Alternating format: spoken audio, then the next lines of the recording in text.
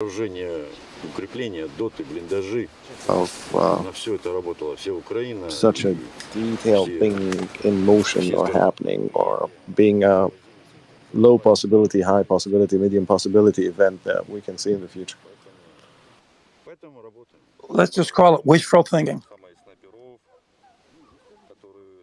All right. Well, positive thinking, not wishful.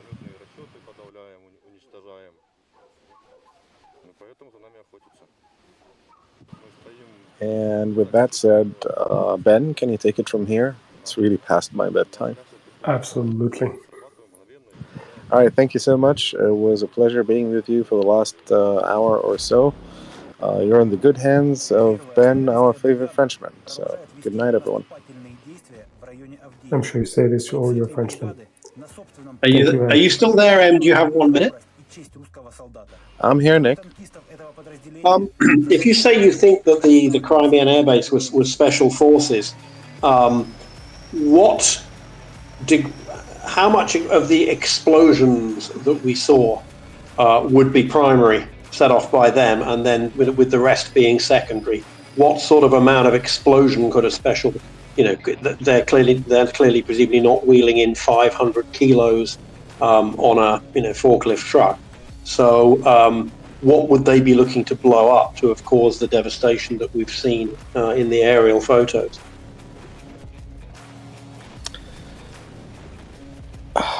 Well, there is a point here that if I actually comment on, I would more or less tell you how it can be done with SOF without them carrying large explosives, right? I don't think ATACMs, how do you call them, ATACMS or whatever, were used for this. ATACMs or ATAC-MS were used for this. It was the degree of confidence in this is my assessment. I am an analyst. I could be 100% mistaken all the time, but I would say up to 90% confidence that this was SOF action. Now, the kind of solution that they carried, or the kind of solution that they planted, or the kind of solution that they utilized to get that, and what is primary explosions, what is secondary explosions, and whatnot, sure, I can speculate, but without seeing the full CCTV footage of the explosions themselves, and without being there, and without getting chemical samples of the soil to see what kind of explosives were used, I'll be way, way, way off limits speculating something that I can never tell even from watching a couple of videos. I don't think it was ATACMS. I think it was Special Operation Forces action. How they did it, I don't know. And if I know, I shouldn't be saying it. Okay. All right, thank you, Nick. Thank you, everyone. Good night. Thank you, Em.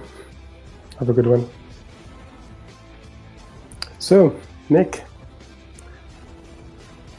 to the breach again. Yes. Tell me, did you hear General Hodges' speech yesterday? In here, I heard most of his session, yes. Fantastic, because I was trying to put a baby to sleep. And I'd like to know how would you summarize it? Did you learn something? Oh, I'm afraid my memory is not good enough to be able to tell you all the things that were said. Questions were asked, responses were given, but I was listening at the time. I was nodding along, but I have a terrible memory for that kind of thing. I thought you were going to ask me, if you asked me a specific point, or more to the point, kind of develop one of those points, I would have an opinion, but other people will have a far better memory of what happened than I did. Okay, I wasn't asking a play-by-play. I was wondering if something had, did you go back to your partner or to your dog and told her, well, you never guess what this American general said? I don't think there were any spectacular revelations. There was discussions of what weapons might be coming, what might be in theatre, what the last $1 billion tranche meant.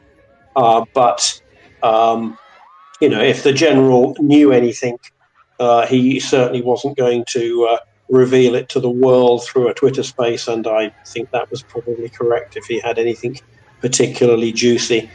In fact, the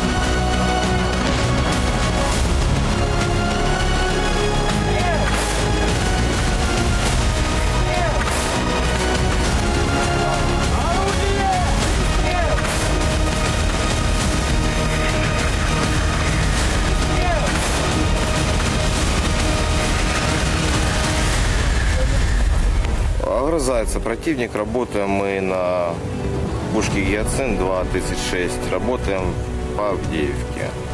Сейчас наши коллеги там в кольцо их зажимают, а мы их сдерживаем здесь, в этом направлении.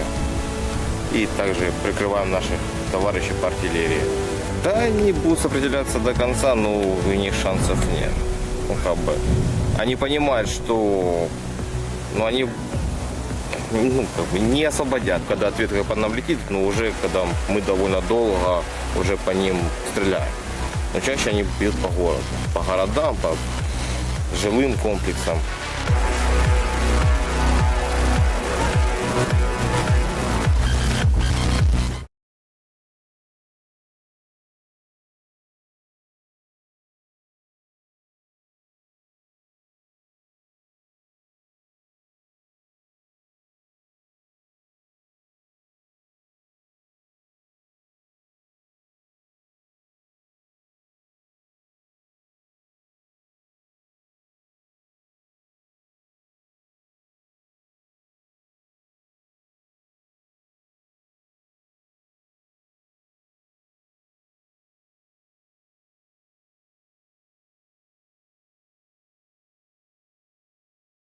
Тому що зараз нам вже, якщо до цього вони там робили якісь злочини, а потім виправдовувалися або вигадували якісь там відмазки, то зараз вони абсолютно зухвало анонсують свої злочини, не боячись взагалі жодної відповідальності. Це пов'язано з тим, що за всі попередні теракти, вбивства, катування, знущання, реально жодної відповідальності, в тому числі перед міжнародними організаціями, перед світовими країнами, ані Російська Федерація, ані їх недорозвинуті, начебто, республіки, взагалі ніякої відповідальності за це не понесли. І як результат, сьогодні вони абсолютно зухвало показують, що вони, який наступний злочин вони будуть робити. Причому роблять це з задоволенням, показують на весь світ.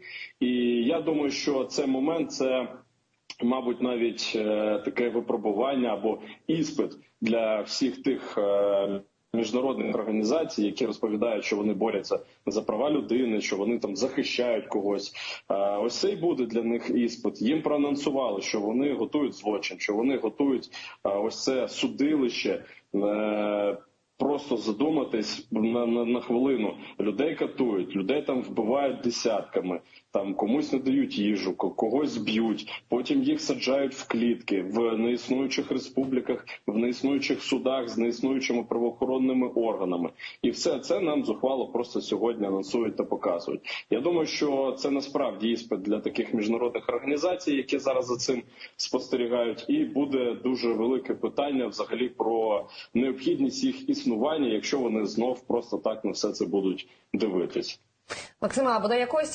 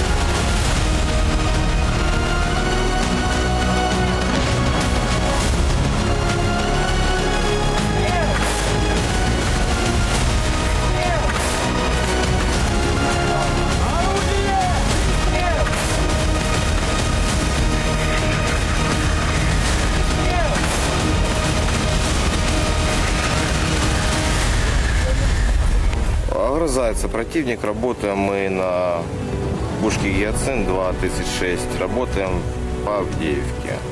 Получается, наши коллеги там в кольцо их зажимают, а мы их сдерживаем здесь, в этом направлении. И также прикрываем наших товарищей по артиллерии. Да, они будут сопротивляться до конца, но у них шансов нет. Ну, как бы, они понимают, что они как бы не освободят, когда ответка по нам летит, но уже когда мы довольно долго уже по ним стреляем. Но чаще они бьют по городу, по городам, по жилым комплексам.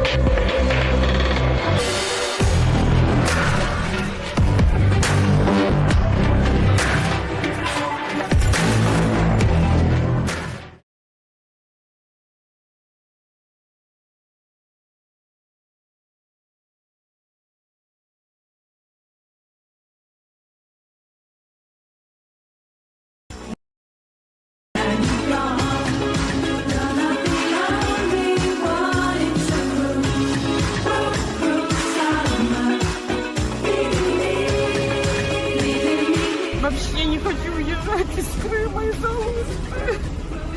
Как здесь классно.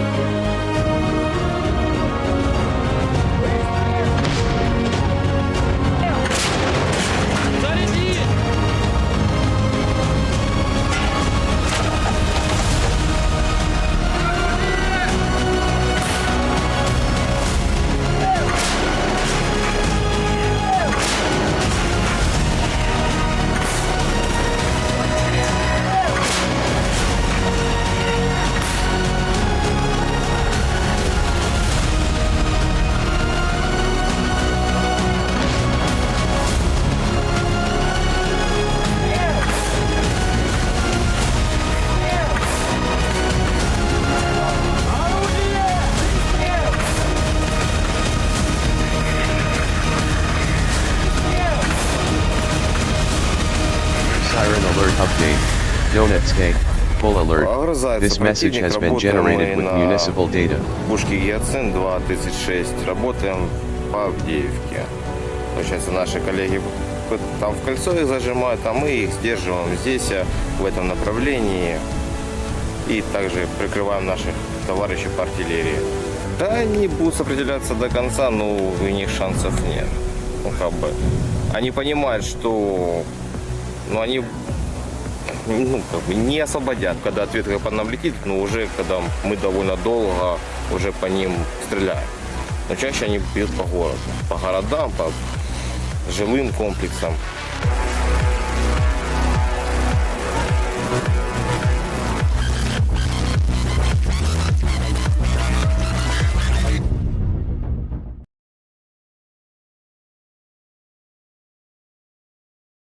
Air siren alert update. Donetsk, full alert. This message has been generated with municipal data.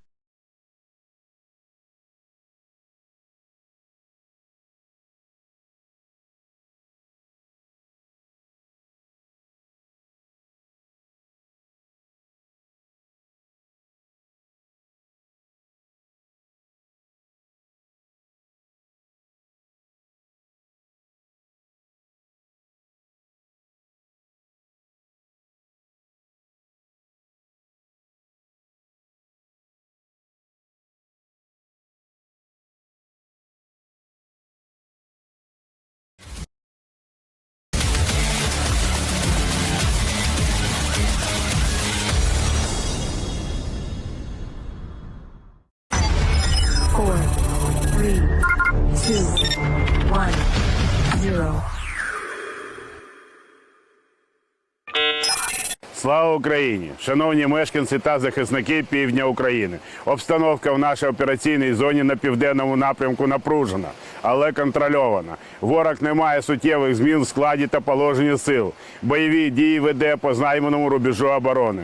Скований нашими діями у просуванні суходолом, ворог авіаційними ударами тероризує вивільнені населені пункти та наші позиції. Продовжує обстріли реактивними системами залпового вогню та важкою артилерією. Населені пункти в тилових районах.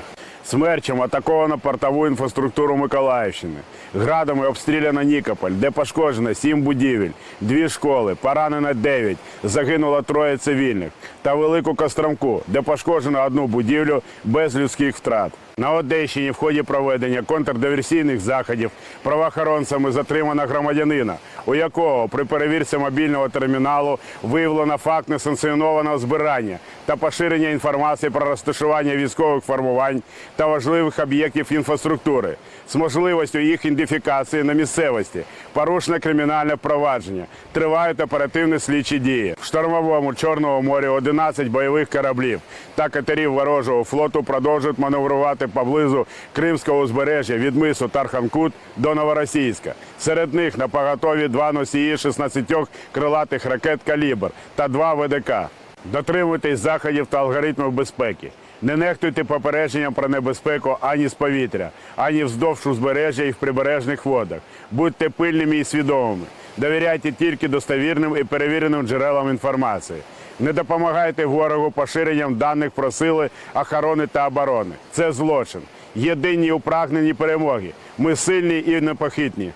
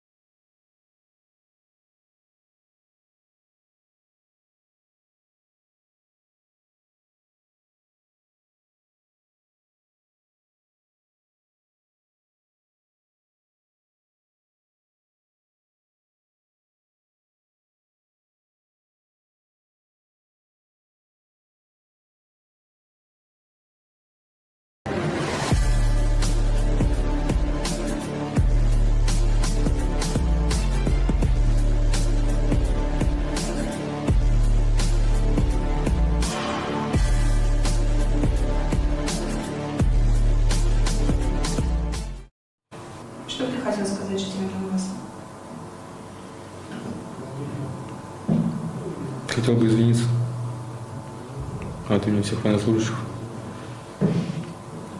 Я скажу от себя, что ни в коем случае не хотел бы, чтобы погибали мирные жители, чтобы прошла трагедия там и было человеческое горе. Можно я тебе покажу несколько комментариев местных жителей Мариуполя? Хорошо? Конечно. Не давали коридор. Украина не выпускала от города полностью. Заблокировано. Приезжали военные, говорит, ни в коем случае не выезжайте из города, если вам будет предоставлен коридор Российской Федерации. Они хотели дальше нами прикрываться и все. У нас азовцы просто прятались за нами. Украинские военные как-то помогали вам, давали зеленый коридор? Вообще никто ничего не давал, никаких коридоров. В подвалах сидели. Азов, выезжать на Володарск, расстреливали автобус. Потом подъехали ребята один раз, второй раз. И всех вывезли. Спасибо им большое.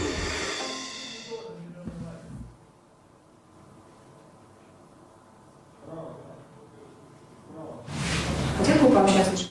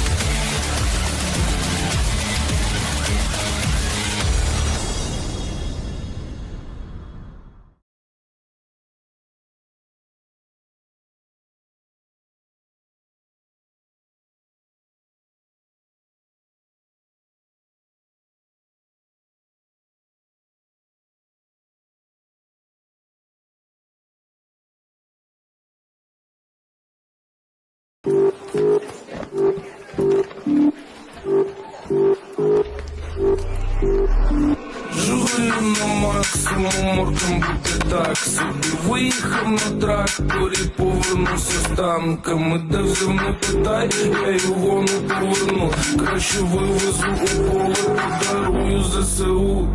Горка тіла ляже в ґрунт, допоможе ЗСУ.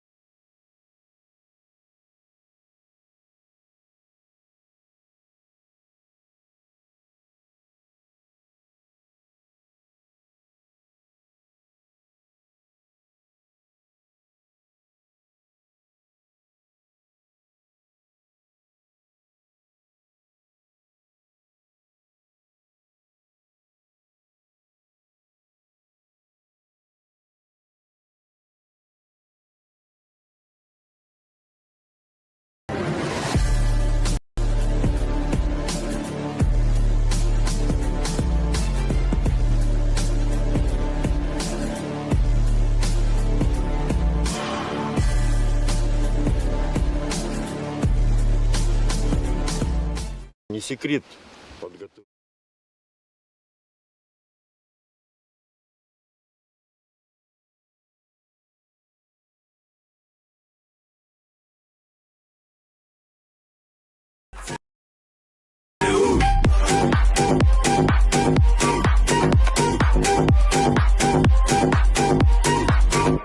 Националистические батальоны применяют так называемые бандер-автомобили. Дає по педалях бендер, автомобіль, біч. Їздить по дорозі, а може і по воді. Прокинувся, не думав, патрицю бомбав на хабам. Потопив корабель, Україні слава. Орка тіла ляже в ґрунт, допоможе ЗСУ.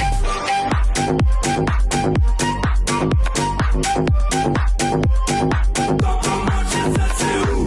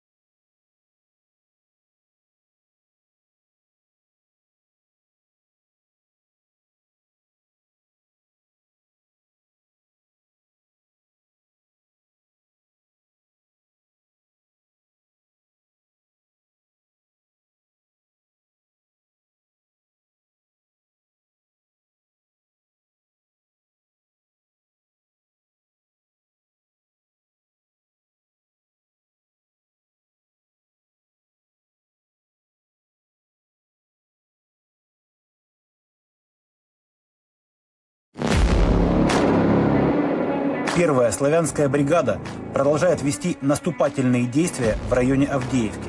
Бойцы этой бригады на собственном примере продемонстрировали храбрость и честь русского солдата. Двое танкистов этого подразделения за свои подвиги представлены к званию Героев Республики.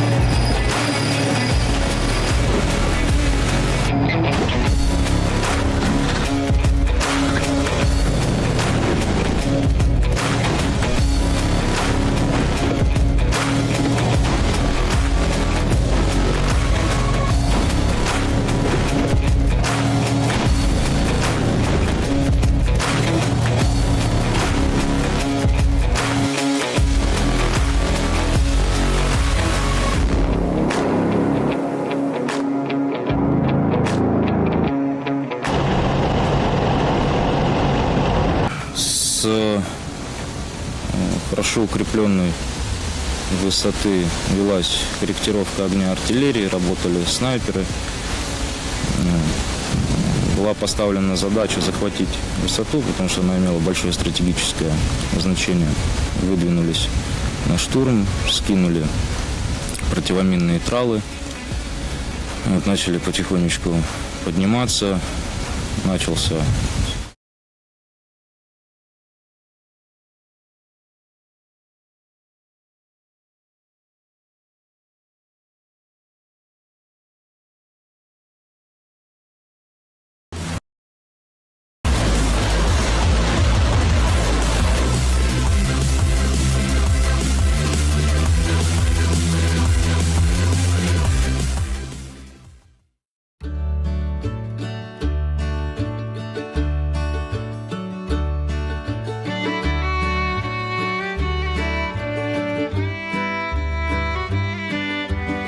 Мы готовим масло, сыр, сливки, да, творог. И у нас есть 3 магазина в Александрии, и там мы тоже продаем.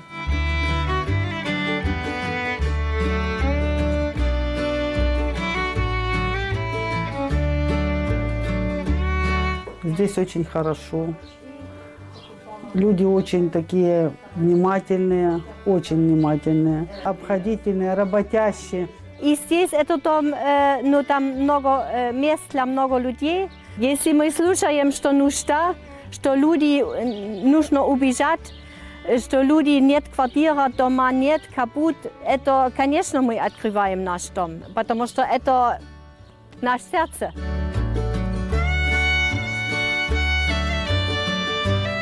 Оскільки ми забезпечені всім, що нам треба, ми відкликаємось, допомагаємо в побуті тим, що потрібно хазяївам цього будинку, фермерам, які працюють на себе, а зараз вони працюють на Україну і на нас працюють.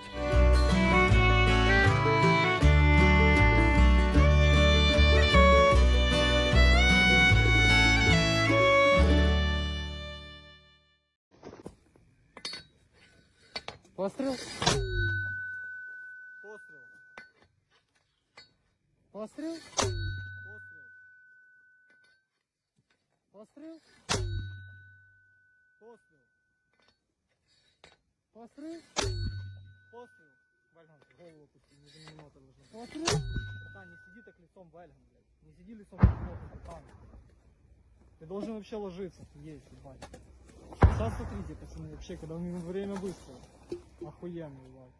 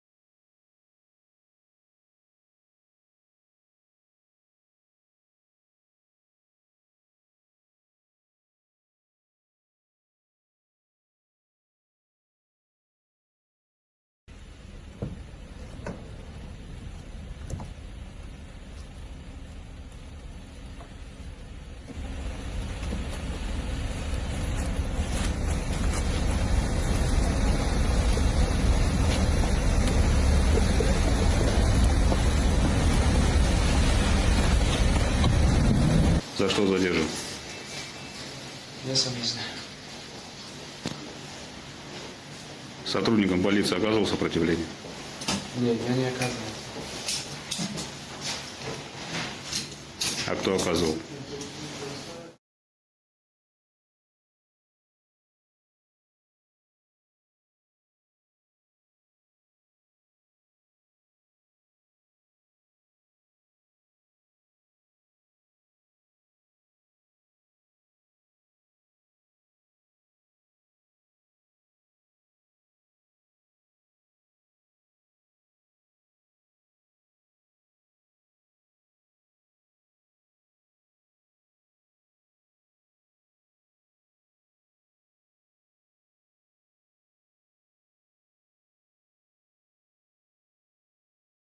Тому що зараз нам вже, якщо до цього вони там робили якісь злочини, а потім виправдовувалися або вигадували якісь там відмазки, то зараз вони абсолютно зухвало анонсують свої злочини, не боячись взагалі жодної відповідальності. Це пов'язано з тим, що за всі попередні теракти, вбивства, катування, знущання реально жодної відповідальності, в тому числі перед міжнародними організаціями, перед світовими країнами, ані Російська Федерація, ані їх недорозвинуті, начебто, республіки, взагалі ніякої відповідальності за це не понесли. І як результат, сьогодні вони абсолютно зухвало показують, що вони, який наступний злочин вони будуть робити. Причому роблять це з задоволенням, показують на весь світ. І я думаю, що цей момент – це, мабуть, навіть таке випробування або іспит для всіх тих міжнародних організацій, які розповідають, що вони борються за права людини, що вони там захищають когось. Ось це і буде для них іспит. Їм проанонсували, що вони готують злочин, що вони готують ось це судилище. Просто задуматись на хвилину. Людей катують, людей там вбивають десятками, там комусь не дають їжу, когось б'ють, потім їх саджають в клітки в неіснуючих республіках, в неіснуючих судах з неіснуючими правоохоронними органами. І все це нам зухвало просто сьогодні анонсують та показують. Я думаю, що це насправді іспит для таких міжнародних організацій, які зараз за цим спостерігають, і буде дуже велике питання взагалі про необхідність їх існування, якщо вони знов просто так на все це будуть дивитись. Максима, а буде якось Купа балачок за той контрнаступ на півдні України.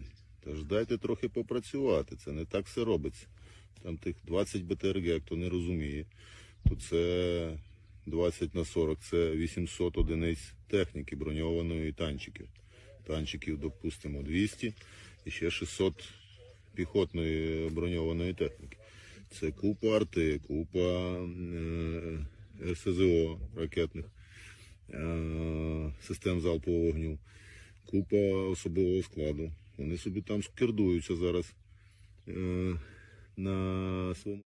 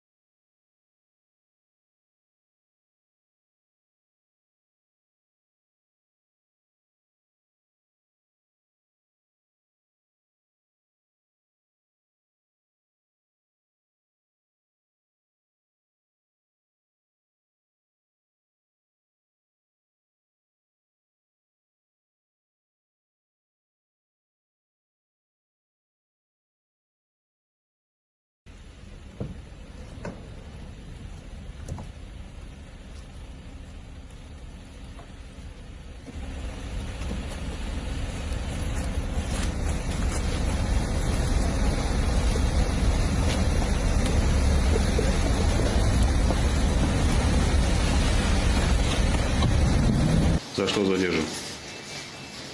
Я сам не знаю. Сотрудникам полиции оказывал сопротивление? Нет, я не оказывал. А кто оказывал?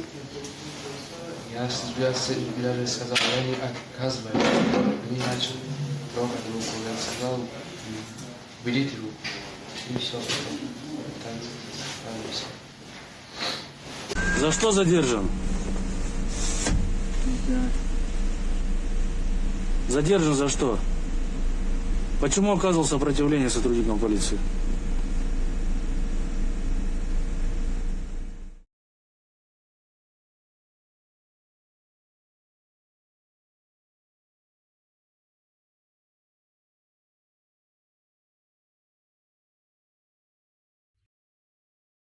Перед Херсоном хай скердуються.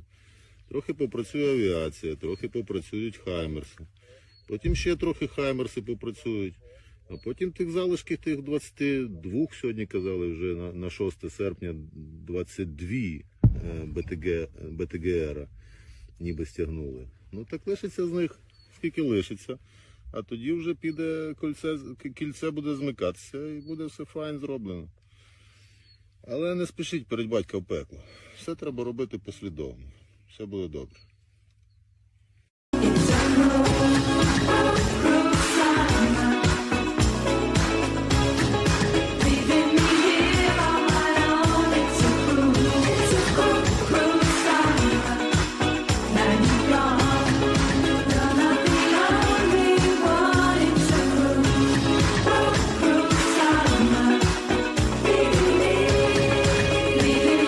Вообще не хочу уезжать из Крыма, из Алушты. Как здесь классно. Вітаю, будь ласка, записуй такі історичні моменти. Я записав, Брітня, все записав, все заснято повністю. Все, ти золото, давай працюй. Пряме, він димиться. Продаємо? Дими, сядьте, як його перестати, купчинка цього. Was that just one vehicle right there? Yeah, he goes straight to the vehicle, man. Nice. Ну я що, хлопці, я думаю, що достатньо підпивати, ні, чи ще?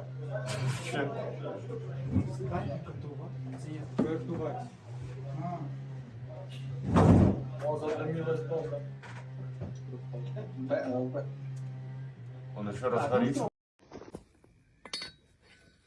Постріл? Постріл? Постріл?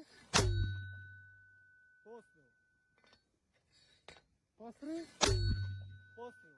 Вальган, голову пусти, не заминута должна. Постріл? Братан, не сиди так лицом, Вальган, блядь. Не сиди лицом, братан. Ты должен вообще ложиться, есть, ебать. Сейчас смотрите, пацаны, вообще...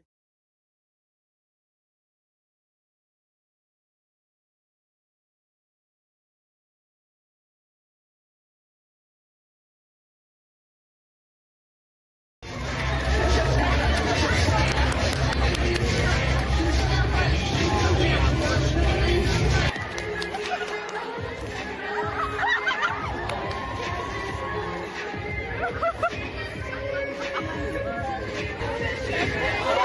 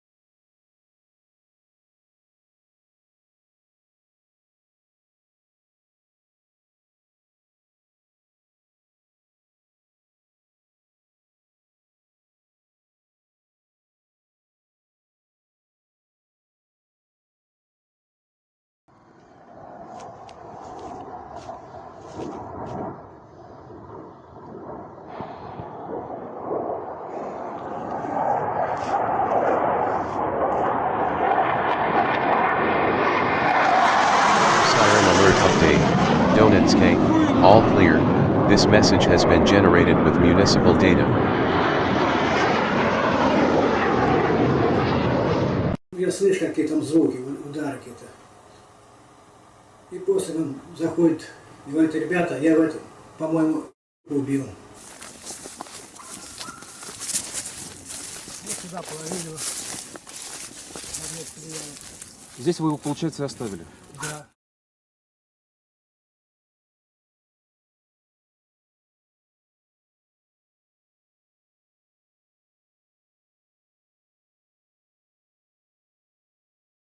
Air siren alert update. Donetsk, all clear. This message has been generated with municipal data. Сниматься, пацаны. Воно все куча летить, не надо нічого даже сильно рівняти. Ебать, охуєнно. Розрахунок роботи закінчив.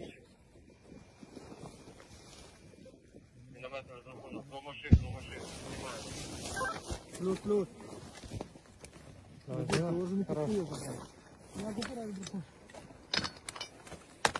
Вален, брат, держи.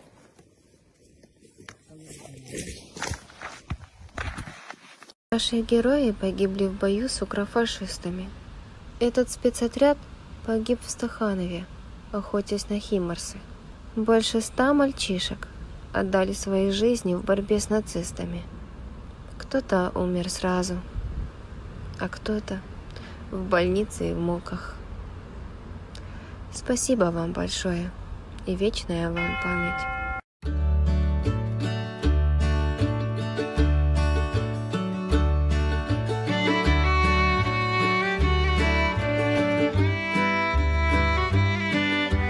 Мы готовим масло, сыр, сливки, да, творог.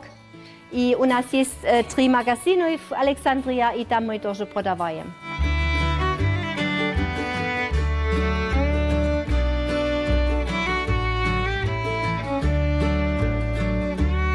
Здесь очень хорошо. Люди очень такие внимательные, обходительные, работящие. И здесь это дом, ну там много мест для много людей. Если мы слушаем, что нужда, что люди нужно убежать, что люди нет квартиры, дома нет, капут, это, конечно, мы открываем наш дом, потому что это наше сердце.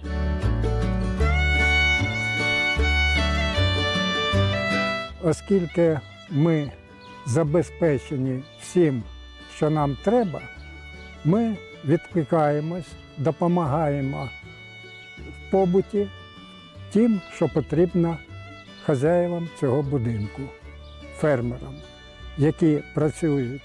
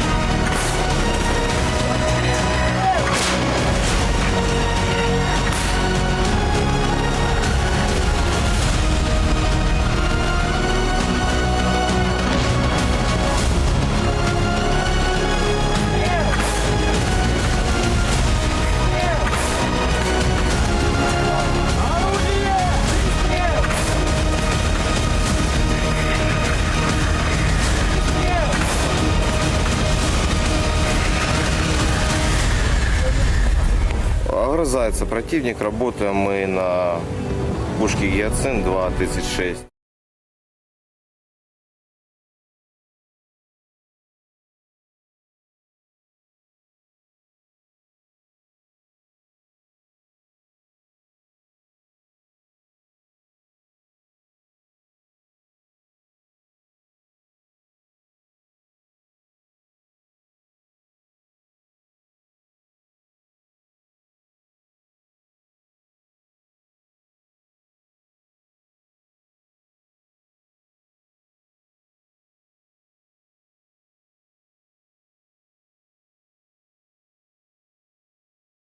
Населений пункт військових взагалі не було, як робити. Від окупації населений пункт також не був, але він постійно страждає від ворожих артилерійських обстрілів. Цього разу, от буквально пару днів назад, прилетіло по місцевому кладовищу.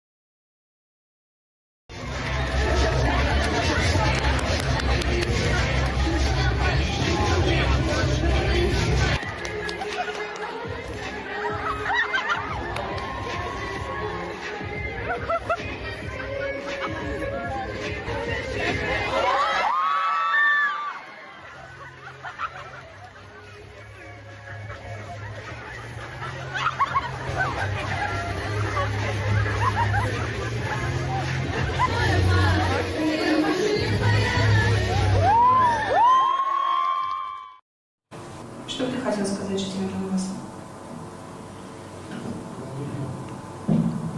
Хотел бы извиниться от имени всех военнослужащих.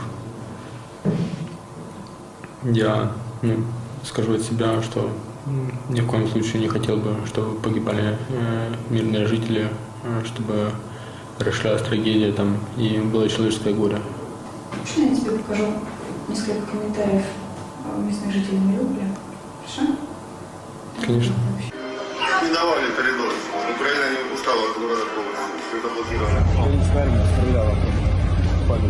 Приезжали военные, говорят, ни в коем случае не выезжайте из города, если вам будет предоставлен коридор Российской Федерации.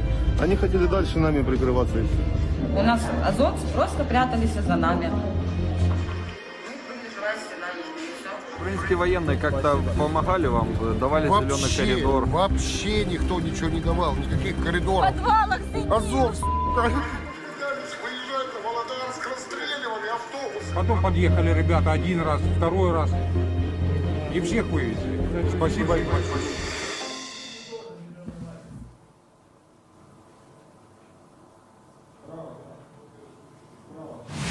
Где вы пообщаться с Мариуполем?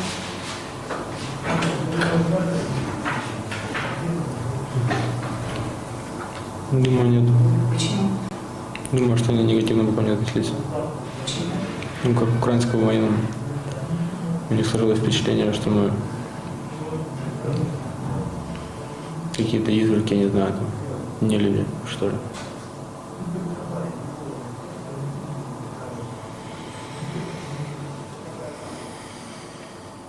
Не секрет.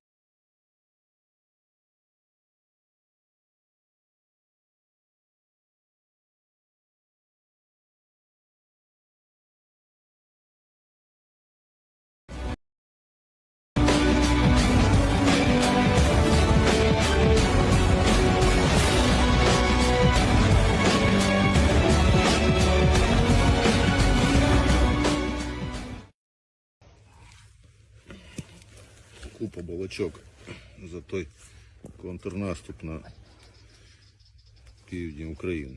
Тож дайте трохи попрацювати, це не так все робиться. Там тих 20 БТРГ, хто не розуміє, то це 20 на 40, це 800 одиниць техніки броньованої і танчиків. Танчиків, допустимо, 200 і ще 600 піхотної броньованої техніки. Це купа арти, купа РСЗО ракетних, систем залпового вогню, купа особового складу. Вони собі там скердуються зараз на своєму перешийку з Криму перед Херсоном. Хай скердуються. Трохи попрацює авіація, трохи попрацюють хаймерси. Потім ще трохи хаймерси попрацюють. А потім тих залишків, тих 22, сьогодні казали вже на 6 серпня, 22 БТГР ніби стягнули. Ну так лишиться з них, скільки лишиться. А тоді вже піде кільце буде змикатися і буде все файн зроблено. Але не спішіть перед батька в пекло. Все треба робити послідовно. Все буде добре. Тому що зараз нам вже, якщо до цього вони там робили якісь злочини, а потім виправдовувалися або вигадували якісь там відмазки, то зараз вони абсолютно зухвало анонсують свої злочини, не боячись взагалі жодної відповідальності. Це пов'язано з тим, що за всі попередні теракти, вбивства, катування, знущання, реально жодної відповідальності, в тому числі перед міжнародними організаціями, перед світовими країнами, ані Російська Федерація, ані їх недорозвинуті, начебто, республіки, взагалі ніякої відповідальності за це не понесли. І як результат, сьогодні вони абсолютно зухвало показують, що вони, який наступний злочин вони будуть робити. Причому роблять це з задоволенням, показують на весь світ. І я думаю, що цей момент – це, мабуть, навіть таке випробування або іспит для всіх тих міжнародних організацій.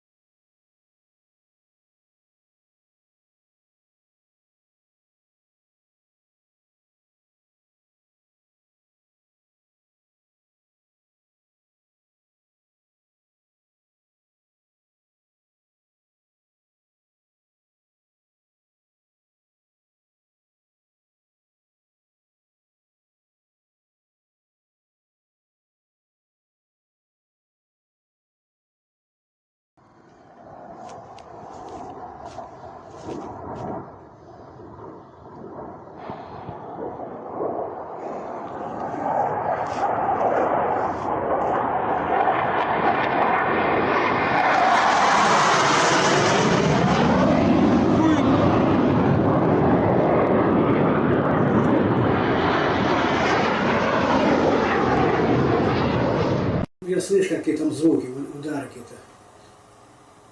И после он заходит, и говорит: ребята, я в этом, по-моему, убил. Вот сюда положили его.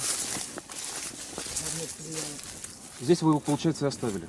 Да, он здесь лежал 2 суток. Вот и мы взяли его и понесли туда.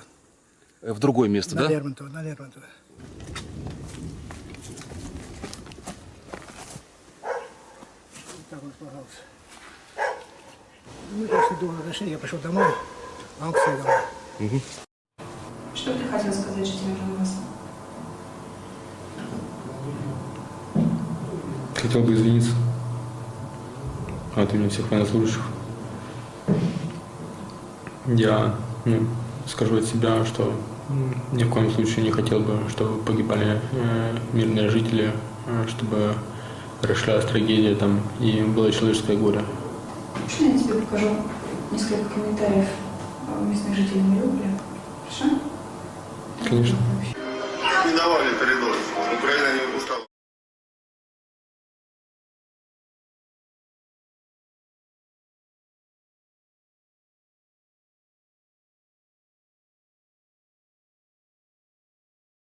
Вони борються за права людини, що вони там захищають когось. Ось це й буде для них іспит. Їм проанонсували, що вони готують злочин, що вони готують ось це судилище.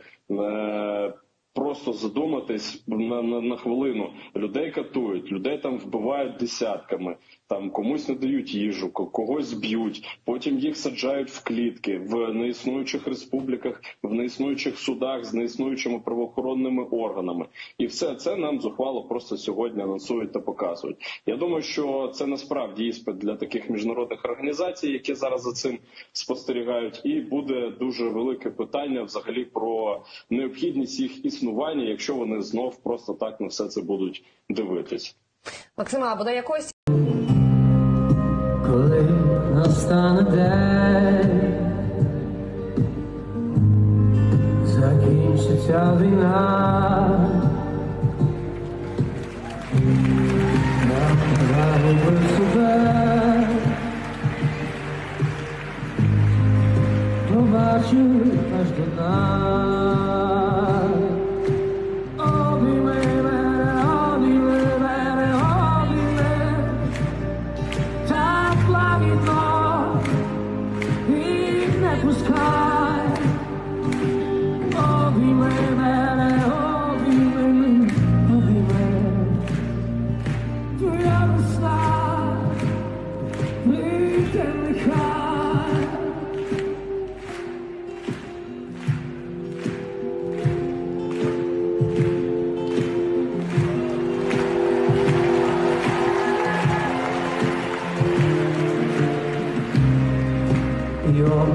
Моя душа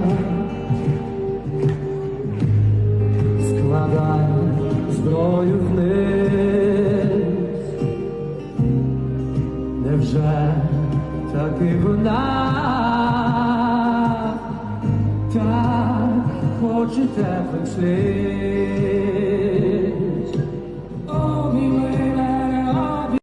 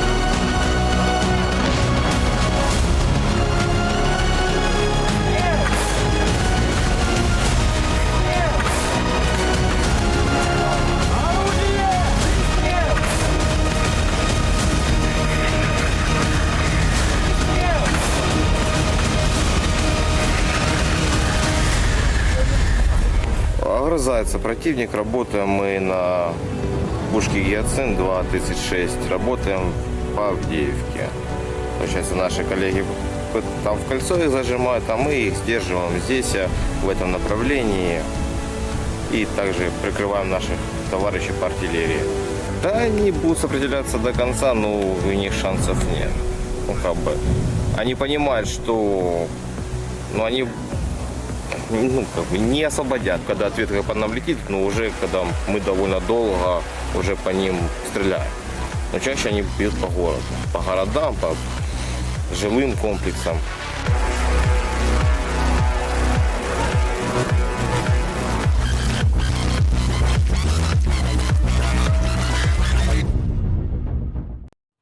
Что ты хотел сказать жителям Донбасса? Хотел бы извиниться от имени всех военнослужащих. Я скажу от себя, что ни в коем случае не хотел бы, чтобы погибали мирные жители, чтобы расширялась трагедия там и было человеческое горе. Можно я тебе покажу несколько комментариев местных жителей Мариуполя? Хорошо? Конечно. Не давали коридор. Украина не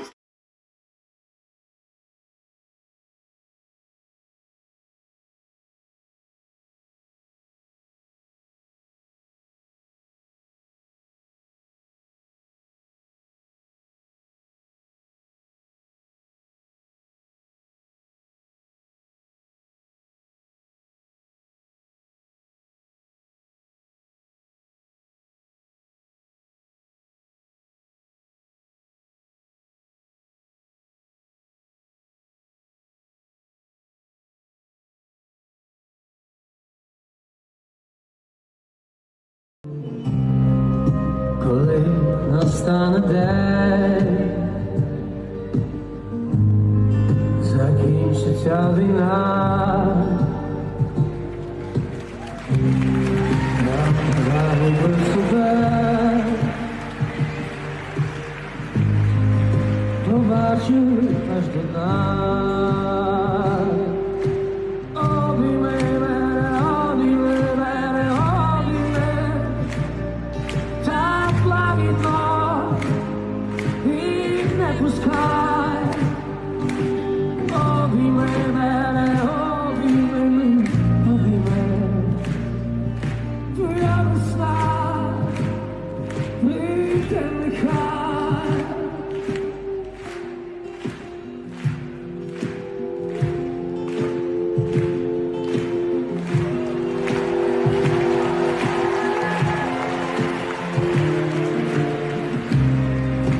Йо, твоя душа складай зброю вниз. Невже таки вона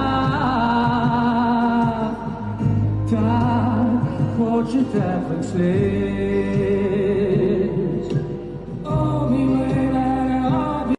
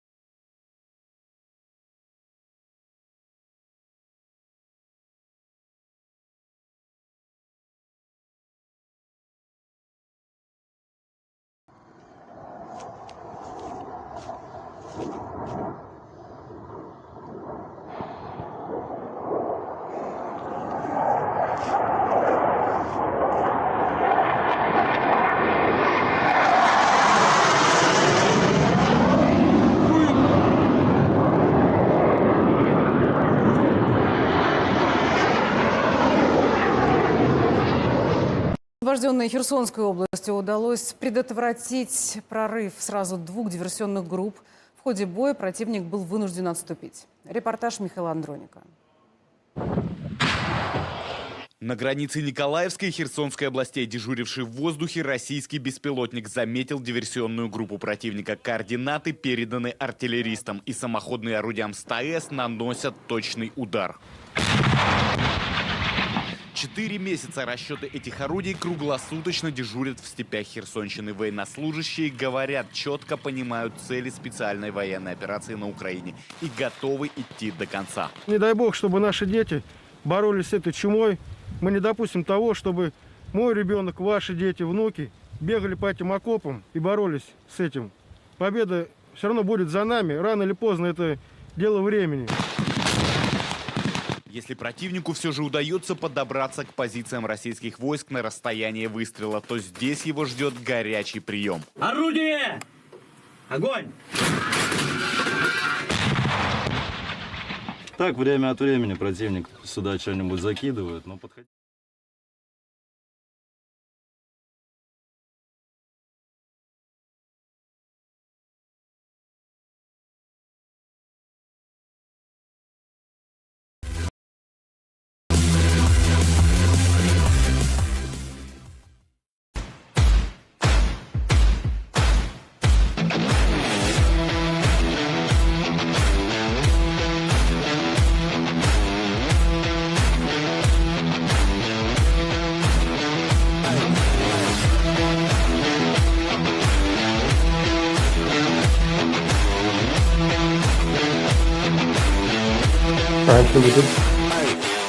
Помимо этого всего, я живу в городе, где все пожизненно говорят. Yeah, for the record, I have made mistakes. 2022, 2014, and 1996. So I have, that's 3 I've done.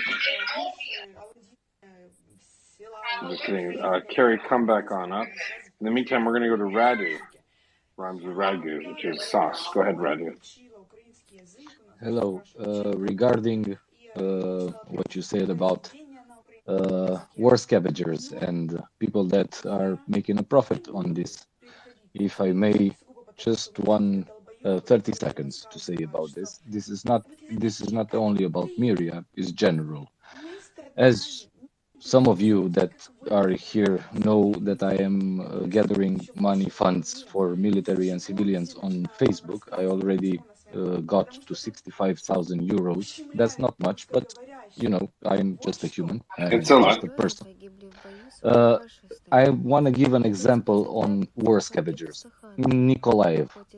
In Nikolaev, they have a problem with their water. They send an official letter to our mayorship that they need 80 inverse osmosis filters for water cleaning. I tried to find this kind of water cleaning filters, and I made an appeal on Facebook. A lot of suppliers came to me, sent 6,000 euros for each filter. I dig up in the internet and I found it on with only 2,500 euros on other suppliers.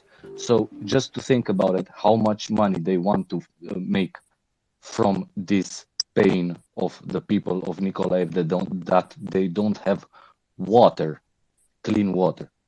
2, regarding the threatening, I was threatened on the internet by Russians that have real accounts that if I go to Ukraine and help the military and civilians, I will suffer what they suffered, what Ukrainians suffered in Mariupol.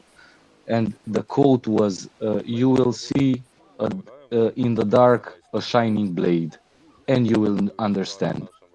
Many times I got this, but of course I won't stop. And the Romanian Ministry of Foreign Affairs contacted me and told me, please be cautious because, quote unquote, Russians are on you, end quote.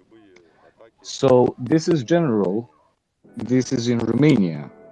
This is happening to me, but probably this is happening to most of the people that are really trying to help, and they're up front there and trying to gather funds and help the military.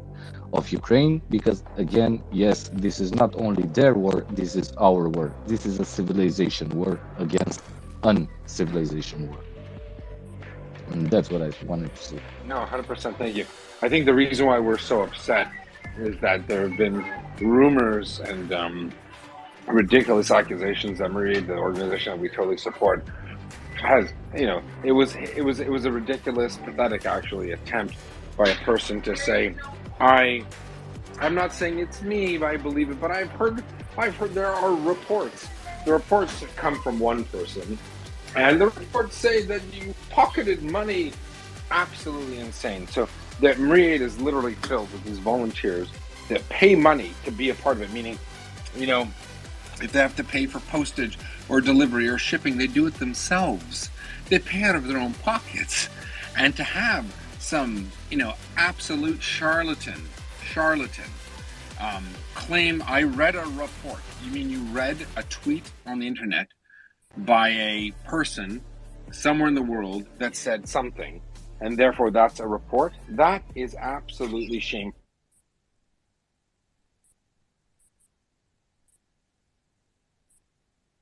Now we lost you. Yeah, I'm here. To say that somehow this is, research or reporting, it's shameful. It's embarrassing. In no normal world would someone say that passes the litmus test. So anyone could write anything on the internet, and then someone else can say it's not my opinion. I'm just asking a question. But the question is geared towards maligning, people who spend thousands of hours a month to protect another people on the planet that we're not related to. Well, I might be, but they're not. For what reason? And then, given the opportunity to get all that information, don't want it, or they equivocate. And people know I've received about 50 to 100 DMs. I haven't gone through them all. People saying, "Hey, what's going on?" Nothing's going on. What's going on is the volunteers continue to fight. We will push through till victory. If someone wants to stand in the way and support Russia by proxy, by being a bad actor, a malign actor, someone who takes money from hard-working Americans, Canadians, Europeans, takes money from us and then goes and tries to destroy an organization, you know what? God bless you, because you're going to need every blessing you've got. You're certainly not going to get it from me. I really want to thank you for all the support. I got a lot of DMs of support from people saying, I'm really sorry this happened. It has happened, but you know what? That's Russian propaganda. They are attacking us at home. They're attacking us personally. They're trying to stop what we do for Ukraine. We won't let it happen. We support every person, Ukrainian or otherwise, that supports a free and independent Ukraine. So, you know what? Thank you so much for that insight on the water filters, Radu. I will say to you, keep fighting the good fight. Don't be deterred. Don't be threatened or intimidated. The one thing that the Russians want us to do is be afraid. Do not be afraid. Russians want to cause dissension and discord amongst people who want to help Ukraine. We just have to ignore it, and we gotta push through to the objective. Thanks so much. Go ahead, Radu. Thank you. Don't worry, I won't stop. I will go to Ukraine. I am a war correspondent. I will go there. I will help. I will buy all the stuff that they need. I have already the list. I already bought most of the stuff, and I will export it there. And if anything happens to me, I don't know.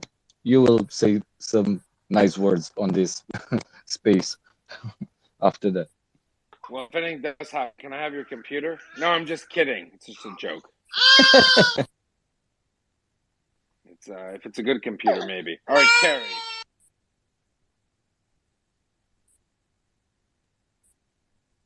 We're going to bring Carrie up in the meantime.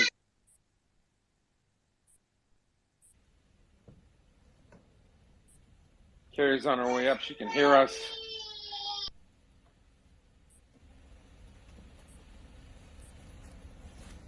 All right, in the meantime, let's go to John.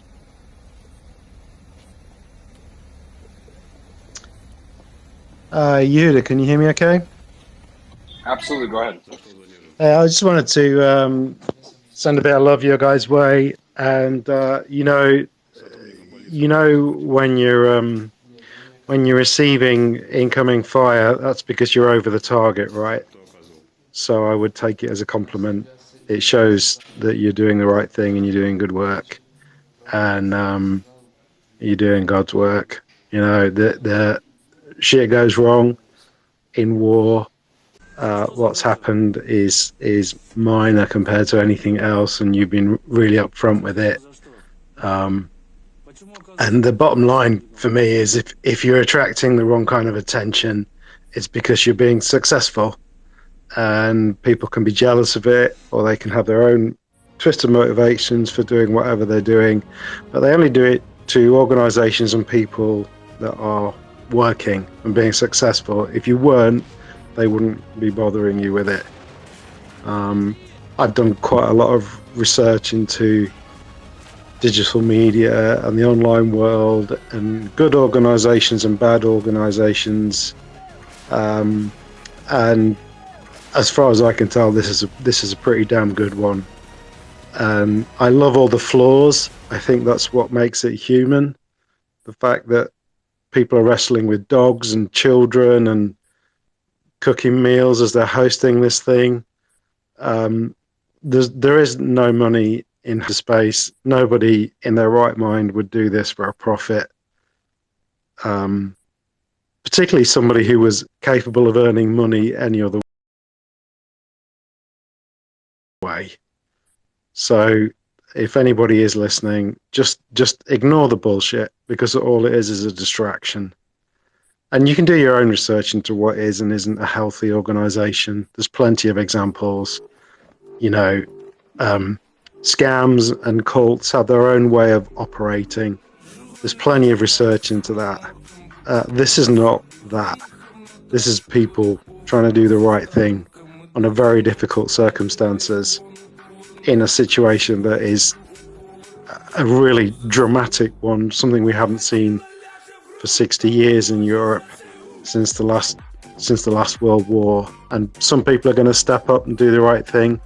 And just like in the last World War, other people aren't. Not that this is a world war, but it's pretty damn close to being a really, really difficult situation for everybody.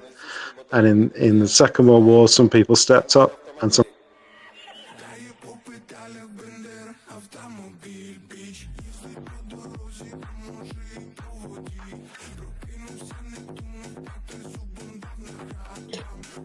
Yehuda, you want to say something? Oh, no, my bad. Sorry, I pressed it by accident. Go ahead. John, since the Second World War. Yeah, just some people stepped up, and some people didn't. And you guys are stepping up. The men and women on this site are stepping up.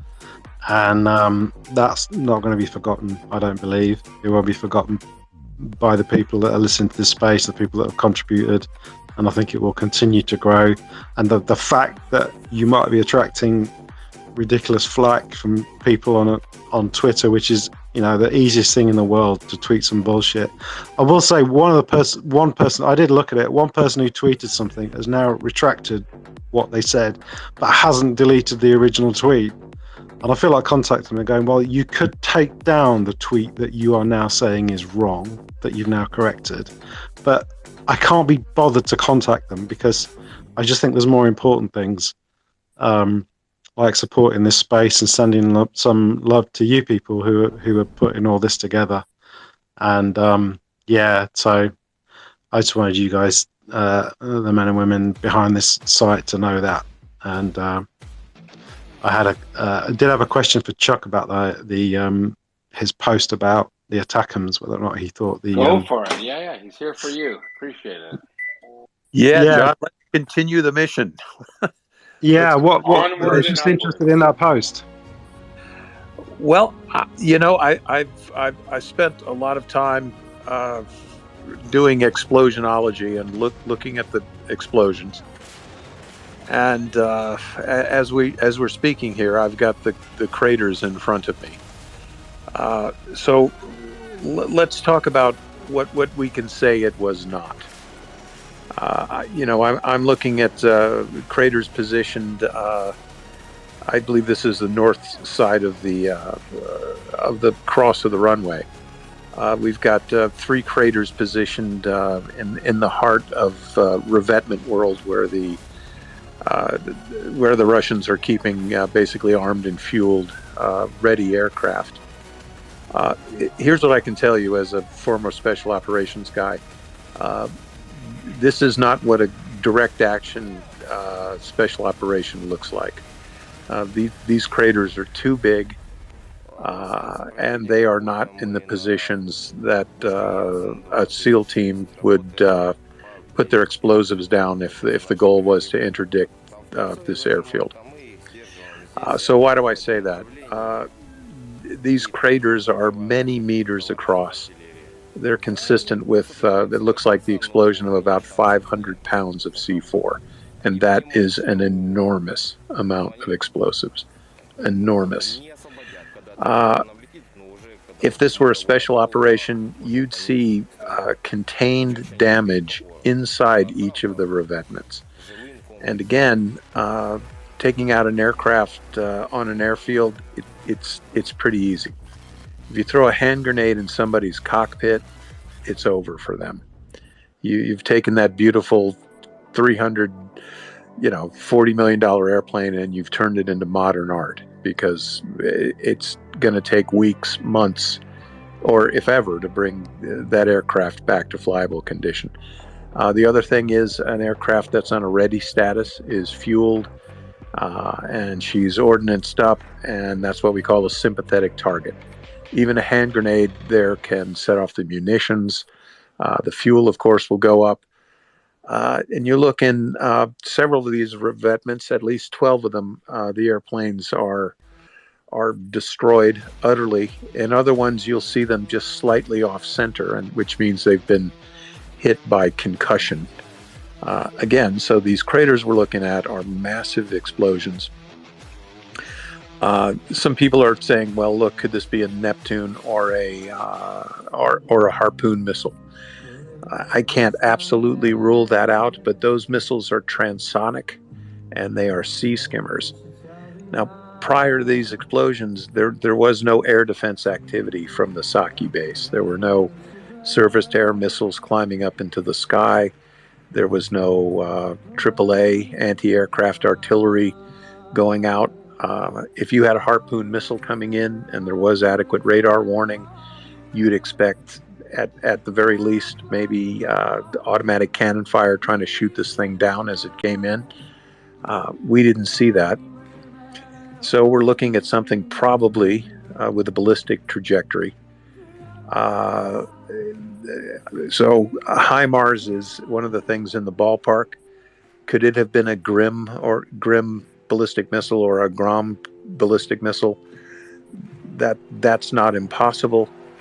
But one of the things we've seen from the Russian air defense is that they have claims to the contrary. They have not stopped a single HIMARS attack. They have not been able to launch air defense surface-to-air missiles against them.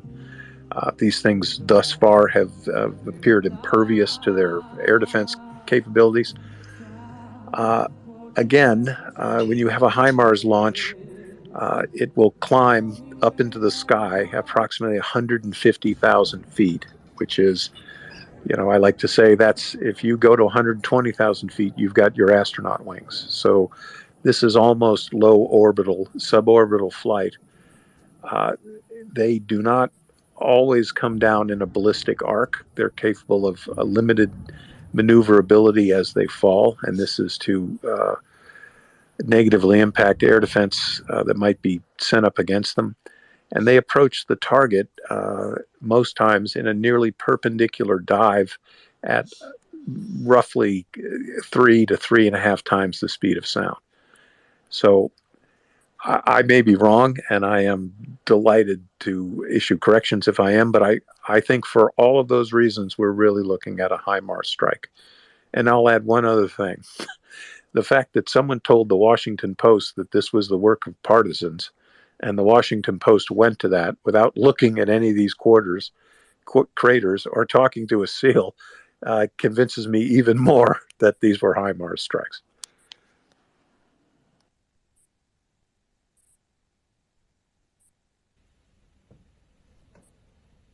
Thanks a lot, Chuck. That's very enlightening. I've got a question for you, but I will hold it because Kerry was kind enough to return and ask, maybe finish the question you had, or the statement you had initially. Thank you. That's very kind of you. Just a sort of a bit of a heads up. I have been really trying to keep on top of everything the last sort of week or two. I'm staying in our family beach hut at the moment. We've had it for like 5 generations, and I'm on solar power. Signal's not always great, so I'm sorry I've kept cutting off. And I just to make you aware, if I do suddenly get interrupted, my daughter is quite hyper. She's ADHD and she's moon swimming at the moment. So just that's my like little, just so you know. So I had something else I wanted to say, and I'll end by saying, you know, Yehuda wearing his heart on his sleeve. He's probably the main person who does that within all the co-hosts, and that's great. That's fantastic. We love you for it, Yehuda, and thank you for your honesty. And Chuck, it is such an honour to hear people like yourself in this space, to literally hear your experience, your expertise, to have that opportunity is unbelievable. Thank you so much for being here and sharing your time with us. The thing I was just going to mention, which is like sort of one part of it is like ha ha ha, it's quite funny. The other bit is I'm quite interested in terms of the feedback, the aggression that the males so far in the space have commented on. I've actually been getting a different sort of unwanted attention, which is I've been offered an enormous amount of busty Ukrainian women. Did you get their phone number? I'm just asking for a friend, not for me. Yeah, I've been offered an enormous amount of sex, basically, if I paid for it. You lost me, I paid for it, so I'm done. So I was just interested. I mean, you know, I'm the type of person I could just like water off duck's back, but So you know what that is? That's compromat. That's people trying to, you know, get dirt on you so that they can try to use it again. You know that. Yeah, I mean, to be honest, because I'm not embarrassed about this sort of thing, I had one which said I'd been caught masturbating and videoed, and they wanted a certain amount of money from me. I pissed myself laughing, to be honest. But yeah, it's, you know, I was just wondering if the females in this space. Oh, I'm sure that's extra, though. Yeah, probably, yeah. But, you know, I was wondering if the females in the space have been treated differently and receiving this sort of thing, or whether I'm just lucky. That thing about being caught masturbating on your webcam is an absolutely standard scam of the last couple of years. I get it about twice a week, and I'm really fed up because Nick, I'm running out of money now. I'm running out of money to pay these people now, really. Yeah, but I was just interested if any other females have like had all this like, you know, response, because they're trying to find their hook somehow, anyhow.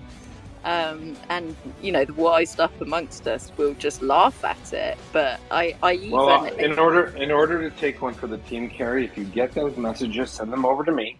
I will do. It is hilarious. I have to say, my daughter and I, we were sitting there, and we have a very, you know, open relationship, and I was like killing myself laughing, and she was taking screenshots of them, because I was then, you know, obviously getting rid of them and blocking them.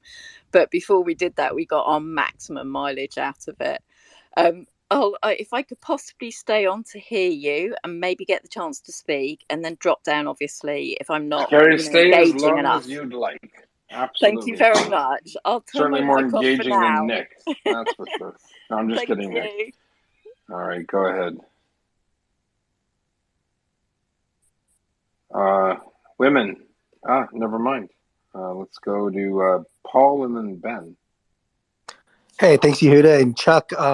Thanks for providing your assessment of the air base strike. I totally agree with you. I think it's almost kind of nuts to risk special operations that deep for that when there are potentially missiles to strike that deep into Crimea. And so I guess, given your own firsthand knowledge and perspective, at a high command level, that is the kind of contemplation that the commanders would go through, like risking forces versus force protection and just simply annihilating them through a missile strike. And also, I totally agree, the diameter of those craters, it's just massive. Like, not enough SOF operators could probably carry enough explosives to do so many strikes or so many explosions on that base. So it's good to hear your perspective. There's been a few high-level or high-profile people. I think it was just today. The more I look at this, the more I'm starting to think this is Ukrainian special forces infiltrating and doing this, strike deep behind enemy lines, and it just, I'm totally fine to go with that cover story. I'm down with that. That's cool, but it just doesn't seem all that plausible. No, I absolutely agree with you. The other thing, look, let's not forget this was 10:30 in the morning on broad daylight. SOF guys, we don't like to operate in the daylight. In fact, the only time as a SEAL we would operate in the daylight is if we were convinced the enemy figured out that we only operate at night. Then we'd throw one in there. So, and again, I'm completely down with it too. If you want to float this uncertainty, it's okay. But I think we all know what we're looking at here. Somebody tell M this, please, because he was in here about an hour and a half ago saying he thought it was 75 or more % likely that this was Special Operation Forces. And I did try to say, how much explosive would they have had to take in? I didn't mention the craters, but we've seen the craters. And he seemed to have his reasons to believe that this was Special Operation Forces. And somebody sent me a DM afterwards saying, well, the airfield has lots and lots and lots of places where you could sneak in. But it seems to me, they got to get there. They're a long way behind lines. I'm not certain exactly how much they would carry in. So, I found that less than likely, but I don't know. Maybe we're not going to be able to find out until maybe put it on the pile of things to go and look up when the war is over, maybe. Yeah, and real quick, the unique perspective that Chuck can provide is he's probably one of the few people in here who's seen what, a substantial amount of C4 explosives, what that does and doesn't do, and more importantly, carrying that on your back, right, Chuck? Can you imagine carrying enough explosives to conduct such an operation over how many miles and trying to do so clandestinely? Just doesn't pass the smell test. No, it would be a lot. And next time you get an overhead view, you can look where the craters are. And if you were on the ground with a big haversack of C4 on your back, you wouldn't set it off on the corner there, for example. But you wouldn't set it out 3/4 of the way down the northern revetment or at the south end of the north-south series of revetments. However, if you were targeting a GPS-guided munition, you would hit exactly those places. You would strike at the bottom end of the north-south avenue of revetments. You would strike at the westernmost point of the east-west revetments. Maybe the western wall of it. I don't know. Exactly. You would target precision artillery exactly where they. So I think we all realize that this is swimming like a duck and quacking like a duck, and that's pretty much what it is. I think a lot of people. It's fascinating. Can you tell us? Sorry. One second. A lot of people. Sorry, Nick. A lot of people before had said, "No, it can't be." Just if anyone has ever, I'm not even an artillery person. If you look at a picture of the damage, it sure as hell looks like things going boom via the air versus things being blown up with charges locally. Sorry, go ahead, Nick. This is fascinating. Why would you aim at different points with the precision artillery versus local offense? Is that because those places would be exposed if you were running around the airfield trying to blow those up, or would there be a different effect because the explosions are taking place kind of statically on the ground rather than penetrating the earth? Or what is the logic behind the different placement of the explosion of the explosives? Well, when you're looking at those craters, right, let's assume that that I'm wrong for a second, and let me plead my case. Those craters are what are they? 10 meters across. Why would you hump 500 pounds of C4 and then set it at a corner, right? When if you could just put a 2-pound sock on any one of those aircraft, you'd blow it to pieces. 2 pounds. So these craters indicate that large amounts of high explosive have gone out. And there are two factors that absolutely rule out a special operation here. The time of the attack was broad daylight on a weekday, on a workday morning. Okay, that's not the time for you to launch your clandestine attack. Not that I haven't hit a target in daylight, that happens sometimes, but generally not. And if I were loose in the wonderland of 20 revetments with fueled up Russian aircraft in them, why would I detonate these huge, giant clusters of explosions? Okay. Why wouldn't I just stop by every revetment on my motorcycle or my ATV and blow them all up in there? So okay, so it's more about the fact that you wouldn't set off 500 pounds all at the same place as where you would place that. I understand that. Thank you. Exactly. Yeah. Exactly. So I'm happy to throw dust in the Russians' eyes as well, but the Russians know, and we know, that this was not a special operation. That being said, look, there were partisans on the ground. There are people. Crimea is not a happy Russian wonderland. There are lots of Ukrainian patriots. And believe me, partisans had something to do with sniffing out this target. And they had something to do with battle damage assessment. And they had something to do with making sure that these GPS coordinates were spot on before the firing solutions were cranked into those HIMARS. So in the very likely event that there were partisans involved in this, I'd say categorically they were, but this was delivered by a precision strike.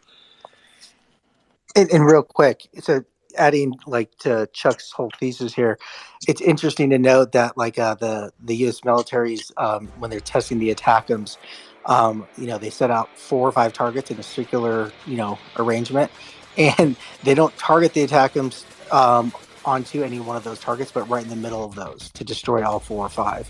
I found that interesting, and that's exactly what we kind of saw with what Chuck was describing of the placement of where the target was. Yeah, it's there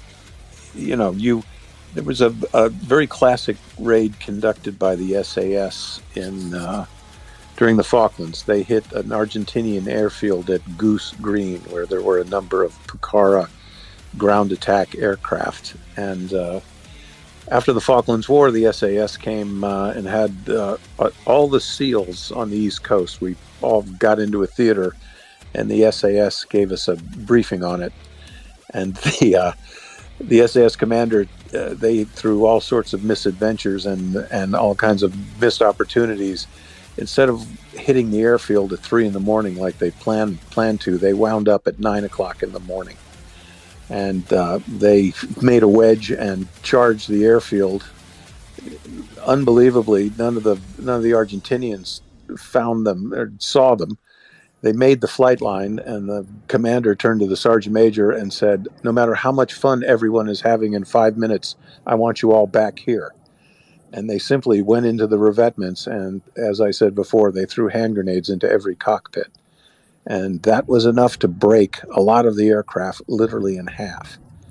So again, militating for our non-special operations solution here are the size of those craters.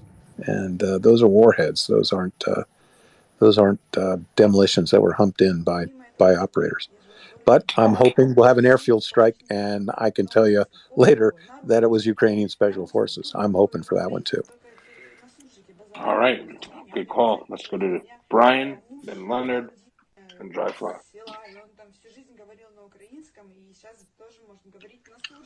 Yes, good evening all.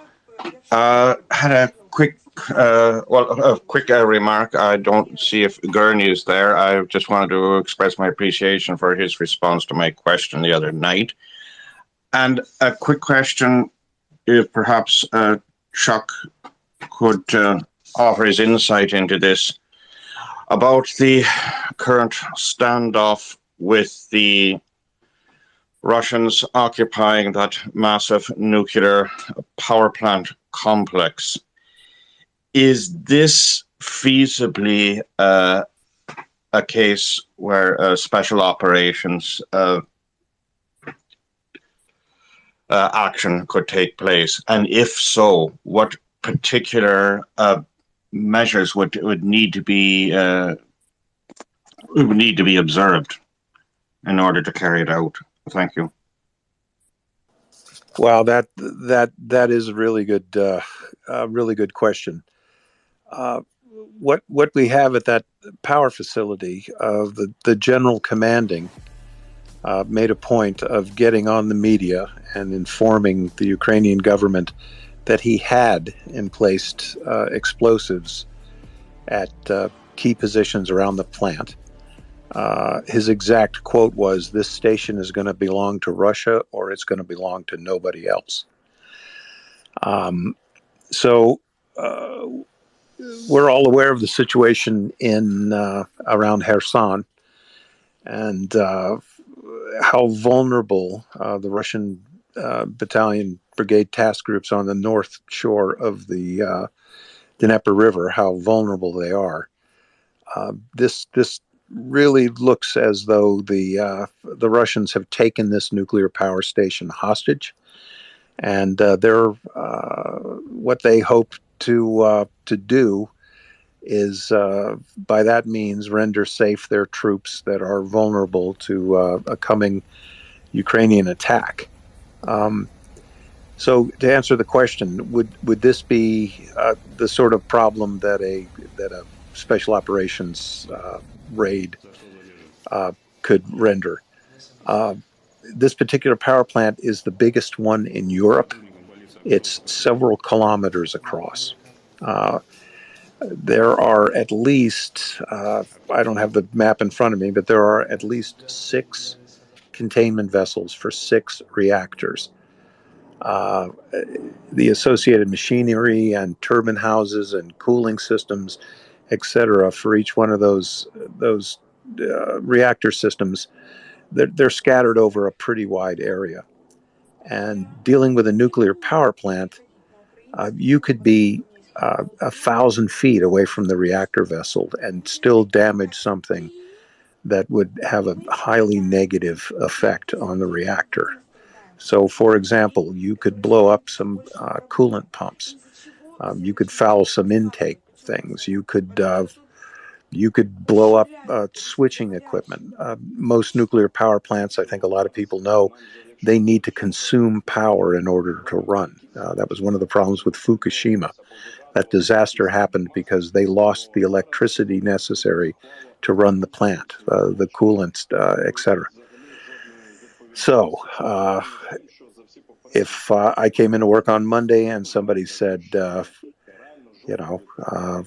want you to take 3 squadrons of SEAL Team 6 and get in there and do away with those Russian malefactors and render this plant safe, I don't think it's a good idea. All they have to do is mess it up a little bit, and things are going to go catastrophically wrong. I think that this is a situation where we're doing what should be done. We're discussing this right now. We're talking about the Russian adversary that has grabbed a nuclear power plant, that has told the world they've planned explosives there, and they're going to mess it up if anyone gets close to them. Will they do it? Well, we can look at what they did at Chernobyl here just a couple of months ago. They occupied the plant for almost a month.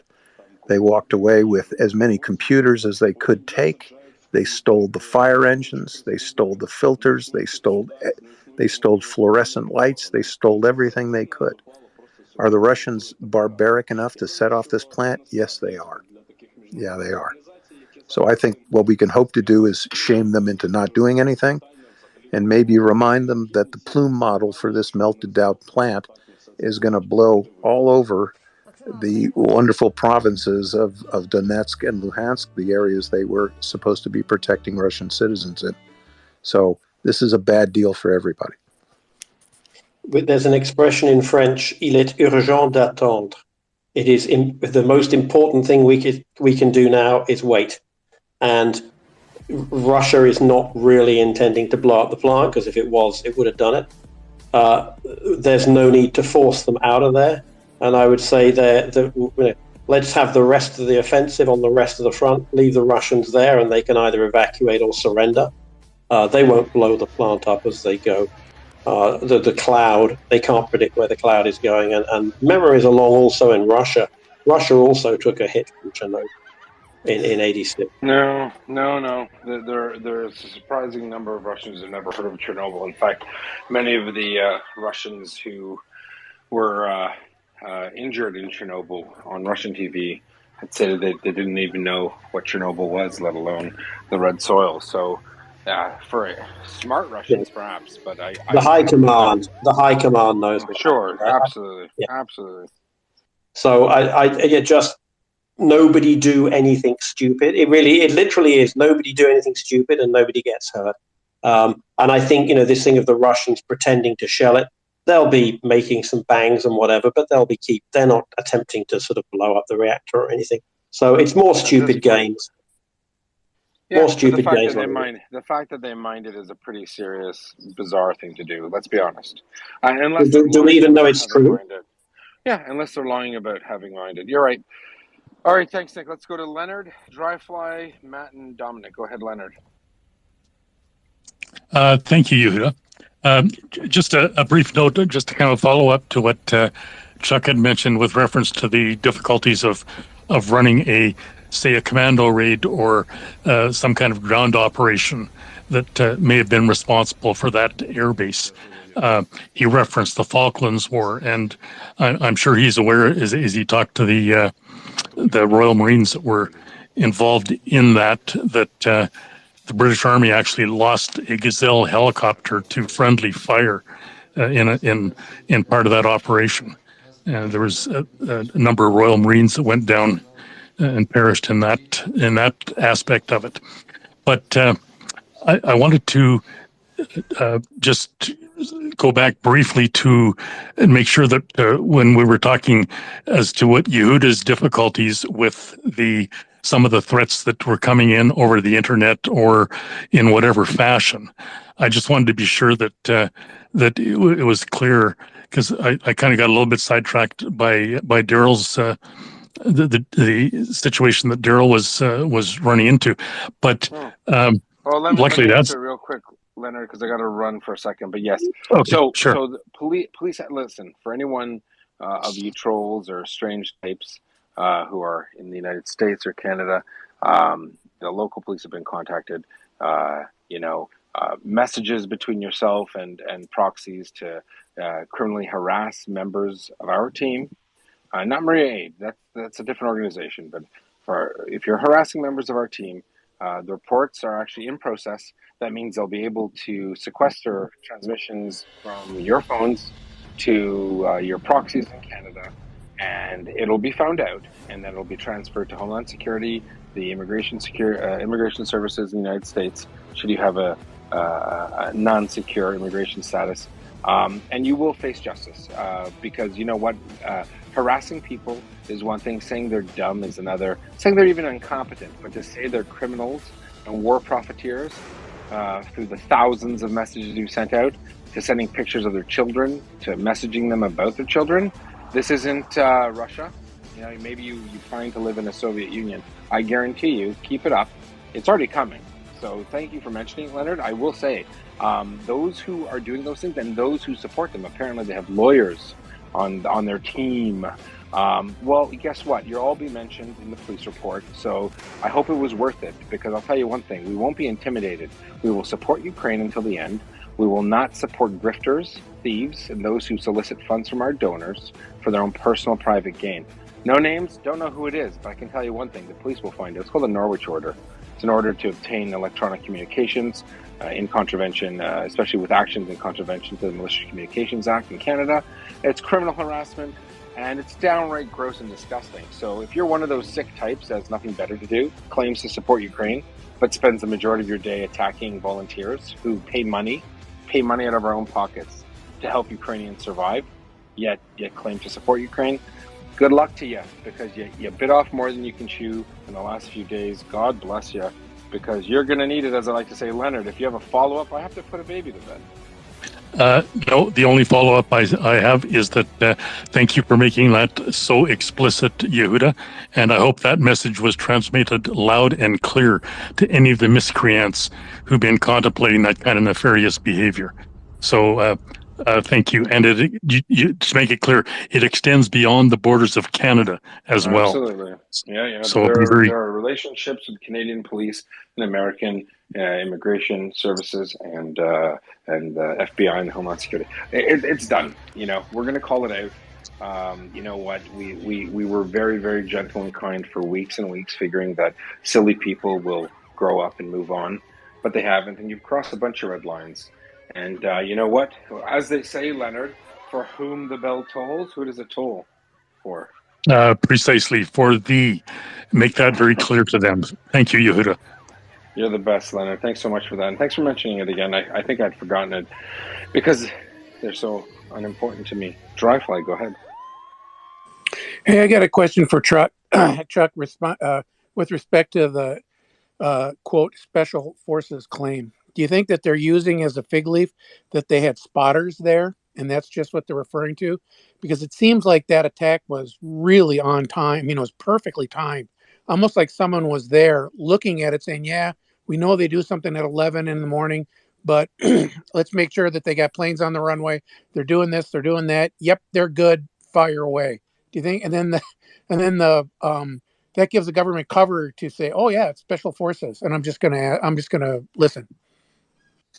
Yeah, Dryfly, I think that's exactly the case. And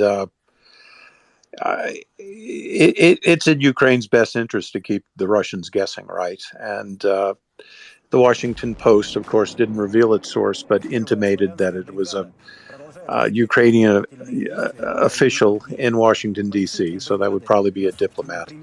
The Washington Post took time to say he wanted anonymity because he wasn't authorized to speak to the media. But we know this was a missile strike. That's absolutely what it was. Were there partisan eyes on target? Absolutely, there were. And you're right. This target has been watched for weeks, months. If you've ever lived near a military air facility, you can always tell when the end of the month is because they've burned up all the gas and they quit flying. And you know what the standard operation procedures are, what are the busiest days of the week, what aren't. And all of that was figured into this mission. I put up a couple of posts a couple of days ago. There aren't really very many coincidences in war, and not very many coincidences are tolerated in intelligence. Earlier in the week, we saw the first use of HARM missiles. Those are anti-radiation missiles fired by the Ukrainian Air Force. They were used to take out 3 S-300 missile batteries, missile complexes, there in Kherson Oblast. I reported on that. There were no dots to connect yet. I thought, well, that's out of the ordinary, and that seems like a lot of missile batteries to put out of action at one time.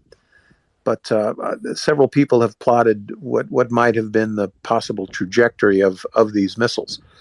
So it would make sense then that these S-300 batteries were taken out because they could have contributed to providing early warning to Crimea or all targets downrange that these missiles were incoming. So again, adding this up, I'll have to tell you, this is supposition, but this is my assessment. that those S-300 batteries were taken out when they were and where they were in support of this attack on Saki, which pretty much ranks right up there with the loss of the Moskva as far as punching the Russian Navy in the nose. I always like to put myself in the enemy's shoes. I like to think what he knows and what he thinks. I always credit him with being at least as smart as I am, usually twice as smart is my rule of thumb. They have to look at this and see that, look, if they could hit an airbase in the middle of Crimea on a workday morning, then they can hit wherever they want to. So this was designed to send a message. It did. You've all seen the classic photograph of that guy looking out of his beach pavilion at 1,000-foot mushroom cloud. And we always say the means is the message, right? That was the message, that we're going to get you no matter where you are. Can I do one quick follow-up and just ask another quick question on that? Sure. So I was expecting a big response from Russia. The only thing I thought that would be louder would be silence. And it looks like we got pretty much silence from them. Do you have a thought on that? And I will then step down and listen. Well, the week is young. I think we can expect to see more cruise missile attacks, and possibly it might even be tonight. I mean, I expect them to strike back soon. I expect them to do what they normally do, which is target civilian areas and metropolitan areas. But one of the things that this has sent to the Russians, look, if I were the base commander at Sevastopol, I would realize that, the next HIMARS strike could be on my base, where the submarines are, where the missile corvettes are, etc. I haven't seen it yet, but there are bloggers who cover the Black Sea flotilla in much more detail than I do. But if I were that base commander, I would be sorting my service combatants out of the harbor. I'd put them to sea where they're relatively safer. I think we've all seen the sort of seagoing cope cages. The Russians have designed a class of missile corvettes which were designed to operate in the Black Sea and under what they thought would be air superiority. So these vessels do not have adequate surface-to-air missile capabilities. So as a cope cage, they're lashing down Tor missile batteries to the flight decks of these corvettes. And I can tell you as a naval officer, just because you've got a great piece of Army gear doesn't mean it works at sea. That Tor missile system is supposed to be parked somewhere on terra firma to know where it is and not have to deal with 3-meter waves and yawing through all sorts of pitch and roll and everything else. So this attack on the Saki Naval Air Station has already had a second-order effects on Russian naval operations in Sevastopol. If you have your ships at sea, they're not being maintained. They're not taking on food, fuel, ammunition. When you go to sea with a warship, things break, and they need to be fixed. And they're not going to get fixed in some random cove somewhere. They're going to need to be fixed at a naval base, and that base isn't safe anymore. So we're seeing some important changes in the Black Sea.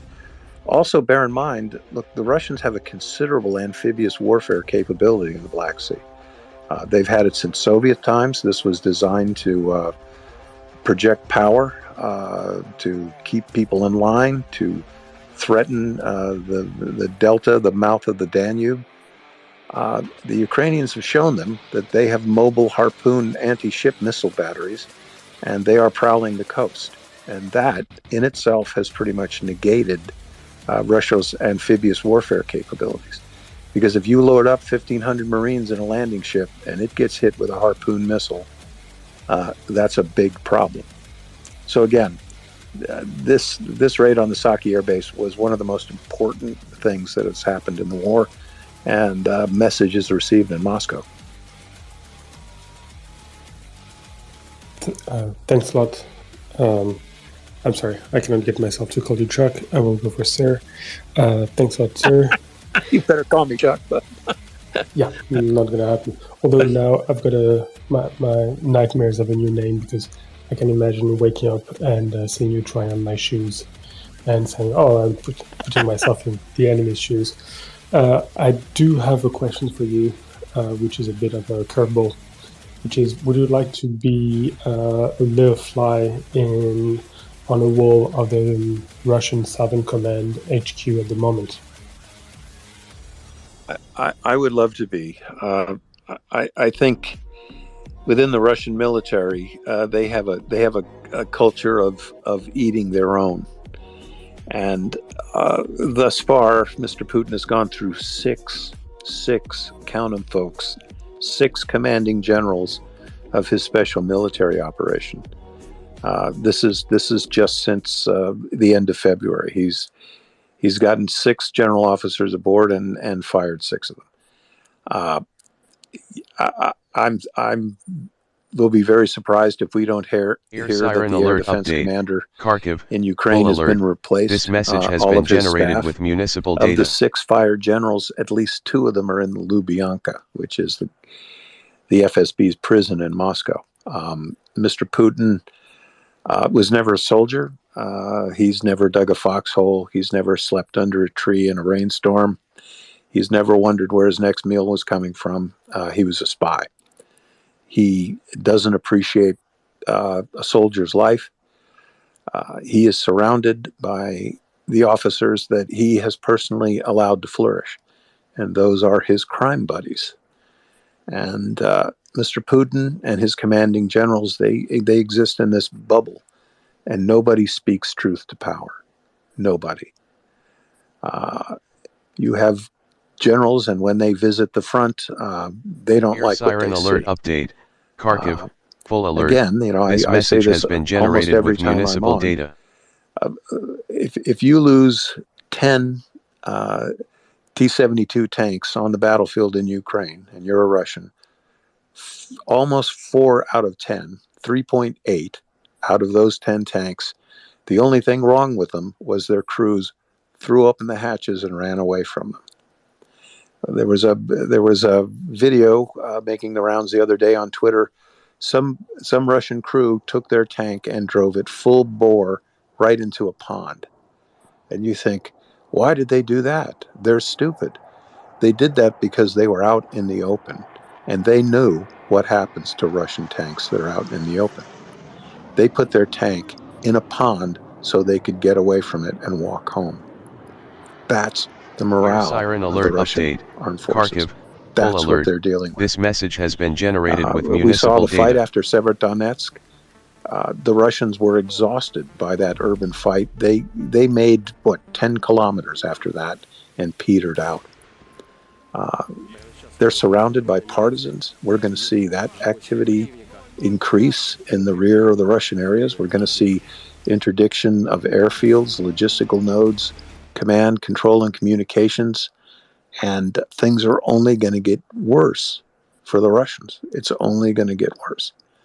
I'm going to have an article coming out this weekend in the Kiev Times, and I'll talk about what the war looks like in the next 3, 4, 5 months. And it's not going to be over, but it's going to get worse for the Russians. It's bad now, and believe me, this coming winter, it's going to be worse. So if you're not getting enough food, fresh water, and fuel now, in the height of summer, in the time when your army should be on the move and campaigning, things are going to be pretty bad in the winter. They're going to be worse for those Russian soldiers. Thanks a lot for the answer, sir, except that, as I told you, it was a bit of a trick question because there's no walls on the Southern Command HQ anymore. It went... Well, I guess I'll have to add that to my list of obliterated headquarters, so thank you. Thanks a lot. I think Dominic has a question for you, but before that, I will implore everyone to retweet the space and let everyone know that the great Chuck Fowler is now talking to us, and he's being great. And if you ever heard him say, "Comes winter, you're gonna have some problems with his voice," I think it puts a chill into every Russian. But for the moment, Dominic, please go ahead. Hi there. Yeah, thanks for letting me speak. So, yeah, I have a little question for Chuck. How much work would it be to turn a 500-pound aviation bomb of, say, an Su-24 or something into an IED? Because it occurs to me that those, it says there are no coincidences in war, so those two completely synchronous booms that went off. I mean, so the Ukrainians don't really do, what everybody expects. So I don't know. It just occurs to me that maybe they've got a couple of sleepers in there, even, or somebody with some kind of access, or just a crappy perimeter, and they managed to sneak in, turn a couple of those 500-pound bombs, or say 3-4 of them, into IEDs, and then when the time comes, they just go boom. Because the other one, I mean, it's the two synchronous ones are especially suspicious for me. But nobody's found a single frame with any kind of missile incoming, and there's a huge amount of filming. That's probably one of the best films explosions that I've ever seen. I mean, it's got multiple angles, multiple times. So, I mean, is that a possibility that they just somehow snuck in, turned a few of the bombs into IEDs, and then let them go boom? And let's not forget, all of those craters are in the direct area of kind of maintenance or ammunition sheds. And let's face it, the Russian Air Force isn't especially secure with its ammunition, is it? Especially, you see all of those pictures of them just got bombs lying around all over the place. So I don't know. What do you think? Well, it doesn't take much actually to turn a 500-pound bomb into a bomb. If you close your eyes and think of what a bomb looks like, on the nose of it there is a fuse well, and it goes into the explosive body, the explosive filler of the bomb. Military explosives, they tend to be extremely stable, meaning that you could take a hammer and hit a bag of C4. You could shoot a bullet into it. Although I wouldn't want to be around for the experiment, but it's pretty resistant to being sympathetically detonated. Would it be possible that there were 500-pound bombs at these 4 locations? And, is it possible to put something into a fuse well to make the bomb go off? Yeah, it is. Does that have to be necessarily a very big thing? No. Could you carry it in your pocket? Yeah, you probably could, if you know what you were doing and you had access to the ordnance laying there. Here's another reason why I don't think it happened that way. When you're looking at the craters, again, if you have an overhead view of the after picture of the airfield strike, you'll notice that the eastern side of the craters, the crater rims are basically like the letter C, and the eastern side of the crater is not as perfectly formed as the western side. That's because the ordnance that exploded was coming in from the west. That collapsed side of the crater, not always, folks, but is usually indicative of the direction at which the ordnance impacted the ground. I agree there was a whole lot of video coverage, but what those videos were hoping to do, and I'd say most of them were cell phone videos, right? So we're talking maybe 20 frames a second. What those videos were hoping to catch, but didn't see, was a 13-foot long projectile that's maybe 2 feet across, and it's traveling perpendicularly at greater than 3 times the speed of sound. So the projectiles probably wouldn't show up. They don't leave a smoke trail. I am pretty sure you could hear them after they came in. Remember, they're traveling at 3 times the speed of sound, so the noise they make doesn't get to you, right? You don't hear it. It's just the big boom. So for that reason, I'm really thinking that we're looking at an overhead strike. My opinion, and if I'm wrong, I will happily retract it. Okay, yeah, just a quick follow-up then. I mean, how likely is it that, say, some Russians going to wander around and find some scrap of metal with ATACMS written on it, like they did with the HARM? Is that likely at all, or will they have completely disintegrated? Because it seems to me that there is a certain risk of that, because, it was basically stated, wasn't it, that Ukraine wasn't going to get the ATACMS? Well, it was stated. The first part of the question is, it always amazes me how much of the ordnance actually survives. You'd think it would be obliterated, but a lot of times there are parts that are left. The United States government was saying that it hadn't made a decision about the ATACMS, but again, no coincidences in war. But the very day of this attack, the White House released a press bulletin saying that it was going to provide Ukraine with more HIMARS and, this is the quote, additional ammunition for the HIMARS system. Well, to me, that additional ammunition was probably the ATACMS. And I think finally the United States took a page out of the Norwegian book, which was let the stuff get in the ground, get in the war zone first before you hold a press conference and congratulate yourself. So, folks, I could be wrong, but dismissed a lot of the supporting evidence for almost anything else. Including the use of GRIM theater ballistic missiles by the Ukrainians.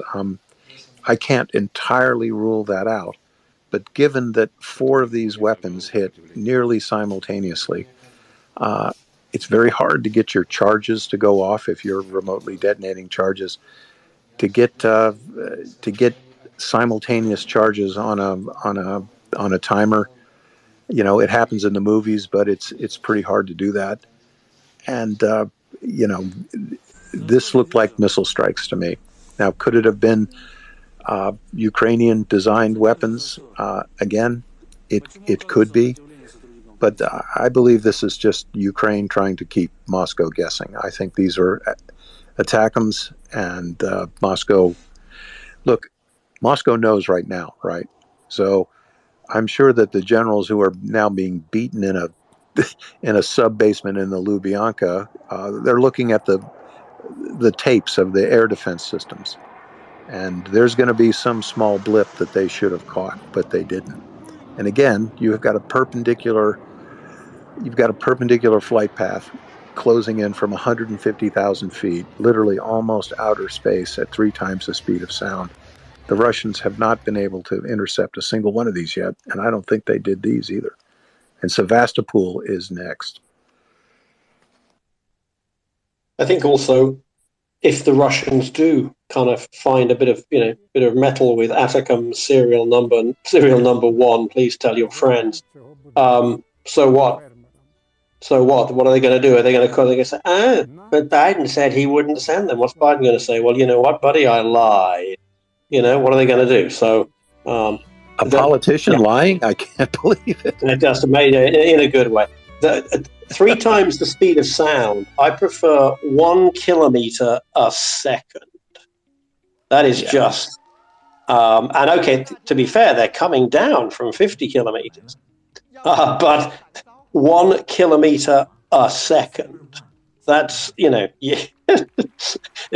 you're not, if you're filming at 60 frames per second, you've got about a 1 in 3 chance of getting it. You know, the 3 or 4 meter missile in a 16 meters of that frame. We're not used. I mean, how fast does a rifle bullet go? Does a rifle bullet go that fast? Yeah, a high velocity one, but you know, even then, it's not coming down perpendicularly, and you know, so you've also adding to the Mach 3 plus. It's you know, 30. I wanted to say that to comment that question about the possible, you know, diversion group and special operation, and you said everything that I agree with. It does look like a missile, and if it's you know, a ballistic type, it has a ballistic trajectory. It's essentially, it goes up, reaches its highest point of the trajectory, and then accelerates with Mach 3 or even faster speeds. And filming it is really hard. It's hard to spot, and maybe there is some footage that have not been, you know, made public yet of some stationary cameras that might have been around, but it's definitely can be posted, can come out later. And another thing is that, remember that all those cell phone videos, you know, they are usually taken after something's happening, so that's why they miss most of the things, and the operator does not, you know where to film, does not know exact moment how to film it. And after that, I wanted to add my personal experience with air bases and guarding them, providing security for them. In 2014, we were stationed at the airport near Kharkiv, providing security for it. And at some point, this is a Russian system as well. Back then in 2014, they use soldiers to provide the security. But at the checkpoint entrance at the airfield, you have so-called Vokhor. That's like paramilitarized group, like private company. It's not even private, but it's like it's governmental, but they are not military. That they are providing, you know, those checks in front of the bases. They can have weapons, but they're not military. So usually it's people who had some military experience work there, but they're usually really old. So like after 50, they retire from military. Service as a sergeant, maybe as, I don't know, some clerk, and now they are, making some money at the checkpoint, checking everyone who comes in. Their job is to check the ID and let someone in. And this is the same system that we inherited after Russia, after Soviet Union, and it is so poorly designed. Was so poorly designed that we had security checks, and our SBU agents who were doing the security, they tested this checkpoint. So they took an ID, made a fake ID, and put a picture of a monkey instead of a person, and just went through it, showed that ID, and went straight to the airfield. And it worked. So in 2014, and it was August 2014. So I can imagine that Russians, they probably have the same type of security at the moment. So while I do, dismiss personally all theories that it could be some ground insurgent group in Crimea, I do think that they probably have bad security at their field. Yeah, absolutely. And it is amazing how you can, there's lots of stories about showing up Mickey Mouse's picture and getting in. And, this is a case that I agree with you. This was a missile strike. I've got time to take maybe one more, you guys. I'm afraid I'm going to have to go here soon, but I'm happy to take a couple. And okay, so we're going to do a speed round. George, if you can ask your question, and then we'll go straight to Darth, and maybe Sir Chuck will be able to answer both in one swoop. Okay, Chuck, thank you for being on here really quick. The two simultaneous strikes that someone just mentioned, MLRS can fire two ATACMS. So could it be that the simultaneous strike came from one launcher, from an MLRS launcher, where they fired both ATACMS at the same time, and maybe fire was corrected by an SOF recon group on the ground? you know, I think that's a likely scenario. I think that probably there's a difference. It's a term of art. There's a clandestine operation, and that is when you sneak in and pretend to be a bush, and there's a covert operation when you sneak in and you pretend to be someone else. So what I think is that there was certainly covert surveillance on this target. I think that the contributions of any SOF intelligence or partisans were simply to confirm the GPS locations of this area of revetments. Bear in mind, look, the Ukrainians have available to them is some of the best NATO quality overhead imagery. They were able to determine the GPS locations of those craters. They were positioned exactly to do the most damage to the most revetments, and they did. But I agree with you. I think that there was some intelligence operations pre-mission and post-mission. Absolutely, I agree with you. Fantastic. Thank you. Thanks, George. And last question, Darth. And then we'll let Chuck go after making sure that he gave my shoes back. Thank you very much. Chuck, is it the Grim 2 or Hiram 2 ballistic missile that's prototype, and is it a prototype the same way that the Neptune was a prototype before the war? You hit it right on the head. Right on the head. I think, I've said it many times. I always considered Ukraine to be the brains of the Soviet Union. And remember that before Moskva was sunk, the Neptune was, quote, in development. And the Grim 2 also, I think that we'll definitely see strikes utilizing that system. Here's one more reason why I think it was an ATACMS thing that was used on this. You wanted to get this right the first time, right? You didn't want to lob a prototype anything in there because you were going to get one chance to hit these guys completely with their pants down. So you'd want to use the best possible system to do that. And I think it's likely that the Americans put this system in the hands of the Ukrainians before the Russians were really cognizant of the threat. So I agree with you, absolutely. You asked a question that answered itself, and you were right.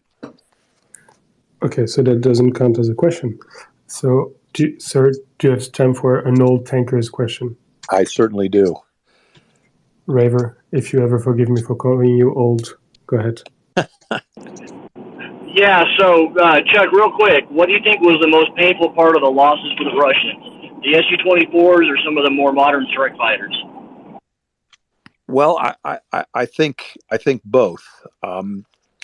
These were the workhorses of Russian naval aviation. Especially the more modern multi-role fighters, analogous basically to the F-18 in that can prosecute ground targets with precision strike, but also function in an air superiority mode. It looks bad. The number of aircraft exposed in this attack, I'm not saying that all these were damaged, but exposed, roughly 3 squadrons of aircraft. And given the fact that apartment windows were blown in, doors blown in, multiple kilometers away from the airfield, I think we can presume that every aircraft that was on the tarmac, in the revetments, on a hard stand at that airbase, some of them were destroyed outright, but the amount of overpressure from the detonation of these warheads, I don't think any of those aircraft are going to be flyable. If you'll notice, when you're looking at the overhead imagery, there is a large turboprop aircraft south of the revetments, and that is a Russian flying boat. I can't remember the name of it right now. It's BE something. They use those for anti-submarine patrols, and the Russians kept their flying boats. I saw pictures before the raid, and that aircraft was there. And you look at the after raid, and you'll notice that one of the engines, on the starboard side, is canted in about 20 degrees. So that airplane isn't going anywhere. It seems completely intact from the satellite photos, but not with that engine torqued like that. So long answer is everything that was on that airfield got thumped. And how are you going to convince Moscow to just fly in 18 more aircraft here and we'll resume operations when you can't defend the base? Those are the secondary effects as well. That base is going to be out of play. Why would you put more aircraft there when they just got clobbered?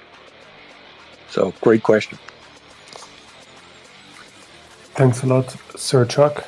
Do you still have 1 second, or shall we talk pause together? You know what? I can do one more, and then I better skedaddle. All right. Well, we've got Bradley who wants to ask you a question, and I hope it's to ask you where is Ukraine, because him and 400 of his mates want to take a trip there. Air siren alert update. Kharkiv, all clear. This message has been generated with municipal data. I wanted to ask really quickly, so, I have friends and some family in different areas that are affected here. And when it first came out, I noticed that the first narrative I saw a lot of the Russian accounts use was to downplay what type of ordnance was used. And I saw it almost echoed accidentally by our side. It was a special operations team. It was a missile. It was a combination. There had been boosters coming out of the water. What type of effect does that conversation have on the enemy, on Russia in that specific instance, when there are multiple reports of the way it may happen? Well, I think the Russians know exactly Air what siren happened. Alert update. Kharkiv, it's all essentially clear. an information This message has been operation generated on with both municipal sides. data. What the Ukrainians want to do is plant some seed of doubt in the Russian mind that this could have been some other sort of ordnance. The Ukrainians might want the world to think that we don't necessarily need ATACMS because we can make our own RIM theater ballistic missiles.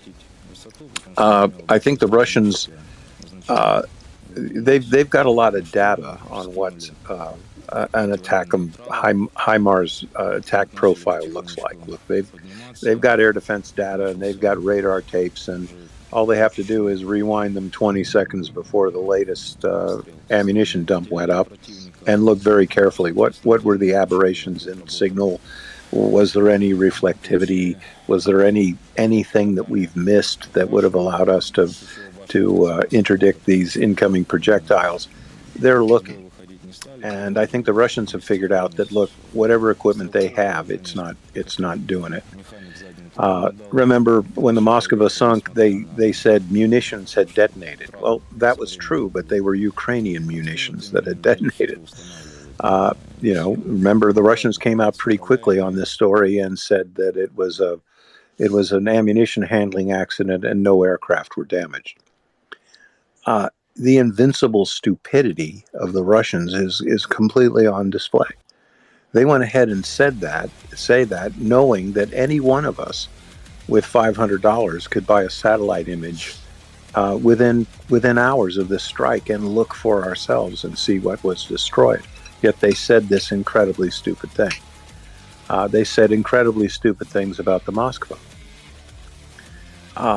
Eventually, it's not going to matter what they say because nobody is going to believe it. No one's going to believe it.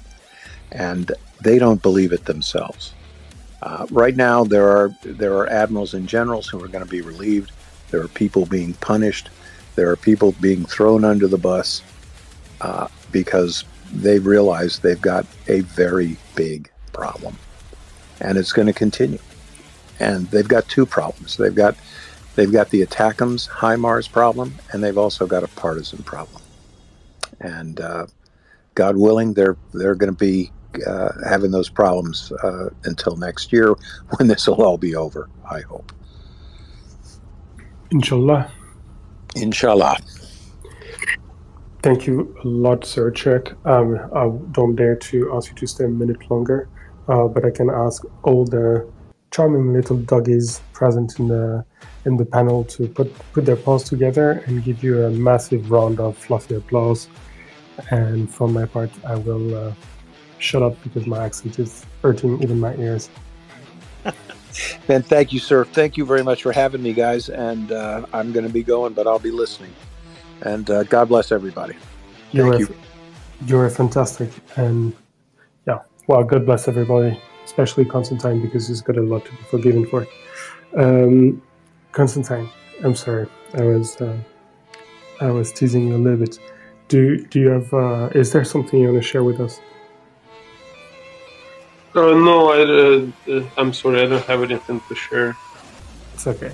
You know, we always love to hear from you. So any drop of information coming from your side is always welcome and appreciated.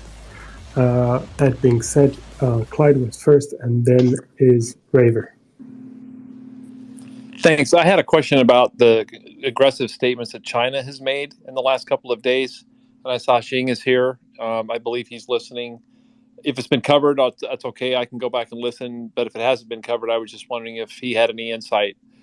Clyde, I'm sorry to interrupt you. We try to focus on Ukraine at the moment. No, it is one about world war Ukraine. at a time.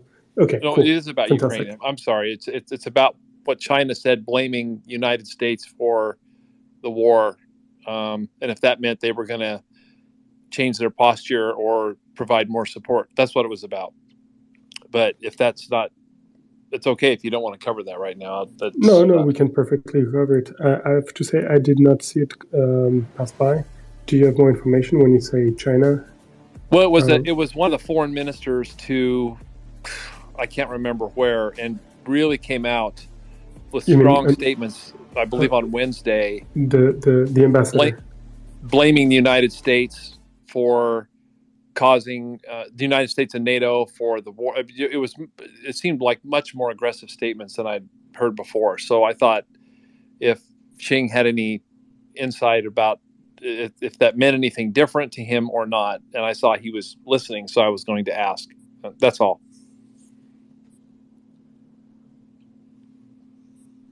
I'm sorry, you mean Li Jiming, the Chinese foreign minister, or do you mean an ambassador to some country? It was China's Chinese ambassador, either somebody from their their delegation. I think it was ambassador to some country, and they really made a strong Wednesday, very strong statements that I had. Yeah, it doesn't matter then. I mean, unless the guy is well, okay. I think there's someone who can stay. There's someone who's a lot more able to answer you than me. While he's connecting, I will just tell you that Chinese ambassadors tend to be mouthpiece for different things. The one in France at the moment is a perfect idiot. So he's constantly on TV saying nonsense. So maybe don't get too... that's fine. Thanks for taking my question. If it's no, it's okay. I just thought it might relate to some change in their posture. Nowhere. Thank you. Jing, do you have just before Jingo jumped in? I was just gonna address this whole thing about Chinese ambassadors. I'm sure Jingu, if we have time, will be able to elaborate on this. There's a thing called, they call it wolf warrior tactics. So basically, they just make a lot of noise and make overt threats. The ambassador to Australia did it this week. He basically told us to stay out of regional politics and mind our own business, which was met as you would expect. So basically, they make a lot of noise and a lot of basically what can only be interpreted as overt threats, and everybody just gets on with what they were doing anyway. And I'm sure Jingu can speak to this briefly. Yeah, very quick. So the first thing, long lines are short, is that client, this thing is performative art. So ignore that. The person you talk to is probably China's ambassador to Russia, and he was blaming the U.S. for instigating the war. And rule of thumb, within the Chinese Communist Party, these diplomats are pretty much like a trophy positions. They don't really hold a lot of power. A little bit of background. Pelosi's visit is right now throwing the Chinese Communist Party into disarray. Okay, so the foreign ministry came out with very strong rhetorics, but apparently the Chinese military they know where they are. They are really having a very hard time. Right now there's an ongoing military exercise to intimidate Taiwan, but I can tell you the whole thing seems to go very badly. First, there are 5 missiles aimed at Taiwan, but they are somehow guided to fly several hundred miles off the target. They landed in the sea controlled by Japan, but they were not supposed to go there. So somehow those precision missiles meant to sink the American aircraft carriers performed so badly. That's number one. Number two, the exercise was announced to go on for 3 days, and within 3 hours, the Chinese military found out their electronic warfare is so far behind. Basically, it gives the Taiwanese military a free download of all their parameters. They were in a panic, so they actually suspended this military exercise within 3 hours. Then someone in the Chinese Communist Party said, well, you cannot really show like chicken like that in front of everybody. So the next day they came out and say the military exercise would not only resume, but to go on for another 10 days. Why 3 days? Because the Chinese Navy this is the maximum logistical capability Chinese Navy has. They could support a warfare and an intensive warfare for 3 days and no more. So the whole thing is going on very badly. And the Chinese military right now is having a major fight with the foreign ministry, because Chinese military was set up not to fight a war with any global power. It was set up to put down Uyghurs, Tibetans. That's their primary function, to roll tanks on the demonstrators. That's what they are set up to do primarily. So, because the foreign ministry believed in their own rhetorics and believed in their own propaganda, they felt China is very strong. We have the powerful military backing us. The Chinese military knew better. So now the military is having a major issue with the foreign ministry. You guys are pushing us ahead, setting us up to be a joke in the world. So stop talking tough, because you guys have no freaking clue about where we are in reality. So the military and the foreign ministry are having a major bickering. It is unprecedented. The different Chinese apparatus issued statements 5 times. Each is different. This is a very, very unprecedented in the Chinese Communist history, because usually what they do is they make a very tough statement, right, denouncing Pelosi or the American imperialism, whatever, and that's it. This time they issued 5 times. each time with a major revision.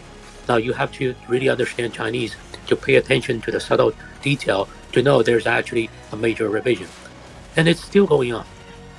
So right now there are a lot of people talking tough, and you can view that Russian ambassador talking tough as a performative art. Also, this guy probably has his own agenda because he wants to show to the dear leader, look, I'm still loyal to your cause. I'm tough. I'm not going to backing down when those chickens in the armies are backing down. But at the same time, the Chinese military is making it very clear we are nowhere close to be ready to challenge the West. So you guys stop making troubles. Stop setting us up for failure. That's actually what's really going on. Did I answer your question, Clyde? Unfortunately, it seems Clyde stepped down. But I think we can all agree that the People's Republic of China becomes less and less relevant to the conversation about Ukraine as time goes on. Agree. They're so completely tied up in their own machinations at the moment, and they're looking at Russia being defeated time and time again, in the field, in the information sphere, in the diplomatic arena, and I just don't think it's I just don't think that, the dice fall in their favor at the moment. I think we've probably spent enough time addressing this. Thank you for coming up, Dinky. Thank you, Aku. Raver, do you have a question? Yeah, Constantine said he didn't have any news to share. So did I miss his conversation about the conversation he had with the brigade commander, Constantine? I'm sorry, brigade commander. Could you elaborate? So I think we may have a misunderstanding here. Yeah, I thought you had a Twitter conversation with an artillery brigade commander and had posted a translation. I just was wondering if there was any more elaboration on that, on the hearing protection. That's. Let me scroll back to my post. Maybe I have been. I think there is small misunderstanding here. I had a conversation indeed, but it was not brigade commander. I did not say it was brigade commander. It was officer responsible for material and I don't know how we call it, material and technical things in the brigade, and he wasn't a brigade commander. Brigade commanders, I don't think brigade commanders really have time to talk about stuff like that with me. Supply officer, sorry. Yep, and we got them delivered 200 ear protection devices. They're super happy, and they promised me pictures very soon. Well, next week after they deliver it. And this is already new, the later ear protection from the latest drive, not the previous one, because the pictures. You must understand that when, for example, you buy something, it usually gets to the front line, to the troops. Let's not say the front line. Artillery is not always the front line. It gets to the troops in 3 weeks, anywhere from 1 to 3 weeks, because first 9 I got them on like 3 or 4 days. And then it takes them, I don't know, months to get pictures from them, because they always say, "Oh, we don't have time." They say, "I'll send you them later," and it's pretty hard. So when I was in Ukraine and when in 2014, 2015, like volunteers would come and bring us aid, they would ask us, "Let's take pictures now, because we know you never send the pictures." And when I'm sitting here, it's pretty hard to force them to take to make those pictures. So that's why the pictures I'm posting right now are with the equipment that I have delivered probably to them around 2 to 3 weeks ago. But this conversation was today, yeah, indeed, and they're super happy. Thanks for bringing it up, and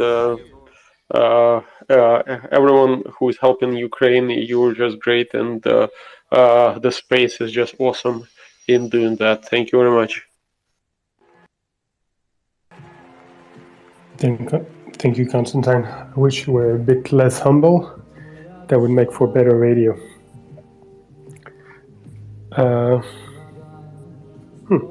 So, people have dropped.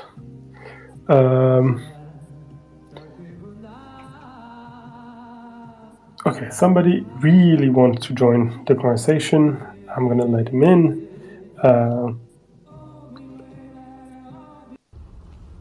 Raver, I need you to provide flanking fire, and you too, Constantine, please. It's gonna be a hell of a ride. Armani, good day. I don't think we've ever seen you here. Yeah, what's up? Fine. A bit slow, but if you want to join the conversation, I invite you to raise your hand, and we will go straight to you. Right. But Raver, you had your hand up for a second. Did you want to say something? I was trying to give you a thumbs up, sorry. Okay. So, Armani, I saw from your page that your Twitter account that you don't fully agree with most of us here, but I'm not one for, how do you say, conversation, but Yehuda, who's a bit of the boss here, said that it's a good thing to have a contradictory debate, democracy and all. So if you have a question to ask or a comment to make, you're welcome. Yeah, for sure. I kind of wanted to make my comment towards Chuck, the former Navy SEAL, but he already left. So I guess I'll just ask a question to Jing.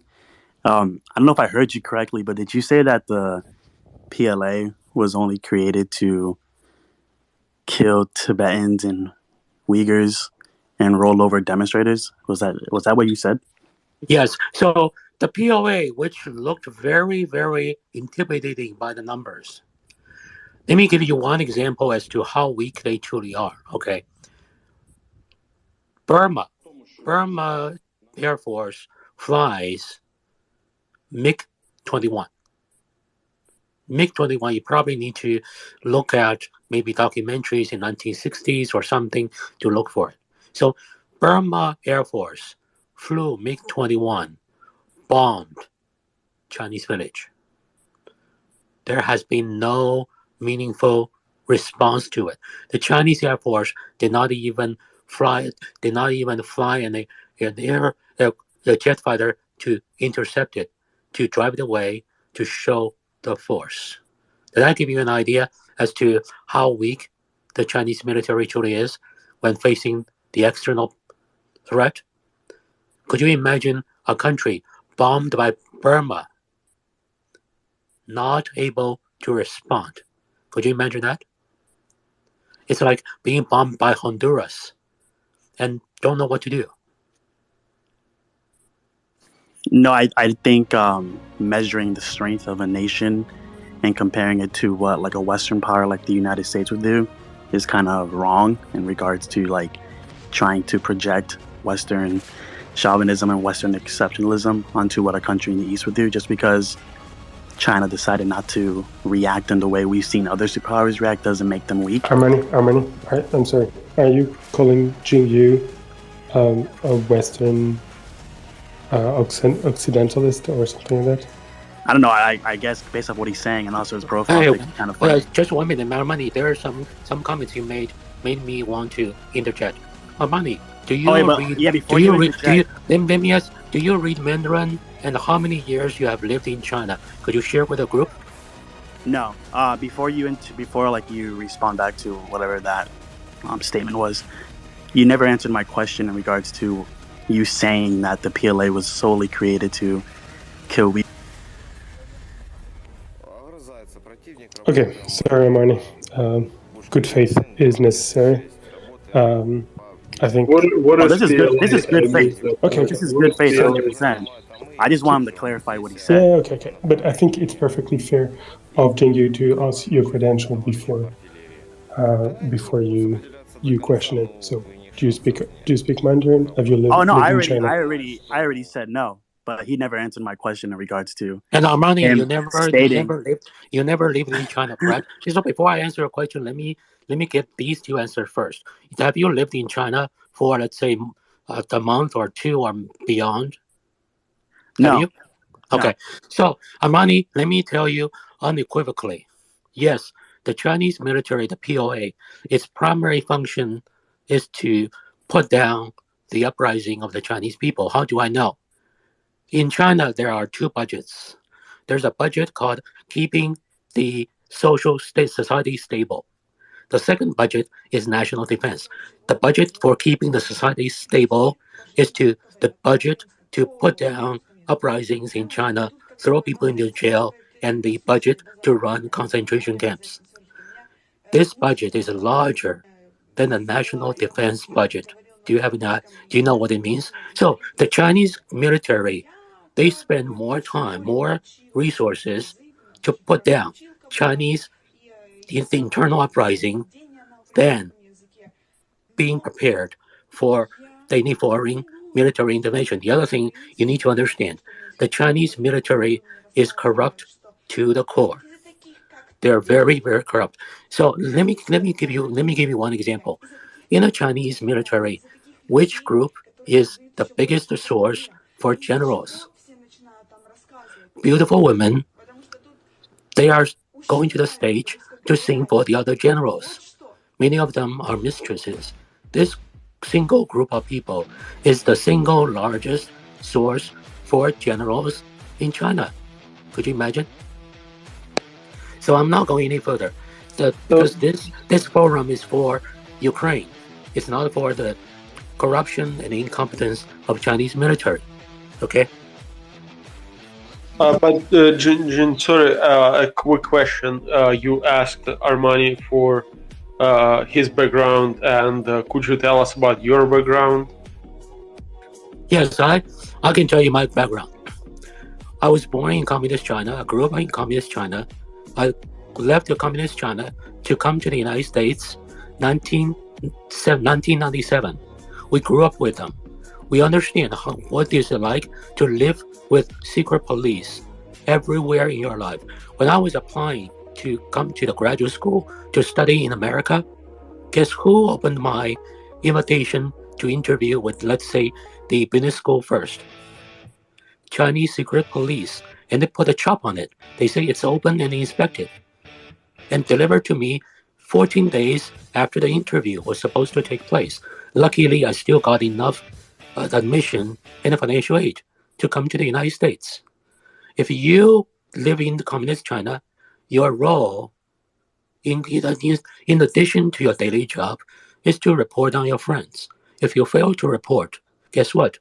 Let's say Constantine was targeted by the Chinese secret police, and I'm his friend. I didn't report Constantine.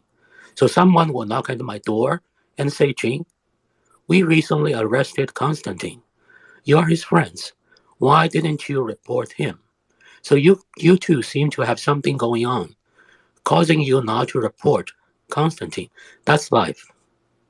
And the list can go on and on and on. We live in that region.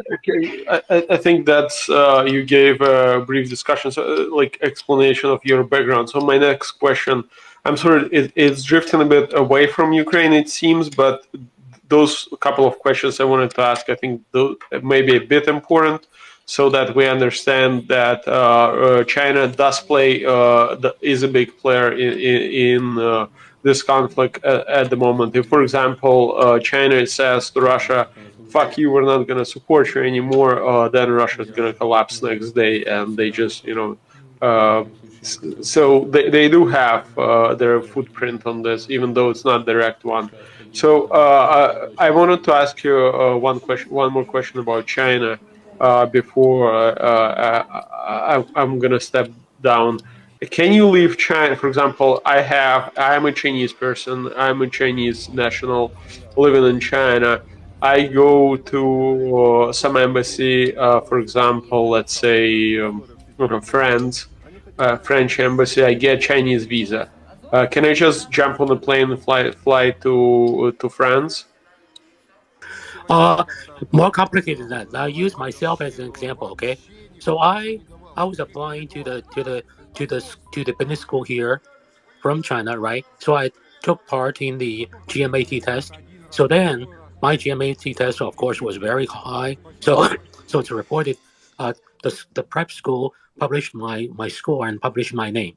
Okay, so it is there. So everybody saw that I scored very high in GMAT. Guess what's next? Soon enough, there's a lady coming to visit me, and she had identified herself as she was from the 9th office of Shanghai Municipality. What's that? Ministry of State Security. She sat me down and said she would like me to work with her. I told her to fuck off. That's it. Because here's the deal. Now, because I got the financial aid and everything, there's nothing she can do about me. Imagine I don't have the financial aid from American school. Imagine how difficult my life would be if I told her to fuck off. No, so yeah, that's clear. But can just asking this, and I don't know the answer honestly. Can Chinese nationals just fly out the country without, just jump on the plane and fly out? Can this happen, or you have to get a permission to do that? Yeah, Constantine. The short answer is yes, but with a catch. Okay, so in the United States, there are 142, for example, Chinese student scholar associations in different universities. So, for example, if I enroll in MIT, right, there's the Chinese Student Scholar Association there. What's their job? Their job is to report on Jing. Jing seemed to be anti-Chinese Communist government. So now they report that to the Chinese embassy, and Chinese embassy report that back to China. Guess what? My parents are still in China. So one day my parents will be invited to have a tea time with one of the secret police officials. Your son seemed to have some pretty dangerous political tendency. Now, what if my parents have something they're vulnerable? For example, they have, let's say, some kind of, chronic disease. They need to obtain the drugs, right, to get treatment. This can get them really in trouble. That's how it works.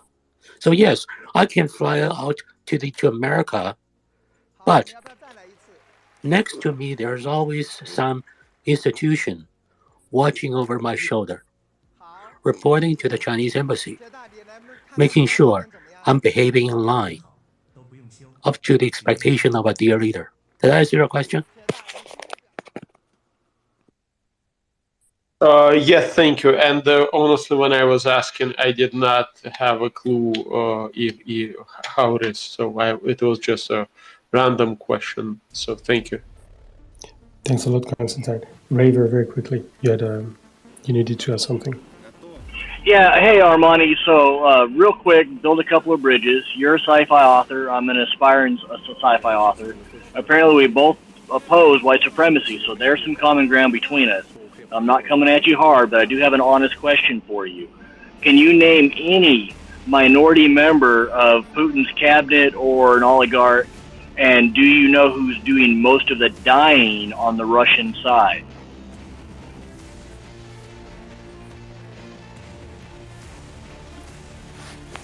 I'm having audio issues. What did you say? I said I built some bridges between us. You're a sci-fi author. I'm an aspiring sci-fi author. We both oppose white supremacy, so we've got some common ground. With that said, can you name any member of Putin's cabinet or any Russian oligarch who is a minority? And then a second question is, inside of the Russian armed forces, do you know which groups are doing most of the dying? Yeah, so that's a weird question because trying to use like the idea of minorities in different countries outside the U.S., it's strange because the U.S. is like one of the only countries that has a melting pot. I guess what Americans like to say, a melting pot of different cultures and different people. So trying to use this idea of, oh, other countries don't have minorities in their cabinet when that country itself is the majority of one ethnic group. You can't equate. You can't equate the two. I don't understand the question. Also, if you're going to try to bring up the Chechens as the quote-unquote minorities that are dying in regards of the Russian military, is that what you want me to say? I'm not sure. Armani, are you familiar with the British word bollocks? Because that's what you're talking. Nick, be pleasant. No, Armani, to be honest, yeah, go ahead, Raver. So about 1 in 3 Russians is actually a minority member. They are much more multi-ethnic racially than most nations.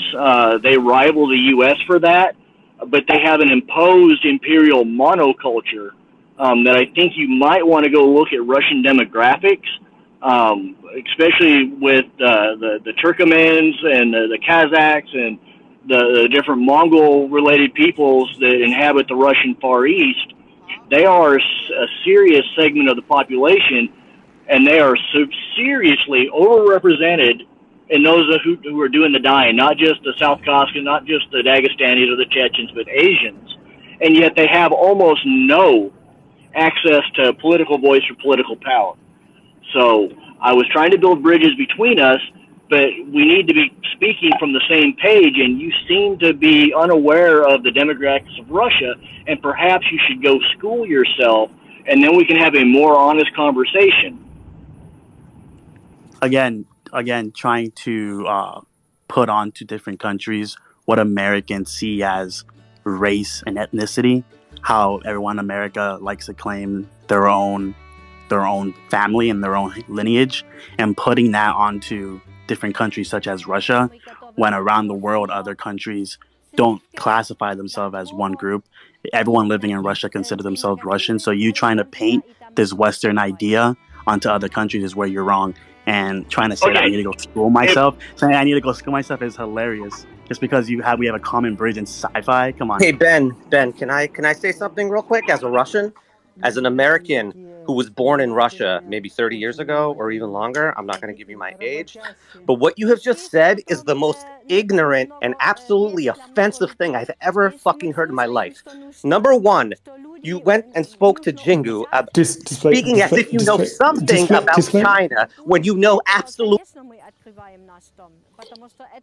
Okay, we're all going to calm down. Display, I do understand your anger. This has stayed, I think, long enough.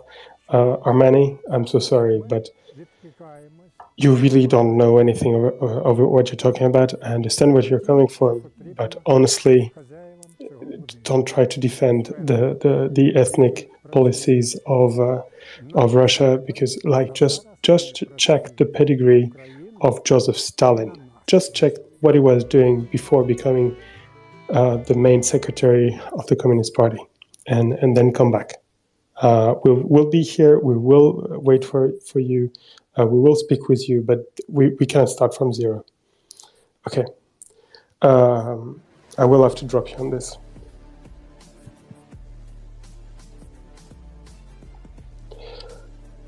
All right. Apologies for anyone who was upset. Display. You can go ahead. No, it's okay. I'm sorry for raising my voice. It's just incredibly offensive to me to hear someone pretend like they know something about a country or about a group of people when they know absolutely nothing and constantly just spread lies upon lies. It's just incredibly insulting to me. Have you seen the guy's timeline? 100% pro-invasion since February. Yeah, I did. All right. I hope no one was too affected. Hopefully we could have hoped for a more meaty opponent this time. Alex, you have your hand raised for a long time. Oh, I was just going to support Jingu earlier, but I think we can pack all that away and move on. I believe finance might have some relevant contribution here. Finance, I think it was your name that was being called. Yeah, as far as China goes, I try to never disagree with Jingu on anything, and even if it's like economic and right up my alley. So that's just idiocy. I'd like to think I know one or two things about China. Granted, I think 1.5 of them I learned from Jingu, so that's that. As far as Russia goes, I mean, I would say that most of this space that isn't Ukrainian, and I don't know about most, a huge number of us have had ancestors that had significant problems with Russia, being pogromed by, thrown out of, assaulted by their troops after World War II, etc. I would say all of the Ukrainians had their ancestors between the Holodomor, as in Russian attempt at genocide, the last one, if you want to call it just that. So the number of people here who have had issues and problems in their families from the imperialist Russian mindset that has not changed, whether it was Tsarist Russia, Soviet Russia, or the current, whatever the fuck we call this Russia. Genocide, pogroms, ethnic cleansing. They did it to Georgia. They've done it all over the place. They do it now. They are an ethnocentric, supremacist nation, and it's vile. And they've been doing horrific human rights abuses as an order of course for hundreds of years. And unlike other nations who have politically and human rights wise stepped into the modern world, like most of Europe, Russia stays firmly entrenched in whatever the hell people thought was a good idea hundreds of years ago. There are other places in the world that are doing human rights abuses, writ large, China being one of them, but Russia's pretty friggin' bad. And part of the reason a lot of us are here in this space is we know better because, you know what, like someone in our family in living memory had that experience and told us about it. So that's all I wanted to add to the conversation.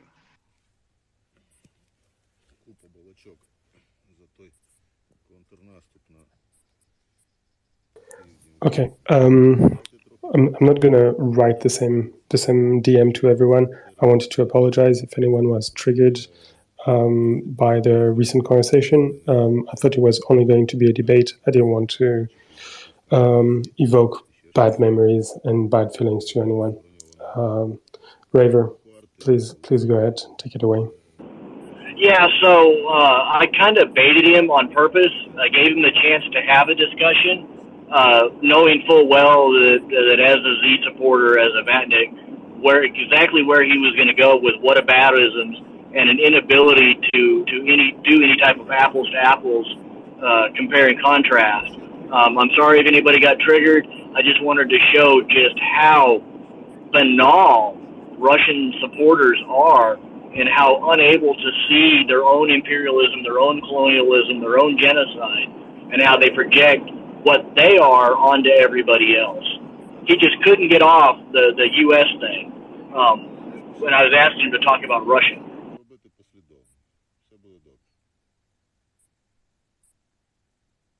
Yeah, no, you did very well. It was my fault. Bradley, please go ahead. Yeah, so, I have a question for everyone at the end of this, but it's really awesome to see the way that was handled by everyone, because we considered the source first, and I say we as someone who wasn't actively participating in that, but Jingu speaks extremely well, and the reason that means a lot for me is you can tell that I speak in an American accent. I was raised by someone from Taiwan and someone from Germany, and someone from Poland and Ukraine, kind of when the USSR was tumbling. And I remember when I was young, I would say a few things we learned out of textbooks, and I was always met with like a visceral kind of, you were taught this, but this is how this is, right? We keep an open mind and we have conversations. We don't have conversations by saying, well, you don't treat ethnic minorities this way, or like you said, whatever triggering statement. We say, why were they treated that way? What about the Chechens? What happened in 1997? Why was East and West Berlin split? Why do we say Munich instead of München? Simple questions that have complex answers. And now it breeds all into what we're talking about the Ukraine. How did we end up here? And it matters for Asian Pacific foreign policy. It matters for having conversations even with people that we don't like. You guys said it best. I looked at that guy's wall and I was like, why is he even here? But it's good to hear that side because we know what they're using.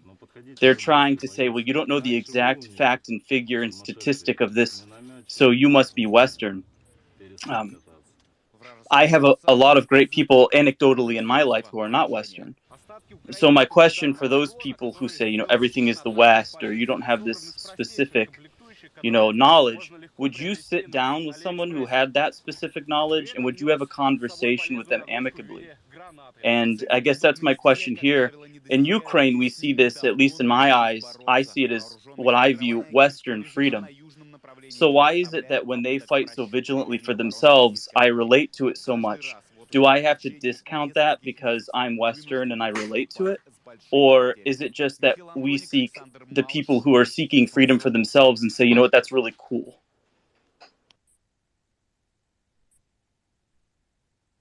Thanks, Bradley. Constantine, you have something to add? If you need to chastise me, please be kind. It's been a long day. No, for me, this was obviously this. There is a certain layer of people who just think that they have watched enough YouTube videos to understand the culture, to understand what is happening, and it's not like that. They think that since they live, in the, they're not happy with their life, they will open up the YouTube, find the video that is soothing to them, and makes them think that they're smart and they know something. Then they will come up to and try to explain that some goddamn dictators. It's like literally people who are killing, murdering, and it's like it strikes me that person have never been to Russia probably, or there is other case when people travel to Russia, take $10,000, they travel to Russia, they throw their money left and right, they have fun, enjoy, they come back and they think Russia was so fun, such a great people. Yeah, Russian people, they can be fun, they can be great people to talk to, because I believe in that all people are good. I don't believe that Russians are bad inherently. I don't believe that. I believe that there is some culture that is being pushed from the top, that is pushing a lot of people into bad things. But in general, you don't know what you're talking about. And there is another layer of people who do live in Russia, who do ingest all the propaganda. Trust me, it's hard. It's not. We all think that if that propaganda would try to work on me, I'm just gonna lay it off and say I don't believe it. It does not work like that. That's why it's called propaganda. That's why it works. Because if it doesn't work, it's not gonna be called propaganda. And it's hard to resist that, and people who saying those things that we heard a couple of 10 minutes ago, they just consumed by this propaganda. They don't understand that they have those basic values, basic rights to speak, to join the space, to speak what they want, to have access to the internet, to go out on the street and to just wave any flag that they want, to say whatever they want. They don't understand that in Russia, if you would, I don't know, there is only one message: travel to Russia and wave Ukrainian flag, and see what's gonna happen. That's it. It's gonna be and all the questions that you have. You know, in the United States, you can wave Russian flag. You maybe no one would not many people would like it, but you can wave the Russian flag and live. The next day you're gonna wake up in your warm bed hugging your wife. In Ukraine, it's the same. You will wave your Russian.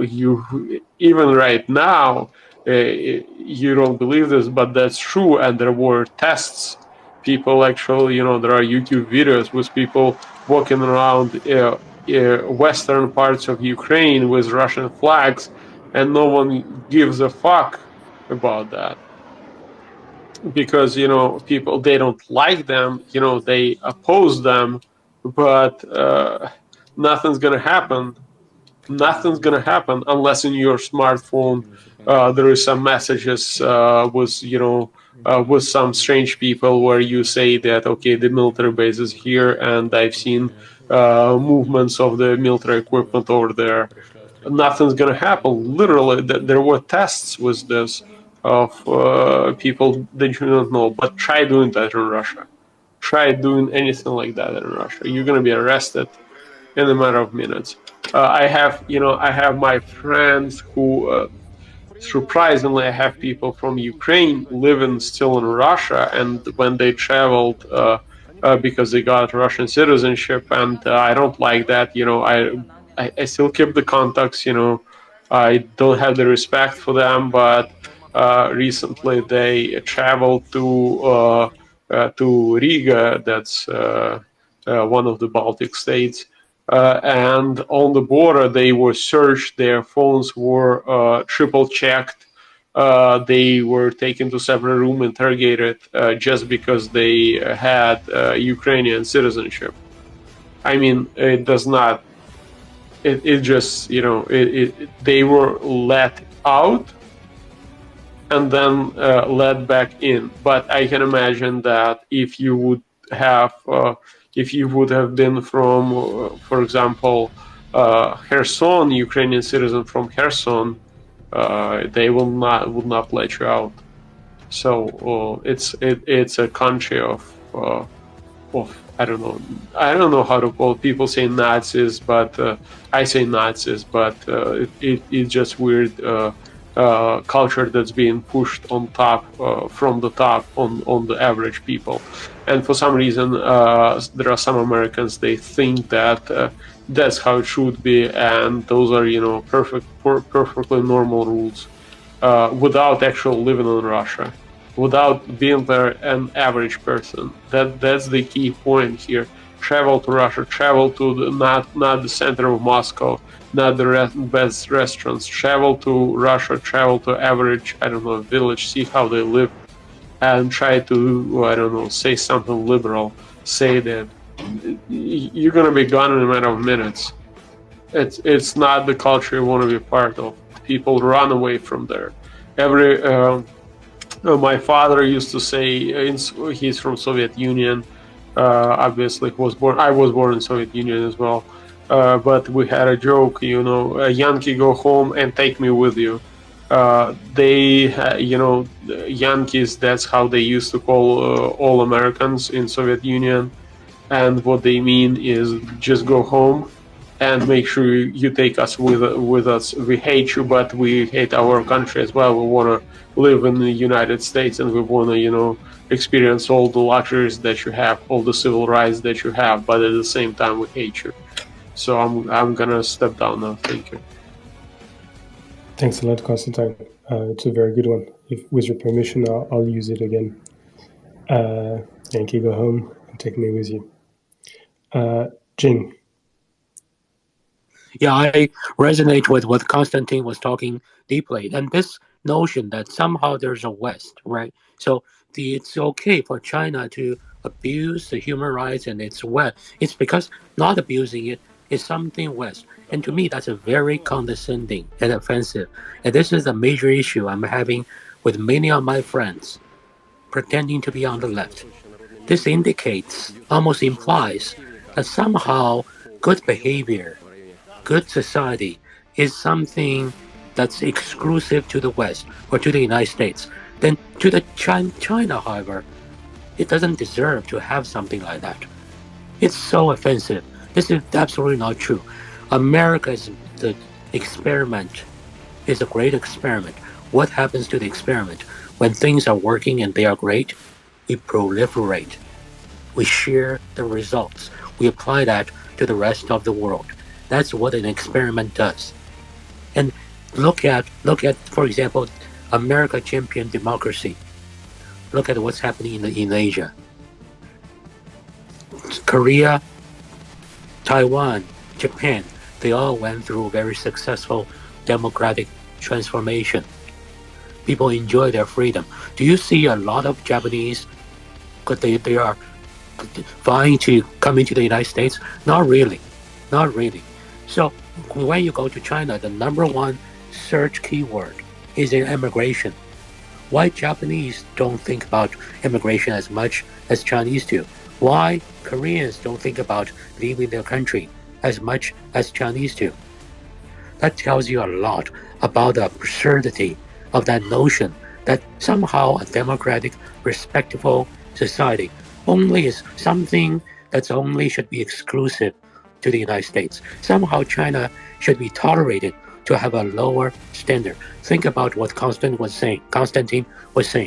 The Russian kids are flying the Ukrainian flags. It's not that they want to betray their country. It's because it symbolizes something they believe they deserve to have in the future, but unfortunately, they're not happy. Think about what if someone goes out, say, I want to respect the German culture, so therefore, I'm going to promote the Nazism. I'm going to promote those brown shirt thugs, because that's Germany. Whenever you talk about the good value is exclusive to the West, you're actually promoting the darkest in Chinese Russian culture. In China, in Russia, they're very good people. They dream about having exactly the same society, having democracy, having freedom, having decency, like Americans do. But they cannot have it. So therefore, they're choosing to leave their country, like I did.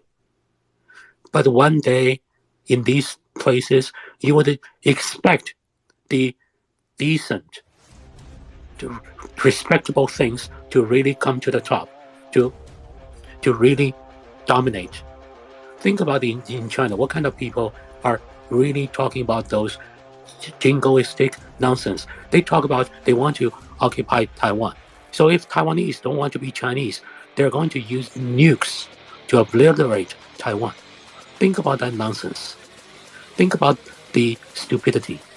If a regime could obliterate an island simply because it has some disagreement with it, one day they will obliterate your home without any hesitation.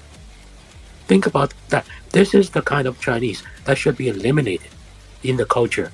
At the same time, there are many people who crave for democracy, who crave for freedom, who admire what the Ukrainians are doing, and they're being suppressed. Why don't we give them an opportunity to speak up, to enjoy what they want to say? So this kind of thinking that, oh, somehow we have a West, and we have the other country, we should not apply, blah, blah, blah. In my ears, it sounds like, you know what, these good things, only we Americans deserve to have it. You Chinese, you know what? You little piece of shit, excuse my language. Be happy to be with what you have. Live with the thugs in your community. How insulting and condescending that is. So that's my point.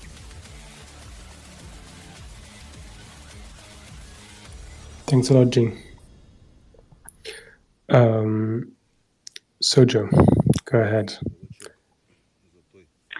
Thank you, Ben. Good evening, all, or morning, actually, middle of the night. Oh, sorry, mic check. Better do the mic check. Yeah, he's a good friend of mine. He's from Prague. He's called Karol Majczak. I have no idea why you want to talk about him, but I know him. Very good. I thoroughly enjoyed what you said, Constantine, and what you said, Jingu. Some very salient points. Yeah, but I actually came up to, I've been away for quite a number of hours, And Ryan was up here when I came up, but he's gone again. I was wondering if anyone can tell me of anything that has gone boom within the past, I don't know, many hours. You missed my joke to Sir Chuck. What? Well, basically, yes, something went boom. It's the Southern Command of the Russian Army. We don't know if there was anyone in it. One is free to speculate, but at least the building went kaboom. Oh, well, that's delicious news. Thank you. I shall be scrolling up and down my timeline. Fantastic. If you give me a minute, I'll find the message that says it, and I'll send it to you. Air siren alert update. Donetsk, full alert. This message has been generated with municipal data. Something else going kaboom? I have not. I've actually been listening and not scrolling through Twitter for the last couple of hours. So if anybody has any news about things going boom, feel free to DM them to me. Okay, so you too will get a message from me. Perfect. Nick, do you want to say something about the thing going boom, or do you have something smart to? No. I first of all, I came to apologise for my little outburst in the face of the utter bullshit being talked by the individual. I shouldn't have sort of probably gone and talked over him and said a mildly rude word. I try not to. I thought you handled that very well, Ben. And at the end of that incident, although the guy got to this message has been expound one or generated two of with his municipal ideas, data. I don't think anyone was in any doubt what we were dealing with. And I think that's an important point when we have the trolls on, is to tread the line between shutting them down and making sure that we're dealing with a troll. And I thought that was well done. I just had a quote for Jingu that I saw, or for everyone, but for Jingu, that I saw and retweeted about a day ago. Someone said, "The weirdest kind of progressive is one who is conservative about other people's cultures," and that is a problem with Western progressives, which I like to think that I'm one of. Is that we're extremely good at criticizing our own culture, but those poor, fill in name of minority group or nationality there, and you end up with what is I've seen called, I think it's I can't remember the adjective. It may be pernicious or it may be subtle racism of low expectations. And so it's important for progressives to criticize their own society, because that's where they're trying to make progress, but not at the expense of making out that places that have even bigger problems are in fact somehow better simply because we don't live there. And that's it's a very easy temptation, and it's the kind of thing I expect a 15-year-old leftist to indulge in, and I don't really have a problem when a 15-year-old leftist does it. But if you're going to be a 45-year-old leftist, which is a completely honourable thing to be, you ought to have a bit more, understanding of the fact that if you're a 45-year-old Western leftist, you're already doing pretty well. And that's not a reason not to try and improve things. But yeah, not go around making out like everyone else is just, they can't help it. Which ends up in effect with the famous what is called horseshoe politics. It wraps around the back, and that you find that you're making common cause with the racists. May I speak, Ben, very quickly? No, Sure. you may not. Unless it's to thank me for sending you the message I just said I would send. But yes, of course you can. Oh, I haven't seen it yet. Thank you. This is my personal opinion, and I feel that I need to express it. But I find the trolls so tiresome, and I've heard it so many times, over and over and over again. And then we have to use an hour dissecting the conversation afterwards, and I find it really, really laborious. So I don't know. That's just my opinion. I'm going to go down now and wish you all a good night, morning, evening, afternoon, wherever you are. Thanks, Ojo. Have a great night. Okay, I think Bradley was first, and then came Darth and Granticus Maximus. Yeah, that's a hard act to follow up on, the conversation we've just had. I think it says something about not comparing ourselves to the West. We hear that often, and I'm in such a privileged situation to live in the West now. But it was so peculiar to me. I got to visit Pripyat, and I was very scared when I first went there. I was like, oh, I've never been to, Ukraine. I've never gone through this territory. I've never talked to these people. What would it be like? And it was like any other social exchange that had ever existed. And once I'd gone through it, it was such a positive experience. And right now we're talking to so many people all over the world, and I get to hear experts talk about Ukraine. I guess, at least for my own testament and to the end, which comes a question is, a lot of the paradigms that I believed in that have shifted between, oh, this country believes this is ex-USSR, this is Bloc, this is the Eastern Bloc, this is the Western Bloc, these people are amicable, these people aren't. It's been so funny as we watch, and I shouldn't say funny, it's been so interesting as we've watched kind of those paradigms fall. We're talking Air to siren people alert from the update. UK. We're talking to people from Dnipropetrovsk, France, from full Germany. alert. We're talking to people from Zaporizhzhia, Ukraine. We're talking, full alert. This to message people has from been China, all over generated the with world. municipal and data. the one thing that comes back is this unequivocal love for humanity and to do what's right. And earlier I heard something today that really shook me, because I'm like I said, I live in the West. That's not a Western ideal. That's a human ideal. That doesn't have to do with language or our music or our culture or the way we dress. It's very little to do with that. And so the question that I come back to everyone is, Air siren alert update. why is it that these trolls, these people that want alert. to Zaporizhzhia, create this divisive full environment, alert. This message why has is been it that we generated can't with municipal appreciate that data. these different regions have something different to offer everybody in their own area, whether it be secular or whether it be cultural? What is it that causes us to be against that ideal, that for some reason we have to come down on that and be like, oh, these people do X, therefore, Y, when we all agree that people in authority are those that are subjugating a vast majority of people all across the nation. But those that are talking right now from all across the world, we all get along and see eye to eye. Even where we may disagree, we learn something new. What's next for that ideal? What's next for learning in that kind of curriculum of speaking to someone that knows something you don't, and being able to change your opinion?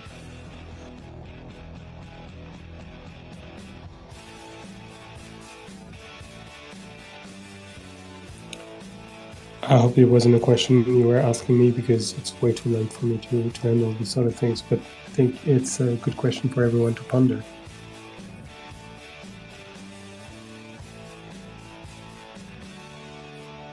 I see Gurney requested to come up right as that question was proposed, and I wonder if he might have any response. I'm sorry, I just caught the very tail end of it. You're fine if you're just logging in. Don't worry about it. I'm not putting you on the spot. If anybody else on the panel would like to address that, feel free. And Ben, anytime you feel like you are ready to let your head hit the pillow, feel free to step out. Ryan, I know you don't like me, but maybe you don't have to sit in front of everyone. Thanks. I was hoping you were going to speak French to us today, but then you pretended that you don't know your native tongue. I've been on the space so long today, I may have forgotten it. That being said, I'm just making sure you're stable, and then I will go to bed. Perfect. I think Darth was next. Oh, yeah, thanks. I was just thinking of more things that went boom this last 12 hours. Did anyone see the Belarusian airfield had a technical incident? And yes. I guess I've heard about Southern Command. Is there anything else that has gone up besides, those three things that I missed while I was at work? All I'm aware of is the Belarusian airfield going up after the Saki airfield, and then we were just notified here in the space about the Southern Command for the Russians in Ukraine, and I have not seen anything else on that yet. Yeah, Ryan, I don't know if it's one of the same, but the Chongar area, remember, that was reported maybe about 12 hours ago now. Constantine, is the Chongar area, is that Southern Command? It wasn't clear at the time what was hit over there, but there was some significant explosions. Chongar, opposite of Armyansk.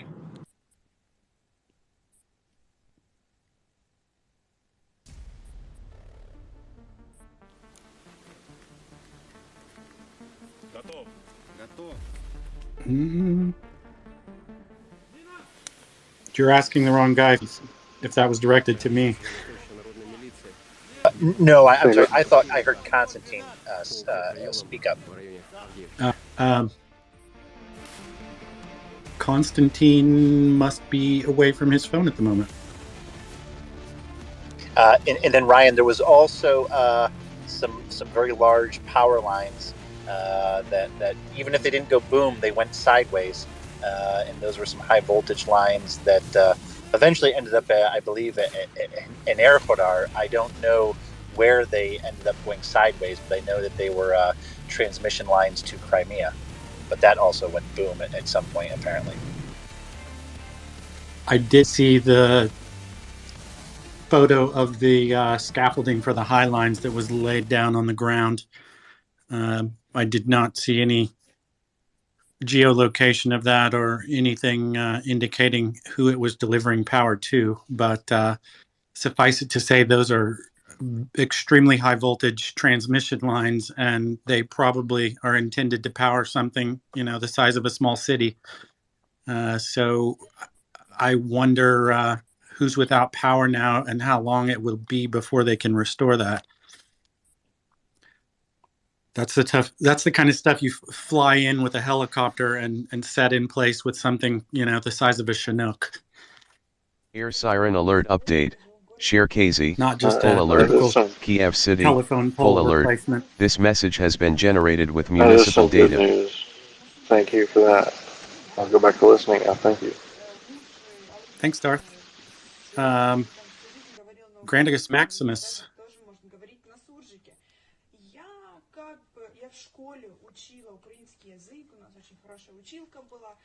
Granticus, you are up. Can you take your mic off of mute? Oh, I'm sorry. Didn't mean to, guys. No, you're fine.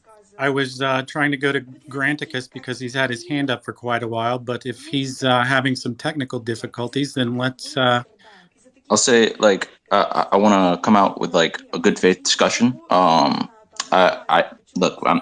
be, at the moment, I'm open. Look, I'm not going to be hard line. Can I ask you a question? But, full alert. Yeah. You raised your Kiev hand City. and we go and Full turn alert. here, sir. I'm sorry. This message has been I was just letting generated you know, with municipal data. Up to this point, I have not seen eye to eye with Ukrainian supporters or support, but I'm open to understanding your point of view because I haven't honestly been exposed in a conversation to anyone for the most part in this view or this conflict, and I had some basic questions and stuff. That's Shimp, maybe we could work this in reverse here, just to let me, if I could ask you some questions here. Yeah, go ahead. So you said you haven't been exposed to any Ukrainian supporters. So tell us where you're from, and give us some background and context for the person making this statement. Yeah, so my family is from a province of southern Albania called Vlora, and then I move around a lot. Siren alert so update. Kirovorod. Let's see, Full alert. Florida, Kiev. Alabama, Venetia, full Texas. Alert. This message has been generated with municipal data. Yep. Okay. So just.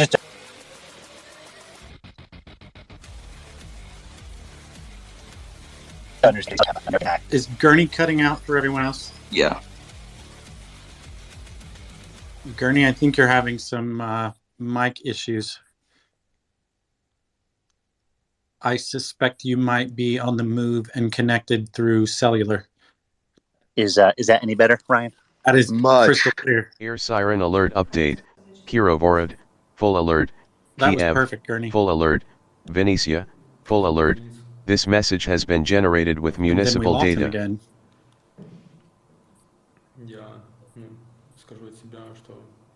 The wonders of Twitter. Go ahead. Sorry. Here, we've got Gurney coming back. I went through these questions with Ben before I went to ask him. Is that a cool time, Ben, to just throw them around? Because Ben said these are like crazy questions. Yep. Yeah, you're better. And we're happy to have a constructive dialogue. I hope we can. Actually, Gurney, go ahead. Your connection's good. I don't want to interrupt. You got a good connection. Yeah, no. Sorry. I think hopefully the connection stabilized here. So Shamp, sorry. I think it might be easier if we ask you a few questions. You sound like you have an American accent. Did I understand you're living in Albania? You're bouncing around a little bit. Is that correct? I lived my childhood. From my childhood, I was there, and I came here. Oh, he said he came here. I'm just saying. Around this space. Yeah. Did I hear that right? You said you're living in Albania. No. He's originally from Albania, and his parents are, and he's moved around the U.S. a lot. His childhood, he was in Albania. Okay. Sorry. Now I think I can hear on the connection. Gotcha. So you are in the States as of now. Yes. Gotcha. Okay. Sorry. So when someone says they haven't been around a lot of Ukrainian supporters or haven't seen eye to eye, clearly alarm bells go up in the audience here because people might be asking you what rock are you living under or what makes you the anomaly. So tell us some more about yourself before we do this discussion here. So I went to Arizona, studied international affairs with a focus on international trade at one point. And then I ended up switching more into a conflict study. Did a year over at University of Tirana for study abroad, studying language and culture in the space of frozen conflicts and conflicts in general because of the things that had gone down in Kosovo. So you're sort of drawn into to international conflicts. Is that sort of your angle here? No, not international conflicts. I'm saying more so I studied that and then I started working for the U.S. Embassy at one point in 2018. I said studied. Sorry, I'm a little nervous. I worked for the U.S. Embassy in Montenegro in 2018, and then there were spy games at that time going on between NATO and Russia, and it was pretty dangerous. They threw a grenade at the embassy one day.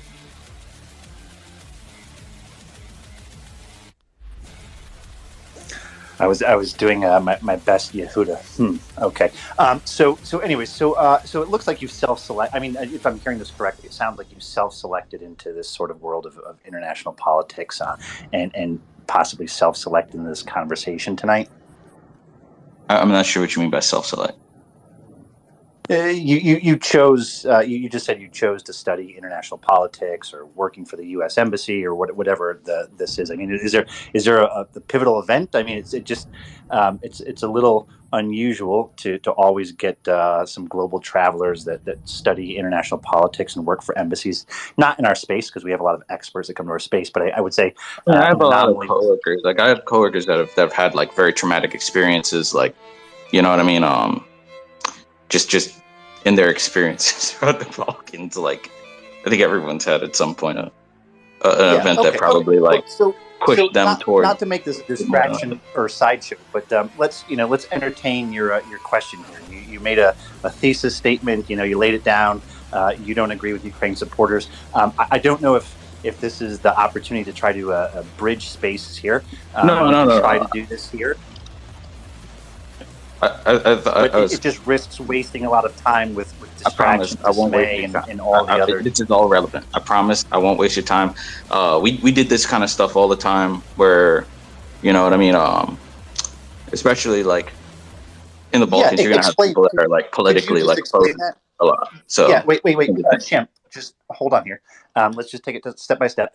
Could you explain who we is when you say we did this all the time? Just please, Yeah. So like when I was in class and when I was like working with the embassy, you can't like part of diplomacy is like reaching over the aisle and like understanding the other person and like where their mistakes, where their worldviews don't intersect and why they don't intersect. And so if you can't like understand that or like have like a little discussion or debate on occasion, like. Sure. Okay. So I thought that was where you're getting at. You're potentially looking. I'm not trying to debate. I just Champ, can you just let me get the sentences out? So Champ, I understand this, and this may benefit you more than it benefits our listenership here. And I say that only because it sounds like set the classic argument. To tell me or prove to me or tell me your position. No. Simple question. I already went through that. Let me just finish. But Bernie, I feel I was gonna like talk earlier, and then like I felt Champ, like but we don't have a soapbox, and you already broke the first rule. No. I don't want to. And that was by not putting your hand up and cutting the line. So we afforded you a courtesy. So just please, afford us that in return. All right. So let's cut to the heart of your thesis here. I don't think anyone here necessarily wants to try to prove to you what bridges or divides there are, because it can also artificially convey to the audience that there's some sort of gulf or divide out there in terms of people not understanding the Ukrainian position, and that risks giving false dichotomies and false debates here. A false two sides argument. So let's just cut straight to your thesis statement. Let's have you make a statement, and then we can move on from it. Okay. So all right. Champ, I don't have a thesis statement, but I do have two questions that, like I said, I asked the host that if I could ask. I wanted to know what was the situation internally and externally with Ukrainian parliament, that if you think if this was relevant at all, that kind of influenced this, if there was any events that were pre-Maidan that could have, if that is at all relevant. And then I was going to ask what your opinions on Minsk II were, and if it was a sufficient treaty, did it fail due to like actors on the ground, or was it a diplomatic failure? That was all I wanted to ask. I'm not trying to push a position. Please give me the benefit of the doubt, just as a human being. Come on. I hope Konstantin might be here. I think he could explain the history of Ukraine a little more thoroughly than I could, because he's a Ukrainian. I don't know that delving back into the depths of history to explain the current situation and what may have triggered it pre-Maidan is really relevant right now, considering that Russia has overrun the borders of Ukraine and are actively committing genocide across multiple oblasts within Ukraine. So I'm not really sure why we're rolling around in that. Gurney, you got exactly off. Yeah, no. Thanks, Ryan. Hey, Shemp, you've asked your question. I don't think there's been any response to it. So why don't you shoot your second shot here or question? But I just urge you, it might be better to make a statement, because you might not get answers to some of these questions that sort of set up, it sort of puts the left in the limit. Shemp, why aren't we having a? You're on the beat. All right. While Gurney is talking and I am co-host, we are going to listen to him speak. When Gurney is done talking, you have a chance to speak. If you can't deal with that, you don't get to be up here. I do not really have tolerance for everyone talking over each other, because then we don't get to have a conversation. All right. Gurney, please finish. Then we will go back to the sheep guy. Thank you for raising your hand. Gurney. Thanks, Finance. Yeah, Shemp, I was going to say, so go ahead here. If you want to ask the question, it may fall on deaf ears here, because people may think you're disingenuous. So I'm just trying to help you out here by saying, maybe make a statement, because I don't know if you're going to get dialogue from people if they think you're disingenuous or you're setting up false dichotomies, or answers that may not sound provable to you or relevant to the discussion. But go ahead. Yeah. Am I good to finance? Yeah, go ahead. All right. So that was just really all I wanted to know. I guess if I had to like frame it into a statement, like just this is difficult. Let me think. Have we analyzed? Oh, that's still a question. Fuck. I feel like every conflict, there's always an internal boil over that happens beforehand, right? And I feel like supporters, really on both sides, if I'm being fully honest, have not taken the time to look at the internal and external factors in the parliament and civil society that potentially led to a breakdown in communication and I guess what more or less happened, like what generated a conflict. If I could ask a question here, do you know what the Museum of Corruption is and where it is? I'm very well. It's a mansion's. It's a oligarch's mansion, right? Like in northern Ukraine. Am I right? Am I right on north? Okay, and that was basically the culmination of the revolution of democracy, or the Maidan revolution. Do you know where that guy went after he left his lavish mansion? No. Russia. Why do you think he would have retreated into Russia with a helicopter full of presumably cash and other valuables and leave his golden loaf of bread sitting on his office desk and retreat into Russia? That sounds like no communist utopia I'm aware of. So, correct. No, I fully agree. Russia's not communist. It's not. Never. I would never claim that Russia it is. tried communism too, and that didn't work either. Now they've gone to full-blown oligarchy. Wait, you mean they tried communism? What do you mean? Like recently? Shamp, could I ask you, maybe at risk of actually asking a question here, it almost seems beneath it. I just heard a two sides sort of equivocation from you. So there's no two sides to genocide. I'm not going to dignify the statement here that you said in terms of there's two sides to an issue, internal, external, because there is an ongoing genocide of the Ukrainians. I mean, look, you came here clearly looking for debate and to set up questions. No. You've made your statement. Gurney, why do you think I'm trying to like? I'm speaking here. So hold on. I'm going to make my final rebuttal statement. You've made your statement, and I'm going to make mine. Whether this is, a debate conference for you, whether you're still a student in international politics and this is a side hobby, I don't know the assumption there, and I don't want to speak for you. But what I will say is this: you're making some false equivocations and a two-sided argument, as if there's any equivocation here or any two sides to a genocide. There simply isn't. You're not going to find any supporters here who can rationalize with you cogently because your position is so far absurd. But perhaps that's exactly what you're looking for. So I'll end my... No, it's not. Champ, I'm still speaking here. I'm going to end my comments simply because this distraction doesn't serve anything. No one will probably ever convince you otherwise. You have clear statements in your head, and it doesn't serve my time to teach you otherwise.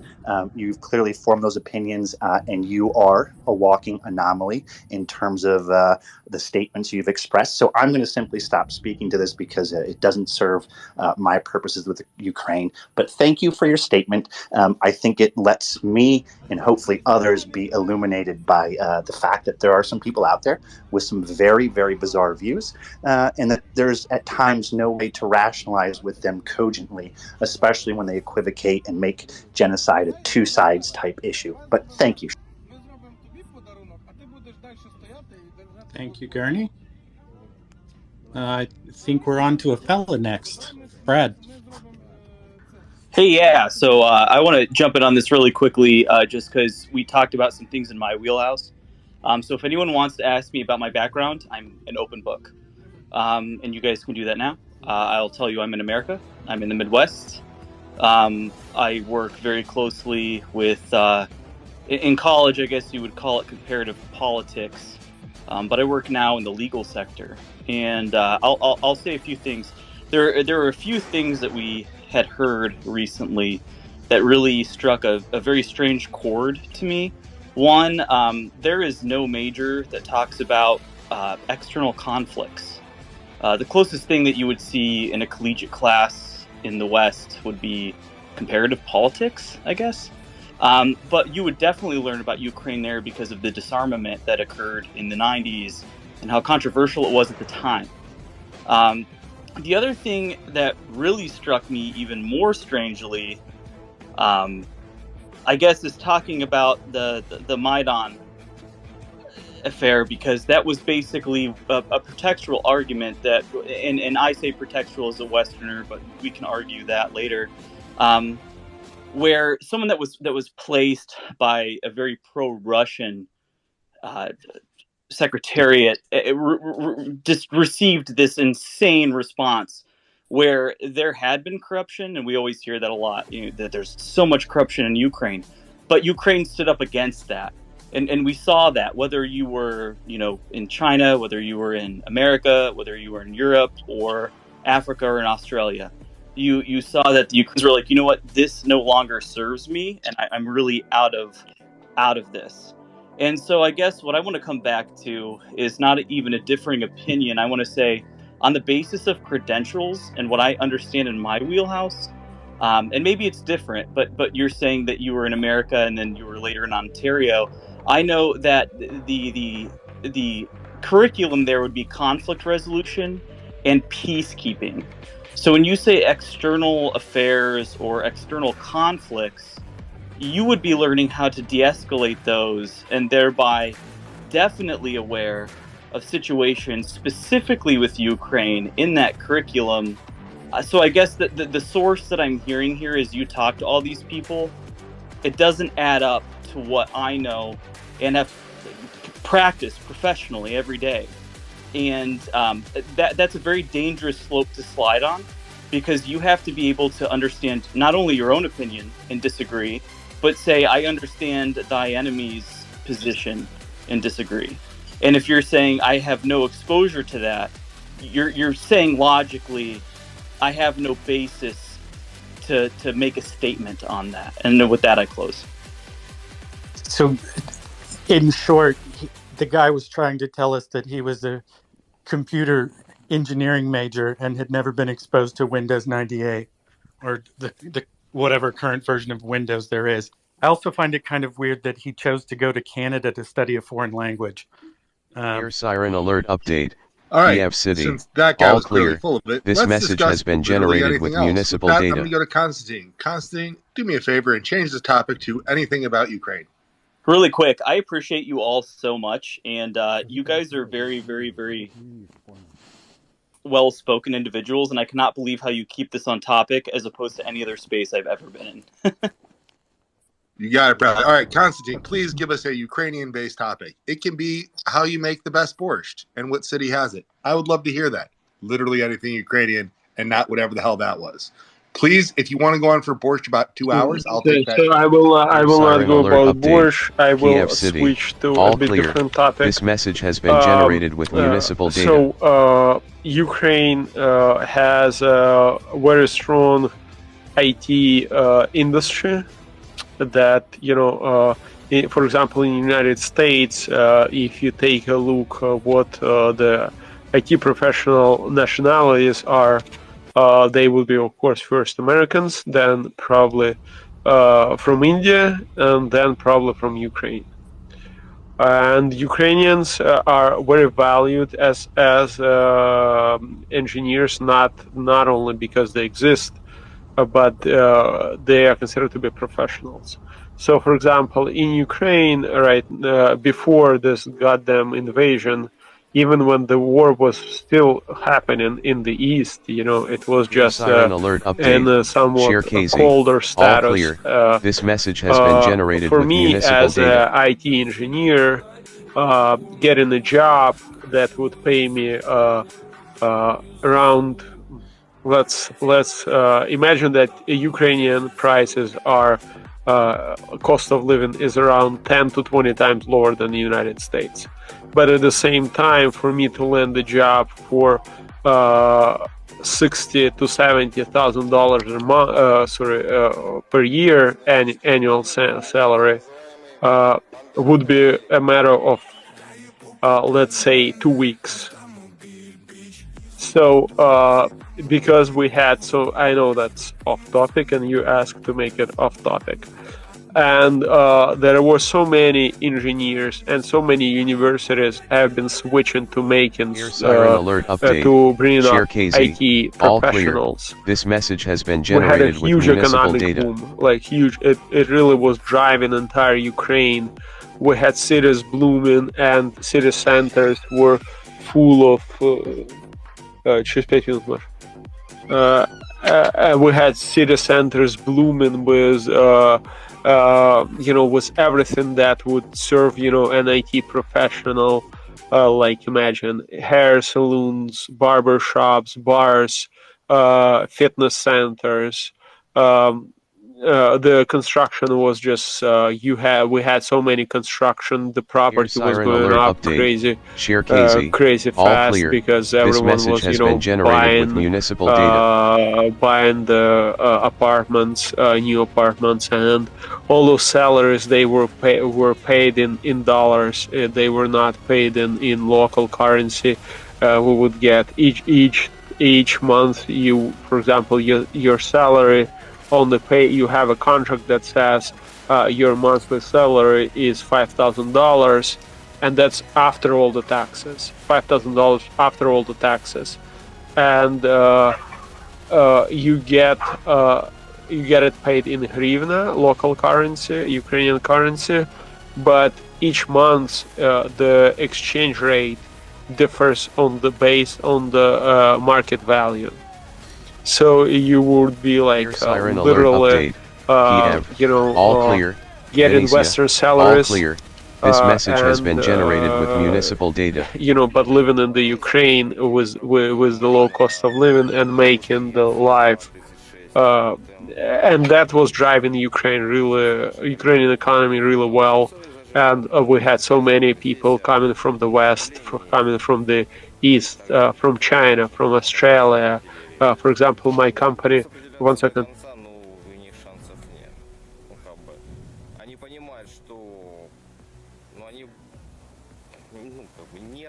So we had so many companies. I know people from Australia come here. We had Telstra, specifically the project that I worked with. We were developing very specific software for Telstra. And there were hundreds of companies all over the world in Ukraine that were just investing in Ukraine. This message has been and that's why generated with Russia, municipal data. one of the reasons why Russia, they could not tolerate this prosperity. That's why they had to invade. I hope that switched the topic a bit. No, we actually had, I believe his name was Sharmita, on about a week ago. And one of the things he mentioned is that there is a lot of interest in private equity firms right now. Sorry, not private equity, venture capital firms are even right now investing in Ukrainian tech because they like their IT sector.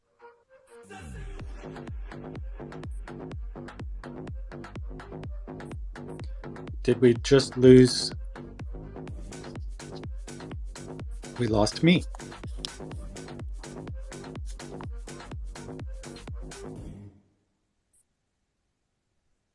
No, Ryan, I can hear you. I think maybe finance we lost.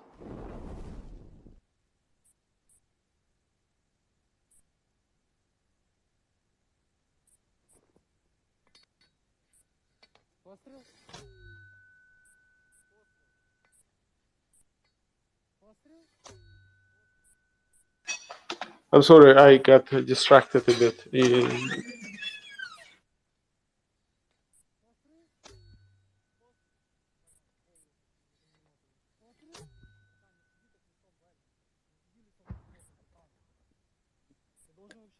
Looks like we're having all kinds of technical issues at the moment.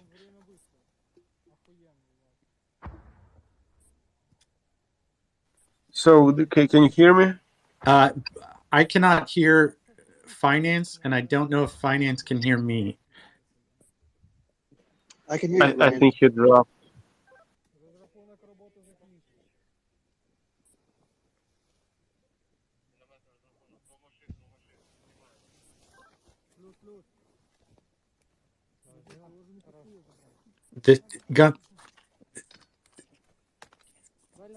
Okay, mic check. Can anyone hear me?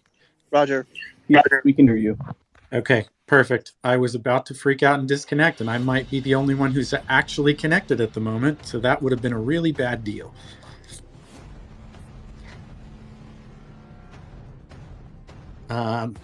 Bradley, go ahead.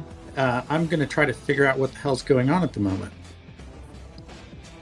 Yeah, I could talk, or earlier Gunther had been speaking. I see his hands raised now. Yeah, Gunther, not go ahead. opposed at all to let him go. And go requested to come up. I was trying to figure out what's going on here. Gunther, take it away.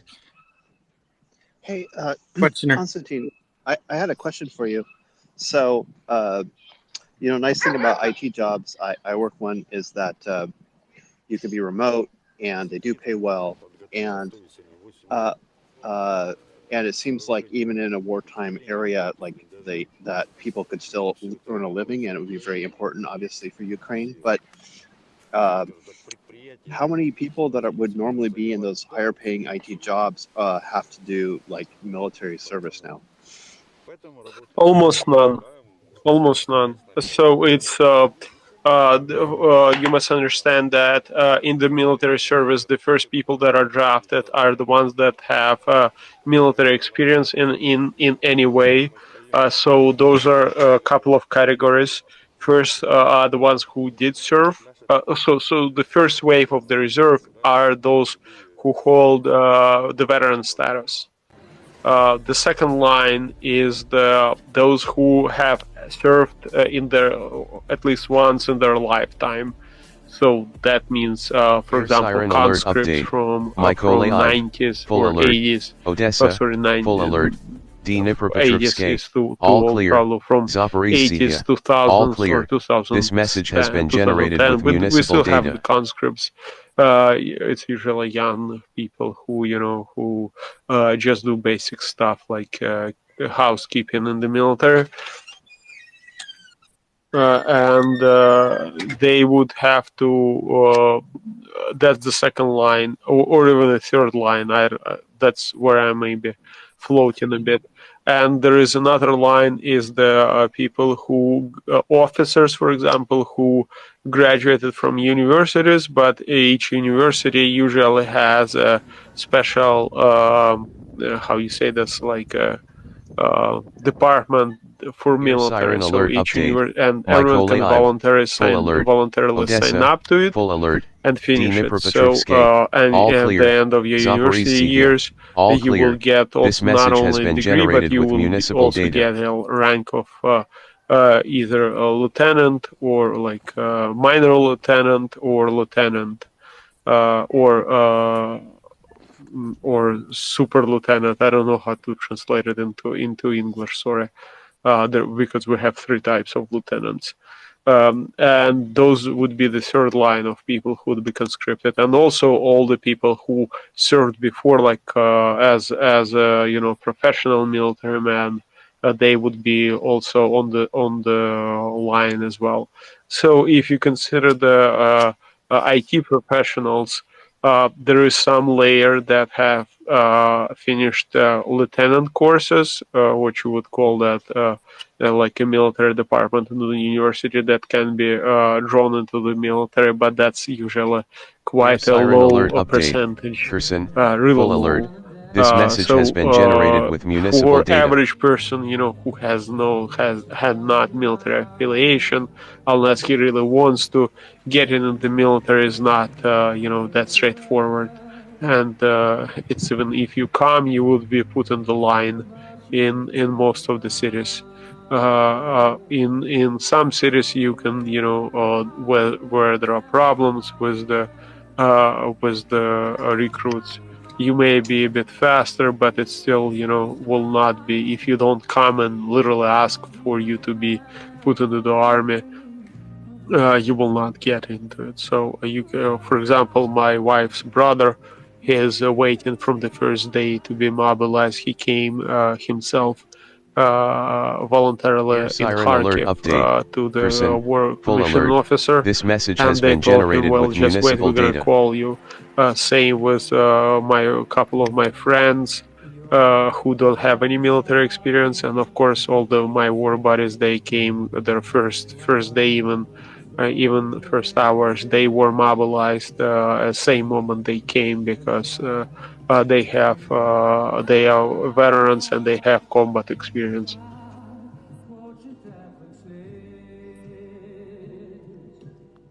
Thank you. Ryan, why don't you run hands? We'll see if I can stay stable for the 15th time we tried tonight to get in here. I'm glad I rubbed that bad luck off on you.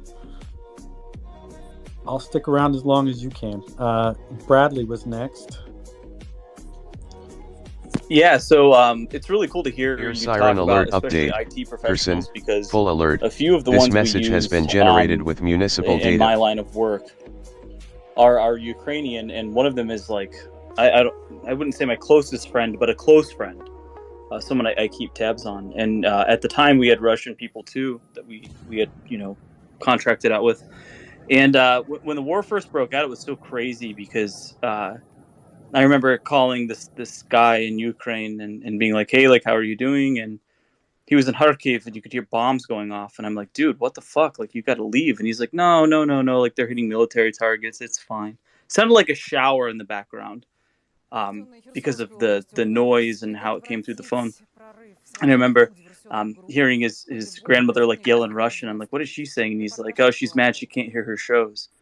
And she wants this all to be over because, Russia's obviously like saving us.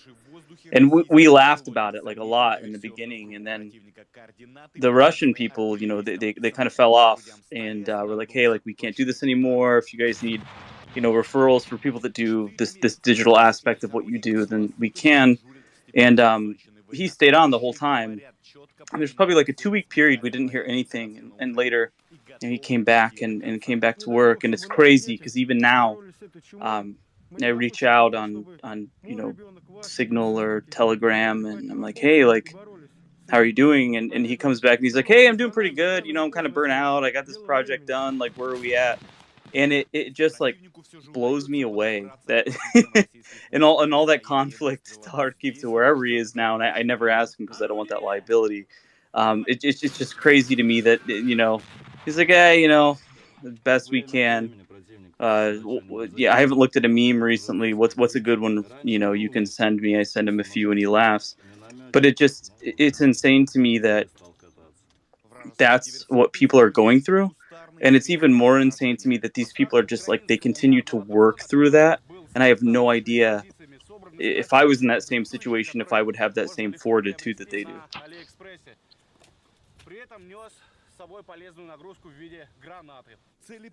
Well, I think it's also important to keep in mind that although a lot of people here in the West just acclimated to the Russian invasion here in February, it's been going on for most Ukrainians since 2014, for all Ukrainians. So while we're still shocked by this, and we're occasionally shocked by seeing news of a particular atrocity that has been committed against a Ukrainian soldier, like Konstantin has mentioned numerous times before, every Ukrainian already knew that stuff was going on.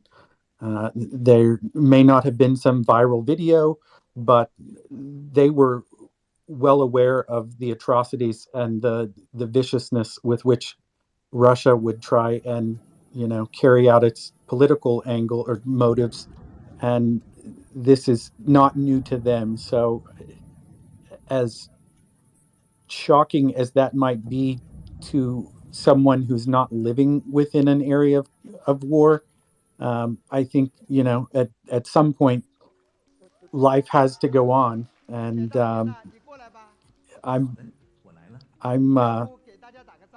frankly happy that this person that is under your employ is not totally traumatized and unable to work.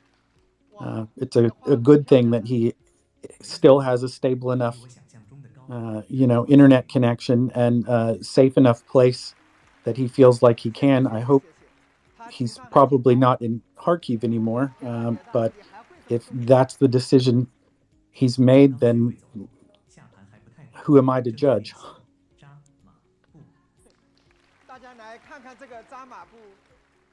I think Gunther was next.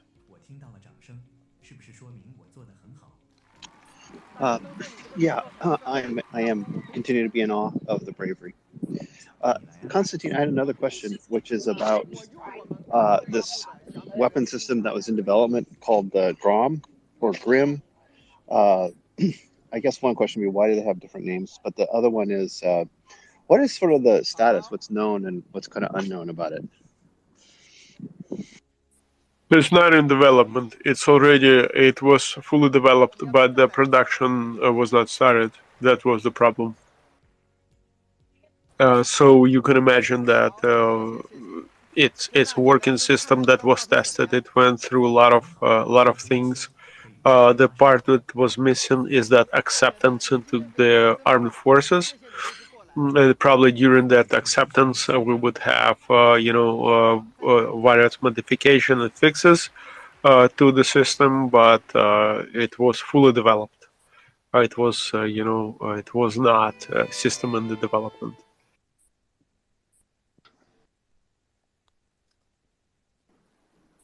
So, for example, if you would have enough parts supplied, we would be able to assemble it and use it without problems. If that's any, but that's my personal assessment of it.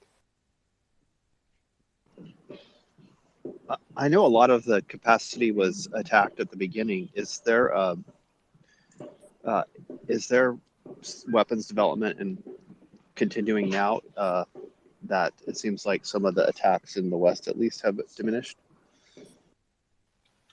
Everything was destroyed. We don't have any capacities, and there is nothing else to target, so Russians should not shoot any missiles at us anymore. That's my response to that. Understood.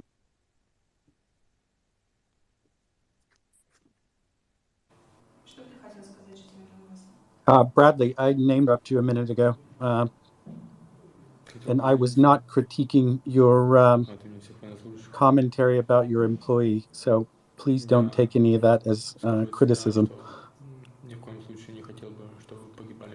No, not at all. Like I said, we're here to have a conversation. Actually, so the reason I raised my hand is I just wanted to give people a heads up. After I talked in this space, I have probably like 12 to 15 DM attempts to say, oh, you know nothing about curriculum. So just stay frosty to people trying to knock you off your axis or knock you off kilter. Obviously, I made someone mad, whatever, I'm fine with that. But it's pretty interesting that, we have this conversation in this space and there are so many interested parties that I know are not actually involved. And even what I do or know what I do, and they're trying to convince me of what is right in my DMs. Yeah, Bradley, depends on when you came into the conversations on this, or when you started to wade through the cesspool of dis and just upside down information. But yeah, there's a lot of astroturfers out there. I'm not going to say that this room is completely inoculated against it, but I think most of our listeners out there and most of our speakers on the panel, have dealt with this in some form in the past. Look, there's whether it's a phishing attempt via DM, friendly links, or someone comes and starts to support you in the first couple of comments. I mean, look, up, down, and sideways. there's a lot of awareness that just being in this room sparks, and I think there's a little bit of a learning curve for a lot of people out there who haven't been exposed to mis and disinformation. But the DMs are certainly an avenue for that, and not just obvious attempts, not just there's the obvious distractions that come through them from some people that are like, you're way off base, or you're on the money. There's a lot of subtle astroturfing too. There's a lot of subtle distractions, and you name it, everything you said out there. But yeah, the more you come to speak in this room, or the more you deal with mis or dis in your life, or like the Ukrainians have come to realize this 8 years ago. You start to become more immune to it, but it's a good, your message is salient to people who come to this room and speak, and depending on where their learning curve is and their comfort zone. But yeah, you're on the money. Thank you for clarifying that. That gives me way much more understanding of exactly what's going on. And I've seen this group go on for a long time and haven't joined it.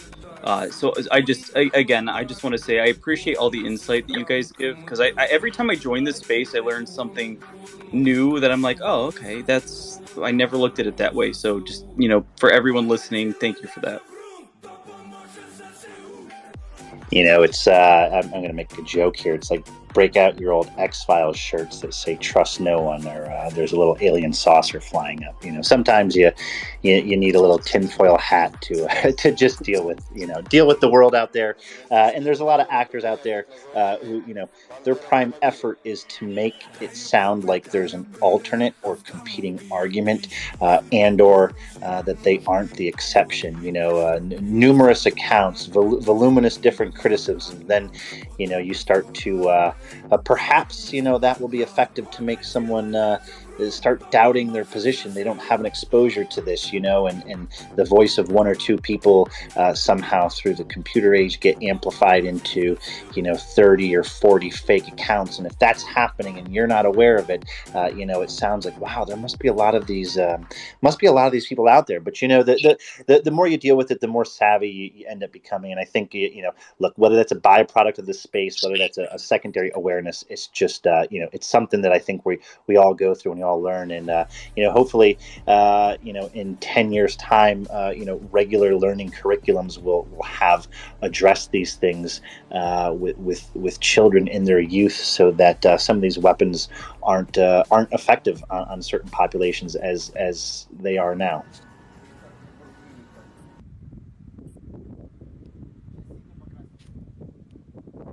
Gunther. Okay, a completely different topic, which was I noticed that one ship got out with some grain, and there were some other ships.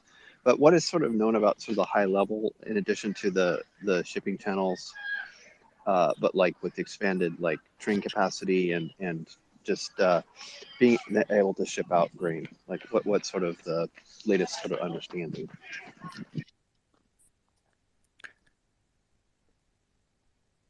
From what I recall, the first shipment of any grain was that corn, and I thought that might have been rejected by the buyer, but I don't know that for certain. Maybe somebody can refresh my memory on that. There were a number of other shipments that left, and honestly, I haven't been following the whole grain export developments as far as railroad deliveries or transloading onto rail that goes through Europe and then to other ports is concerned. I know it's going on. There hasn't been a whole lot of talk in the news about it. One, because it's not particularly interesting. It doesn't get a lot of clicks, and it's not a niche that I'm involved in, so I don't really keep up with that more detailed news that would cover that. If finance knows anything about the grain shipments. A handful of ships have gotten out. I believe it's 4 last I read. I need to write an update on this, quite frankly, for everyone. I've read that upwards of 80, I kid you not, ships of Russian under transporting Russian origination. Please read stolen Ukrainian grain. May not be in transit, but those have not all moved their stuff through the Bosphorus, but that's what's coming down the pike. That seems like a huge bottleneck to me. Well, it's not a bottleneck for the Bosphorus directly, perhaps, because the Bosphorus does have a lot of capacity. But it's looking more and more like a little bit of grain to Ukraine gets out and a lot of stolen crap gets out. Yeah, Russia. 1 for Ukraine and 10 for Russia, which was the fatal fault in this negotiated deal in the first place. Russia just wanted to get the stolen grain out, so they decided to let a small pittance of Ukraine. That was what. So I was shocked. Gurney and I.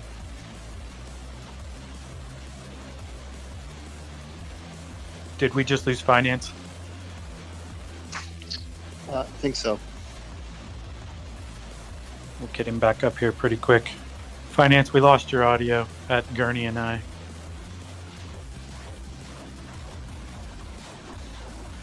Yeah, I'm here, but I can't hear him. I know. I cycled him down. I was just giving him a mark on where he cut out. I'm assuming he was going to say update. Gurney and I discussed all clear. this. This message has been generated with municipal data. Finance, mic check. Yeah, all right, here we go. Yeah, we did discuss it, and his comment, we agreed. It's like it wasn't worth the paper it was written on. It was a junk deal, and there wasn't there was no security guarantees, and Russia was just going to fire on Ukraine anyways. But one of the things it did is it legitimized the Ukrainian grain. Sorry, it legitimized the stolen Ukrainian grain that Russia can get out. And so that avenue clearly has been used and is being used. So I don't really have... Well, and it was a deal negotiated between Turkey and Russia, and then they handed over the terms to Ukraine and gave them no other option. Well, I think there's the UN update. Donetsk. Yeah, all and clear. The UN was involved. This message has been generated with municipal data. King Solomon and the 2 mothers with the 1 baby. I'm still shocked. Doesn't particularly apply here, but there are a lot of instances where Russia would just as soon see the baby cut in half. They give no shits one way or the other. It's not hurting them. This was a dirty deal done so they could get out massive amounts of looted commodities that are well documented of being moved out of Ukraine and into Russia. Our good friend Whiskey is with us.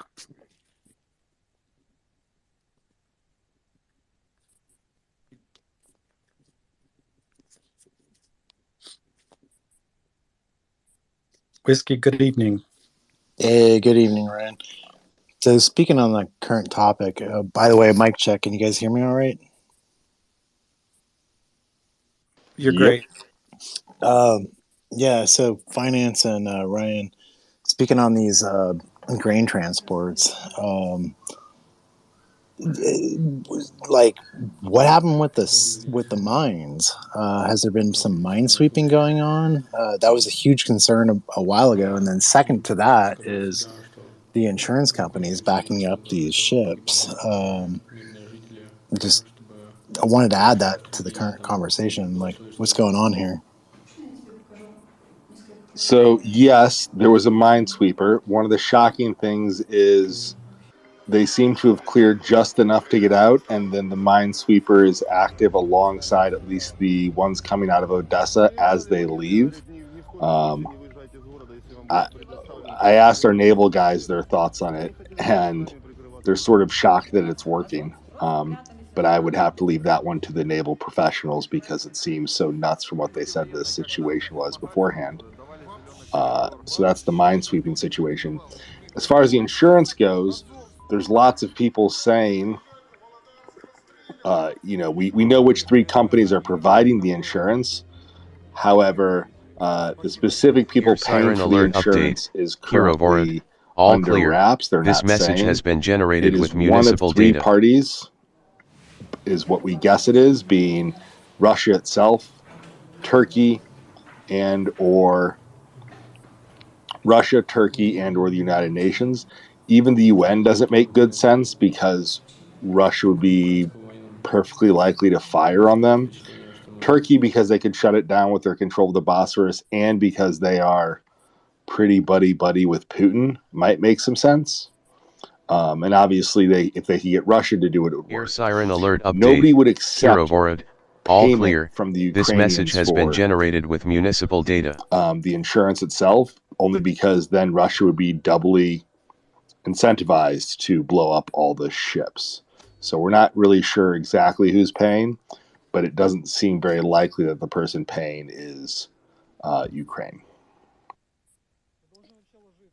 Somebody DM'd and asked me about the first shipment of grain that went. It was corn, and it went to Lebanon, and the Lebanese buyer rejected it, essentially due to spoilage. As I understand, it had been loaded onto the Rizzoni before the war broke out, so it was sitting in a very humid area for upwards of 5 months. And by the time it was delivered, I guess it wasn't in sufficient quality, so Air they siren alert rejected update. the Kirovorod. shipment. The All clear. subsequent This message has been grains generated that with have been loaded municipal onto data. ships since Odessa port opened back up, and some of the other ports out of Ukraine were all loaded after this deal was reached. So I don't think there's any expectation that future grain shipments will be rejected.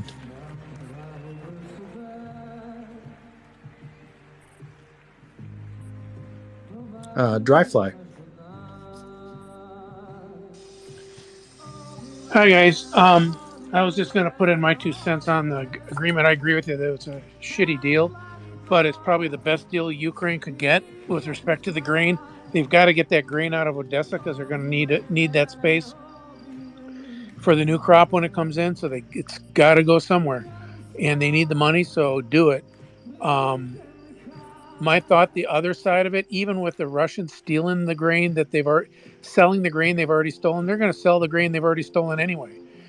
There's nothing we're going to be able to do with them until this war is over. There will be reparations and negotiations and arguments and settlements for years, if not decades, after this is over. Sort it out then.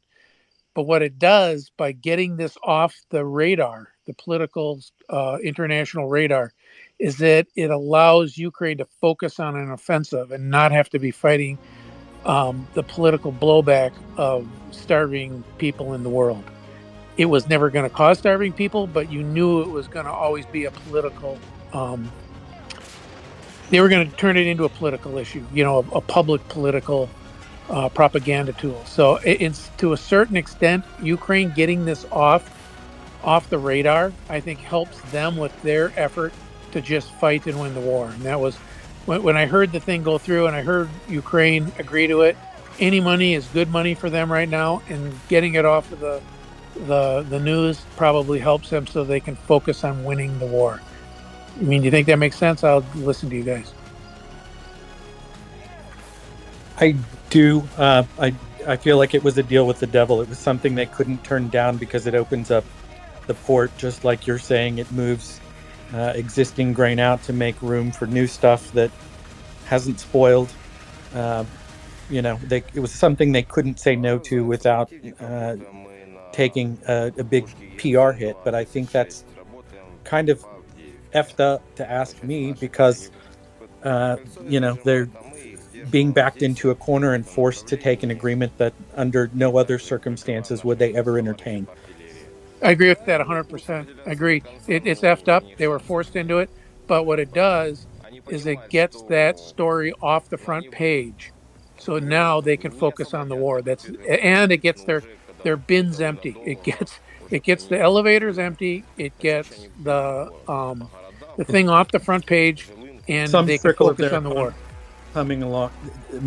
Let's face it, the Ukrainian economy is on life support, and they've got to win this war before they can work on those economic issues and restore, and rebuild. But right now they desperately need to move grain out of the port of Odessa. They need to move new grain in so they can be positioned properly to, get their country back up and running when the war is over. So yeah, I understand why they agreed to it. That doesn't change the way I feel about them being forced to sign the deal. By the way, you and finance both one night, we talked about this probably a month and a half ago. And I think it was both of you two convinced me that, yeah, they need the money that bad, that they need to do something like this. I, at the time, was like saying, F them, we're going to go on a global strike. But then as I started watching the press around the world, I realized they can't do that. And then seeing the grain backing up everywhere, like, nope, they really can't do this. So yeah, it sucks. But I think the good news is that now, when they have the offensive, at least you won't be hearing a lot of, oh, the starving people of the world, this offensive in southern Ukraine is going to make it worse. So anyway, we got that to look forward to. And I will listen. Thank you, guys. Yeah, there is something to be said for food getting to the world and people need to eat. And there is use for the deal to Ukraine. But boy, is it a shit sandwich they had to eat to get there. And I kind of agree with your comment that it's probably the best deal Ukraine could have gotten, since they had to do a deal with the people currently committing genocide against them. Ryan, back to you on hands. If ever there were a deal with the devil, Gunther, go ahead. Hey, Ryan, did you say that it was like 80 ships full of stolen grain that is waiting to get out? Is that what you said? The Russian transport is upwards of 80 ships that are moving one way or the other, trying to get their goods to market. Trying to get the grain in Russian-controlled areas to market. I don't want to call it Russian grain. I'm sure some of it was grown in Russia, but I'm sure a huge amount of it was grown in Ukraine by Ukrainian farmers. And, and I recall they were transloading large rolls of coiled steel out of Zaporizhia. What am I saying? Out of Azovstal at one point. I wonder if they stole that and kept it in Russia for their own manufacturing purposes, or if they're planning on selling those commodities as well. I would think that those specifically probably have some kind of markings on them and might be traceable back to Azovstal. So I wonder if anybody's looking for that steel that was stolen. Gurney, go ahead. Yeah. Hey, Ryan. Could you two questions here? I guess the first one is I understand that temporary storage of the grain is potentially possible, but that doesn't negate the going to market problem, or some of the farmers getting paid here. Could someone talk about temporary storage solutions? I know spoiling and aeration being a factor, but I know at some point in the past I thought there was a 90 million UN commitment for temporary grain structures. I don't know whether it's moved or the feasibility on that. I'm not too familiar with grain myself. And the second question was could someone refresh me what Russia got out of that grain deal, or is getting out of that grain deal? I forget the two-way street that was sort of happening there. The two-way street on the grain deal was that they both got to move ships through the Black Sea and out of the Bosphorus. And I don't think I don't know that Russia was exporting any grain at that time either, but it was, I haven't read the specifics of the deal. Maybe finance has a little more detail. As far as grain storage is concerned, one of the things I saw they were employing were these large white industrial bags. It's essentially like a long tube, and provided that they've dried the grain enough and they load it in there and leave it in the field where it's harvested, and then it can be moved later. I think there was some EU plan that had at least drawn an outline to build a couple of grain silos, or maybe retrofit an existing transloading facility along a rail route. But I haven't been following any of that stuff for the last month or so. Yeah, that some of that on the temporary part makes sense, and I don't know. I was seeing something similar. There was these plastic structures, almost like you could use in flood zones when you literally fill them up with water, or to make a temporary wall, and you can put exactly. You can put the grain in the middle, and then I know there were different covering solutions, but it looks like there's some manufacturers out there that specialize in this sort of thing. And I was meaning to ask Jerry McDonald, our Midwestern good old boy, because he might know more about this. I know grain was his world, but some of these structures I'm told are fairly common if a farmer ends up having a surplus, but they don't want to take certain spot prices that might be not advantageous to them, right? Because they got to get it out, or they have a bumper crop, but to not get taken to the cleaner, so to speak, because the storage silos were going to take these. Yeah, exactly. That knows the farmer has to do that. So apparently these things aren't uncommon, but I don't know how common they are, or how many of them you would need for exactly the amount of grain we're talking, which is quite significant. And again, I know that doesn't address the getting to market deficiency, or from the Ukrainian perspective, not the need to get to market, but the need for their farmers to be subsidized or paid. But listen, if that was the need, I'm sure we can come up with the willpower to directly subsidize the farmers to stabilize that, as opposed to monkeying with anything with prices. But I also do not know enough about the two-way deal here. So in fairness, I have a limitation there. Well, regarding the storage, that would serve a twofold purpose of decentralizing their grain inventories in Ukraine and make them a much less lucrative target for Russian attack. If they pile all this stuff up in the port of Odessa or anywhere else, that might, the port of Odessa not being attacked was actually an aspect of the agreement that was made. So theoretically, those silos are safe, but I don't know that Russia made any similar agreement for any other Russian grain storage. So it would benefit them, in theory, to keep all of this stuff stored in a decentralized manner. I'm going to go to Dryfly because he actually has grain silos on his Twitter account. So I'm hoping he can fill us in on the details a little more. Hi guys, yeah, I do. That's actually a loadout on the Mississippi River, and it's a permanent silo. But yeah, they're there. There are a lot of those baggies around here. There's a number of companies that make them. There's some here in southern Minnesota that I know of. The advantage of those is that they are dispersed. They're relatively inexpensive. A farmer can do it themselves. I mean, around here, farmers will load those things up. The disadvantage is that the spoilage can be sky high if the grain isn't dry enough. It's very hard to vent them inside those little baggies, the ones that are the long, skinny ones. And I say little, they're still, as tall as a tractor and might be as long as a football field, but they're not like the really big ones. The really big ones look like an arena with a tarp over the top. They're still temporary, but they're temporary in the sense that, it might take a month or 2 months to build one. You guys had some people in the grain economics from Ukraine on a few weeks ago. We got to talk about it, and I guess the bottleneck with those large ones is that the labor to build them, and also there is some permanent structure required, like a solid cement flooring, and then you put the grain in this, like it looks like a hockey rink, and then put a tent over the top. They actually have venting, so even if it's not perfectly dry, you push enough air through it that they don't ferment.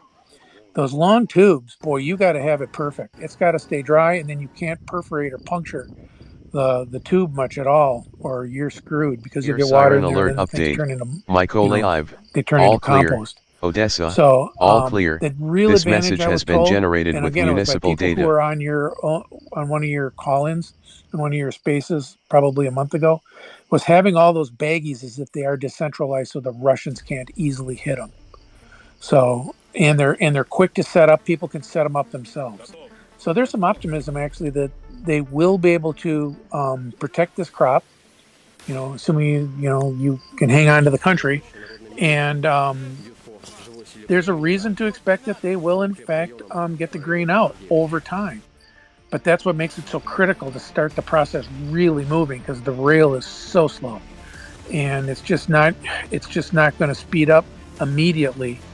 So they need to get those big elevators out. Here's Siren Alert update.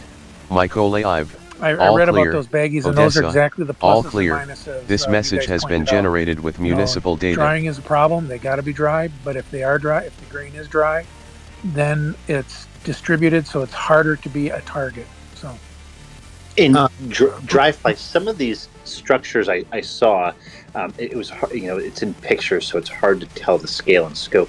I know some were maybe the baggy method you're talking about, but I was under the impression that there was a larger, almost like temporary arena storage walls that are sort of filled up. I know exactly what water. You're talking about. Yeah, those are perfect. They have one outside of town where I live. So a number of years ago, we had a bumper crop. I mean, it was just crazy how much corn came in and soybeans at the same time. It's just a perfect season. And the bins were already full because farmers were sitting on it trying to get a higher price. So they had their bins already mostly full. They didn't have enough rail transport to move the rail out. And then they had this bumper crop come in on top of it. It was just crazy. Well, those things popped up all over the place. In fact, I was doing business at the time with international companies. I was still working at that time, and I was sending pictures of it to them, telling them that we need to make components for this industry. And they were like, why? And I said, because the Midwest is the Saudi Arabia of grain, Yeah, dry fly. Mic check. I think we just lost his audio.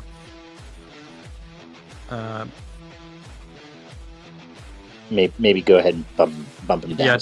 Yeah. Dry fly. Come on back. We lost your audio.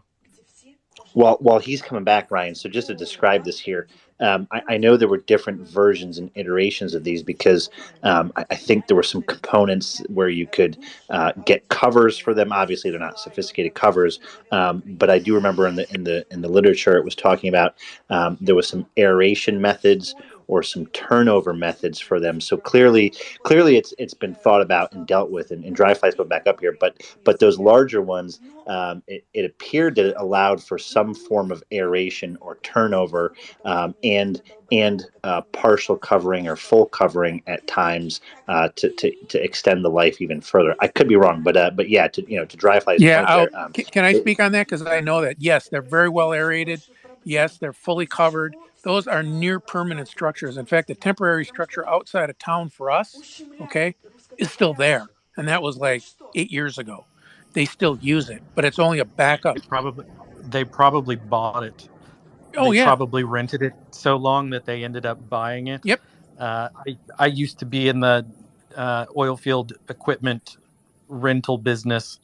And we did a whole bunch of services as well. One of them was water transfer. And when they didn't use giant tank farms of frac tanks to perform the frac jobs, they would occasionally, depending on location constraints and stuff like that, build a giant tank.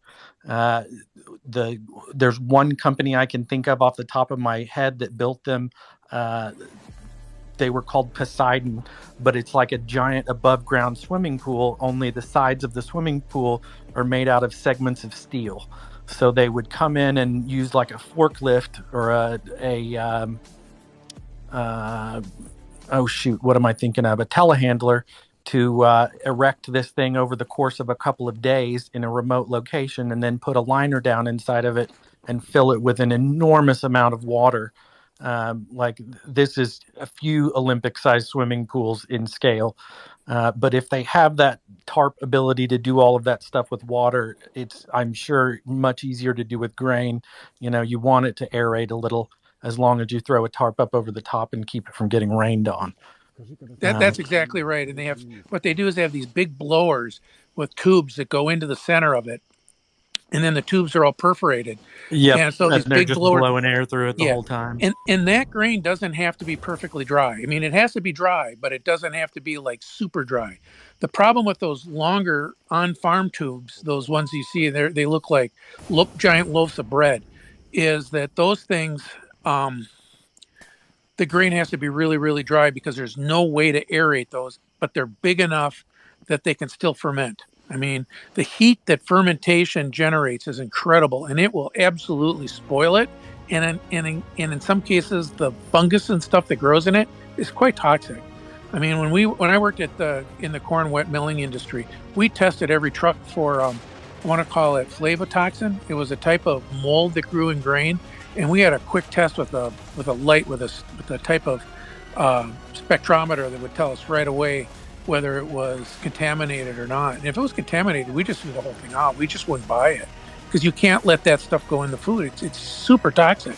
It's like one of the most poisonous substances in nature. I mean, there's man-made poisons that are worse, but as far as nature-made poisons, it's really serious stuff. So the fact that Lebanon tossed the grain that had been sitting in a truck in humid condition, or sitting in a ship with humid conditions for a year, doesn't surprise me one bit. I'm surprised they even tried to sell it to them. I mean, I'm kind of questioning people's judgment on that one. I would have run samples on it right away, and if it doesn't pass, don't even try. Empty it and fill that truck, fill that that boat with something else. Does that help? Have I answered questions? Because I mean, I'm not an expert on it, but I've worked with them. Yep. And I see them. Go ahead, Gurney. Dry fly. No, that was excellent. That I think filled me in, and hopefully the audience here too. Of course, it doesn't. The question I posed doesn't solve the economic side of it, right? The potential for these farmers to be stabilized or subsidized. It answers a potential storage question. Anyways, but I had heard it out there because I thought there was a UN commitment of like 90. I believe it was very specific. It was like 92 million to do this. And next time Ryan O'Leary is on here, our favorite volunteer from Iowa. I know it was mentioned to him, and he was going to look into it again because he was volunteering with the Ukrainian Ministry of Agriculture, if I remember, just for some side projects while he was there. So these are all good things to keep abreast of, even if they're not You're total exactly solutions. right. Yeah, and that was, by the way, where I did my first job as in the milling industry was I worked at a large ethanol and fructose corn, what they call a corn wet mill in Cedar Rapids, Iowa. We processed 350,000 bushels of corn a day. And my understanding, talking to people who worked there still, because that was decades ago, that plant is much bigger today. We had our own power plant. So you can imagine how much storage we had. And we had all the problems that you're hearing. We had spoilage. We had stuff that we had to fight with. We had stuff we had to cover on the ground, occasionally when the thing was booming. So, I mean, everything Ukraine is fighting, we fought, and we weren't doing it during wartime. But if they can store it safely, preserve it, it preserves the value, and they will eventually get paid. So it's absolutely critical, as you pointed out. And I will listen to you guys. Thanks, Dryfly. Whiskey. Yeah, so I kept dropping off there. I was having connection issues. But 3 points. First of all, Ryan, on those fracking, above ground fracking reservoirs, were you guys using EPDM liners?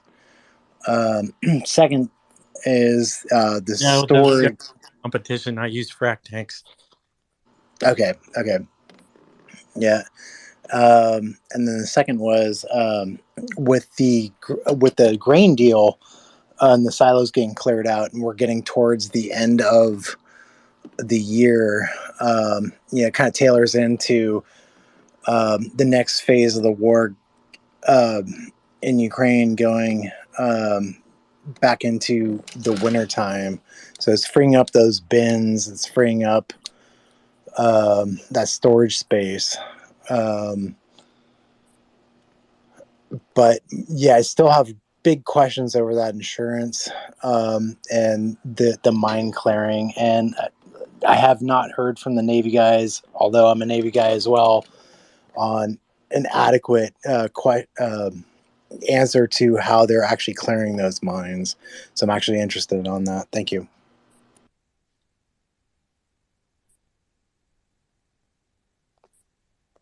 I did notice that who's the guy, the Yankee from is it Vasquez?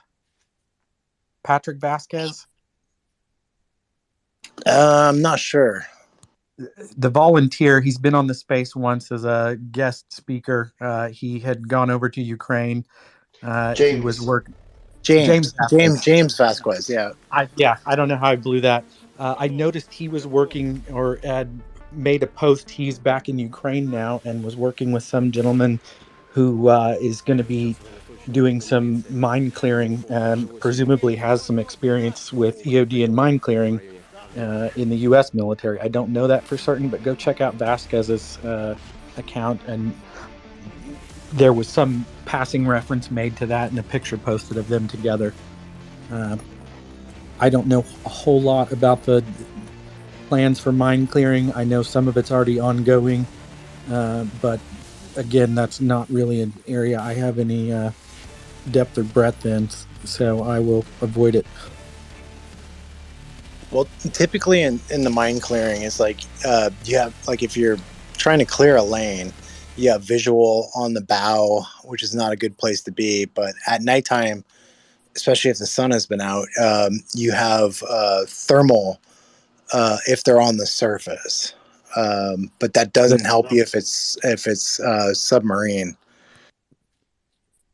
I think, if I'm not mistaken, Germany had actually donated some kind of mine clearing remote operated vehicle, but I recall seeing a picture of it. It looked like a tank, but a little smaller, and obviously didn't have any people attached to it. I'll see what I can find, and I will send that to you, though, Whiskey. Carl, go ahead. Two things. Someone was asking, like, as far as getting things out of the Black Sea, what does Russia have to benefit other than, exporting their grain and stolen grain? And if I remember correctly from previous conversations on this, I thought a big thing that they were trying to get out was their fertilizer exports, which they have a lot of, probably because natural gas is a big component in its production, and there's also very lucrative export, given that the price has doubled or so. Is that correct? I'm sorry, could you repeat that real quick? Somebody DM'd me and I was trying to... Someone was saying, they were wondering, what Russia gets out of the kind of the grain deal, or the export deal. And from remembering from the past, I believe a big part of it is fertilizer exports, which they have a lot of, which is also very lucrative at the moment. I'm just wondering if that's correct.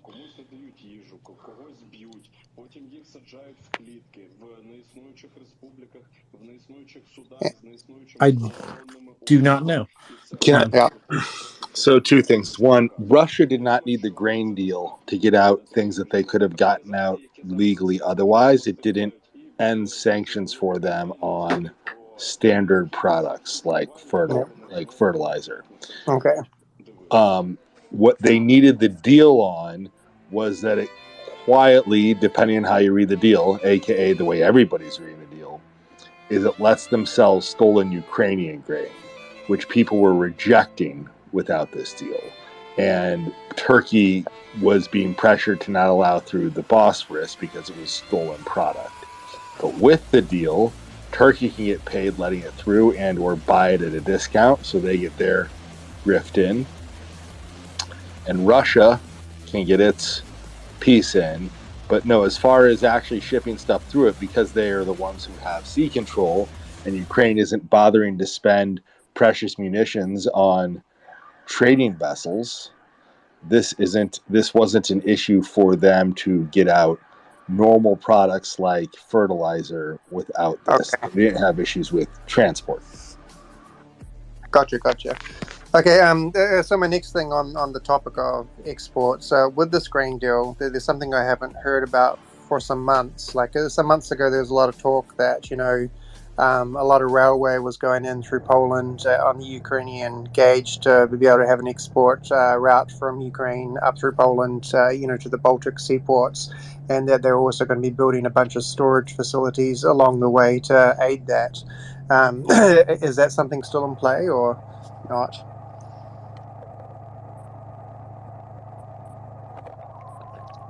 They're most definitely still moving grain through Europe by rail. If I had to guess, I would say nothing changed with respect to Ukraine's plans or alternate logistics plans that had been made. They were probably assuming this deal would fail and have been pleasantly surprised that it wasn't a setup. Gotcha. And you're talking about the UN money for storage or whatever.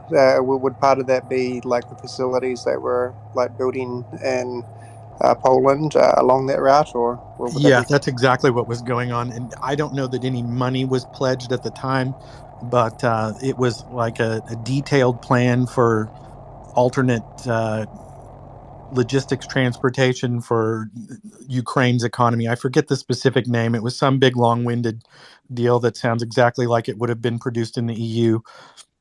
The PDF document was about 30 pages long, but it outlined multiple different channels with which they planned to move Ukrainian goods to market, and most of it centered around rerouting rail, and they were going to change the gauge on one stretch of track to open up Ukraine almost a direct line to another port.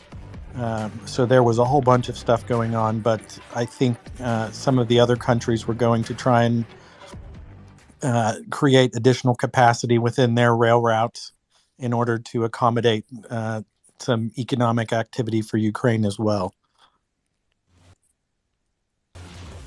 And that came out in probably mid-March, so it's been a while ago, maybe April.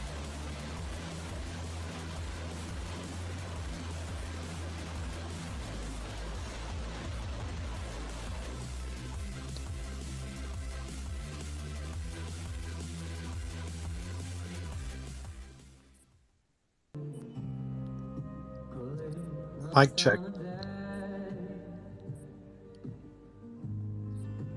Read you. 10-4. I was trying to look and see if there was any more news about the explosion at the Southern Command. Does anybody know any more about things that go boom in the night? It's almost sunup in Ukraine, if I'm not mistaken. Are you saying it's HIMARS o'clock, or are you saying it's Atacam's hour, or is it one of those magical moments where it's both? Hopefully both, but I'm a little partisan if you ask. Not to be confused with a partisan. I'm biased, I should say. I just sent a message to Language to see if he's sending us if he's going to. Excuse me. I'm sorry. That was what I meant to announce. He DM'd me a minute ago, and I believe he will be joining us in approximately an hour and 10 minutes. So we'll call that 11 o'clock Eastern time. We will have a language learner update, and he can tell us all about the things that go booming tonight. I would be interested to hear if he has changed his position on the source of the Saki airfield attack. Sir, we all know that you're not supposed to smoke near the ammo dump. It's very clear that smoking kills, and Russians, if you're going to smoke, may I recommend the Atacam's brand of cigarettes. Yeah, just real quick, I'm sorry. It's still probably going to be another hour or so maybe not 11 yet. But so I again apologize for the excuse me. Yeah, I did my math wrong. Midnight Eastern. kind of that. Yeah, it's going to be about an hour. I'm still working on some stuff. So sorry about this. I'm trying to find a way to get these done earlier so people who are on the East Coast get them. But yeah, it's going to be a little while. You're fine. No worries. We will be here when you get back. Take your time. Make it as thorough as possible. I want to hear all about dead Russians. You know, actually, I hope that Ukraine finds a way to blow up so much stuff between now and midnight that he's just scrambling trying to keep up with it all. Right. Like, oh, you wanted sun up? Here, we're going to give you lots of sun up. We're going to give you lots of light. We're going to give you a whole light show all across Russian occupied territory. Just light everywhere.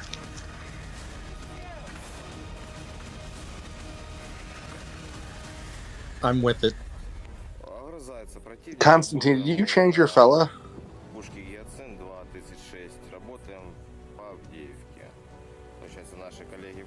Thanks to Dr. Francis, I did. He made me a new one, and I think this is the best one there is. Not only I think my fella is the best one of all of them. I think that is a pretty detailed fella. I'm impressed and a little bit jealous. And it has my patch on it. It has my patch of my unit from 2014. Yeah, I'm extremely jealous of your fella. You got earmuffs and everything.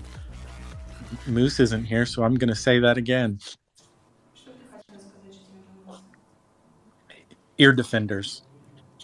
He might find out where I live. No, earmuffs. Hey, Earmuffs. we heard it from the Ukrainian infantryman who is delivering the goods to the men of Ukraine who are blowing up Russians. Clearly, if he says it's earmuffs, it's good enough for me. It's the earmuffs. I'm going to call them earmuffs from now on, just to make Battle Moose squirm. Actually kind of curious to see what happens when Yehuda wakes up and sees what the panel looks like. So my wife just overheard that I got a new fella, and she was like, "You didn't tell me about that," and we almost had a fight. So, does your wife have a fella? I think that's clearly the solution to this argument. Yeah, she's smiling. She needs a fella, yeah. Are you going to give her your hand-me-down fella, or are you going to get her her own? Sorry, I did not understand that. I said, are you going to give her your leftover fella, or are you going to get her a brand new one, all of her own?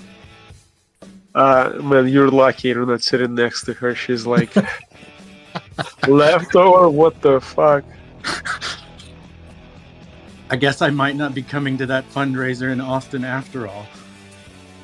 Okay, he's our only Ukrainian who is awake at the current hour, which is like 3 a.m. or 5 a.m. Ukraine time. You're not allowed to piss off Konstantin. I don't think I pissed him off, but I'm sure his wife might throw a pan at me if I ever meet her. Oh, yeah, Ryan, all right. So apparently, you've been married She's before. laughing. We're laughing. If you make a man's wife mad, you're way more screwed than if you make him mad himself. So for now, we're laughing. As long as we get a fella for her, we're laughing. And that's better not gonna be a leftover fella. She got the best fella of all. She got Constantine. She's stuck with you now. Well, she's laughing. He's not a bad fella. We like him too. That's me. She says that it's me who's lucky, not the other her. way around. Fair enough. We just get you a couple hours a day. She's got to put up with you all the time.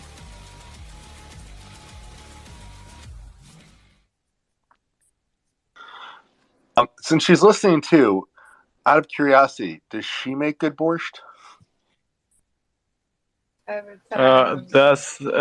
She will answer herself. No. Dasha, do you make a good borscht? The best borscht. I made the best borscht. They have Texas barbecue. They don't need borscht. I've been working for like 3 I days. don't think she makes the best borscht. That's what she said. I've been working for like 3 days to get a borscht conversation going. Can we get the secret to the best borscht, Mrs. Constantine? Mrs. Constantine. This is a love. You have to put love in it. That's what she's saying. It's not the beets. It's not the garlic. It's not the cabbage. It's love. That's the secret ingredient. And if you don't have it, you will not get a good borscht. Given the description of ingredients that you just rattled off, I think the best tasting thing of all would have to be love. And those who have tasted it, they know that's true. George, go ahead. Borscht is really good. You should try it, Ryan. I'm imagining it's like the Ukrainian version of kimchi.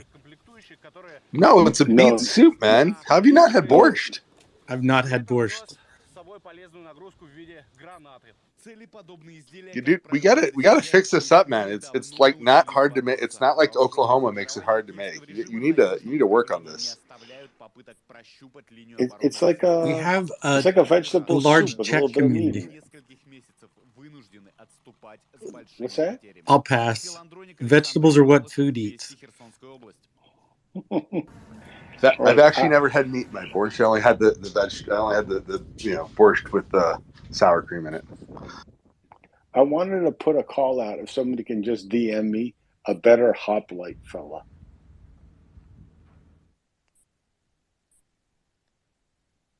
A better what? Hoplite fella. Hoplite, the Greek formation from the Alexandrian times. No. Hoplites even before the hoplites was the warriors. You know, the guys with the helmet, the shield, the spear, the whole thing. Right, the ancient Greek warriors. Right, it was some of the first people to have lined infantry combat. Bingo. Famous in the history of warfare for that. I need a new one. The one I got is Here siren alert update. Donetsk, full alert. Well, Dr. Francis Person, F. Hunter, all for clear. a nice donation. This to, message has been the Georgian generated Legion, with or, municipal in some data. cases, Maria Aid, will in fact make you a new. Will probably make you a new fellow if you contact him. With that, I think it's a good time to mention that we do support Maria Aid here as a charity. And they do not have any overhead, which is to say that they do not pay any permanent staff. All of the donations that you send them go straight to aid that is purchased for Ukraine and then sent over. In fact, the people who work for the charity, like on the board and things, give their own money to make sure. Non-profit. Non-profit, whatever the proper word is, give their own money to ensure that the stuff goes from A to B, so that somebody in Ukraine, probably a soldier, has access to tourniquets, bandages, night vision goggles, body armor, helmets. Here siren now, alert update. The body armor and helmets aren't Donetsk, particularly useful for full civilians, alert. but all those tourniquets all clear. and bandages may This well message be has because been the generated Russians with don't care municipal what they data. shoot at, and as we saw in Kremenchuk and plenty of other places, think that shopping malls and everything else is a totally valid target. So those might be used on military people, and quite frankly, they might be used on civilians because the Russians are friggin' feral animals. That said, please donate to Maria Aid. You will be helping save some lives and helping get some needed kit to the Ukrainian military.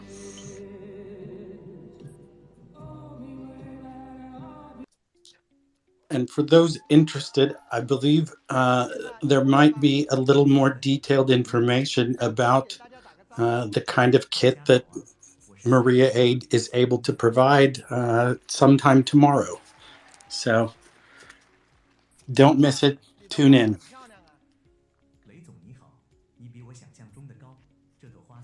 Really? I didn't know that. What do we got? What info's out? I just sort of blindly donate once in a while. Was that not tomorrow? I think we'll have some people from the Ukrainian military on, if I'm not mistaken. Oh, I see. I do not work for Maria Aid. You said, so if they actually were providing more details of what they're providing, I'm like, cool, great. Yeah, I think the Ukrainian military folks that are receiving assistance from Maria Aid might be on to provide a little more insight, but I was not on earlier when that announcement was made, so I don't know what details have been posted yet. Yeah, you can tell the night shift doesn't get any of the good info here at Maria Report. We were just shoved into the fire, said, here you go. See if you got some troll swarms for the night. We'll give you all the finest in Russian disinformation. And no, it's and by the way, there's guests coming up that are really good. We're the mushroom co-hosts. We're eternally in the dark and knee deep in crap. But we flourish in that. We flourish in such an environment. We thrive in it. Speaking of being a mushroom co-host, since it's my job, there's one part of the world that we do need more info on, and there's only one man who can provide it. Now, there's been a lot of stuff going on in Kosovo lately, where they're sort of getting to it with their Serbian neighbors, and we actually have a local expert here at the Maria Report. His name is Domen.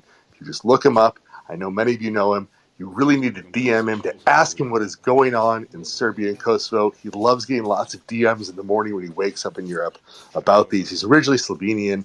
He's our expert on all things of the former Yugoslavia. So please, this is your regular reminder that we really do need this info. I don't have the personal context to really update you on what's going on there in Kosovo and Serbia, as the Russian influence BS going on in Serbia and their approach towards ethnic cleansing. You know that they wanted to do ethnic cleansing because I said Russian influence. Sadly, I'm not kidding at all. But anyways, so you know that that's going on. So there's some sort of tensions that are flaring up right now because, you know, people couldn't just keep it on lid on it right now. But there's only one man who can help you with lots of context, and that's Domen. So please send him a DM. Ask him about what's going on there. He absolutely loves getting lots of them. He will answer all of them. Thank you. With that, back to you, Ryan. I was actually trying to look up some news or a new topic for discussion. I think we have language joining us in approximately an hour, so I wanted to avoid situation update type material. Of course, I probably should have made a list of useful things I read today while I was not co-hosting. I'll have to put that on my to-do list in the future. We do have a couple of open spaces on the speaker panel as well, so if anybody has a question or a comment or something they'd like to ask finance, feel free. If you have questions, if you want to ask about any financial topics, I actually sometimes know about them. We had the joy of describing how bankers work and what they are today earlier in the space with me, Tim, and Axel. We had universal agreement that what bankers are, in case anybody had any possible questions, and two of us are former bankers. All three of us are former bankers, and we all agreed that bankers are all prostitutes in nice suits. And that was my favorite takeaway from the whole afternoon session. Yeah, no, very important. But your banker is willing to do anything legal for enough money. If there's a transaction or way that they can get it done, and it's legal, and they can get paid for it, they will absolutely do it for you. That is their job. And if they work for UBS, it might not even have to be legal, right? Swiss banks in general, legality is real questionable. The Swiss have it is a felony in Switzerland to give up any information on a banking client. Like that's a felony there. They protect their banking industry and their banking secrecy legally and sort of all the way across. Like where here you might just get fired or not be employed by a bank. There you're going to serious Swiss prison. I don't know how bad Swiss prison is, but however bad it is, you would find out if you were a banker that gave up info on your clients for at least 2 to 3 years. So why would you have that law, do you ask? Because, you know, you have you sign that law in the room that has all that German artwork in it from the 1940s that may have once belonged to Jews, and you wouldn't want to like give up all your Russian clients. And they have a lot of Russian clients whose private wealth is there, or pretty much anywhere else in the world. The Swiss like to be the bankers of destruction.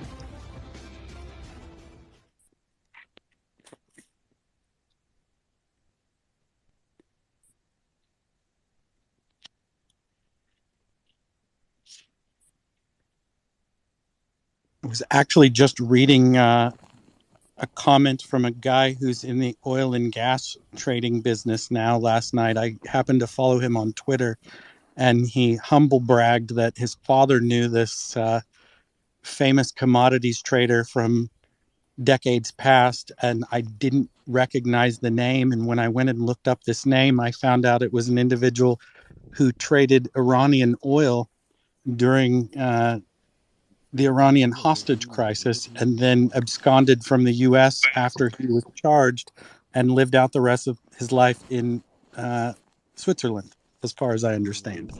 Mark Rich? That's probably the guy. Yeah, I actually knew one.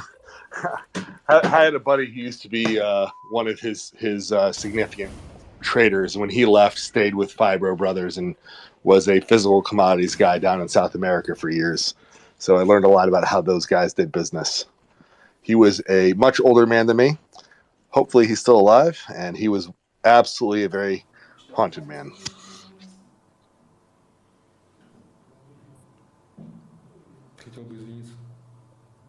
All of these Yehuda profile pictures are really psyching me out right now. I'm sorry, I don't know why. And I'm one of them.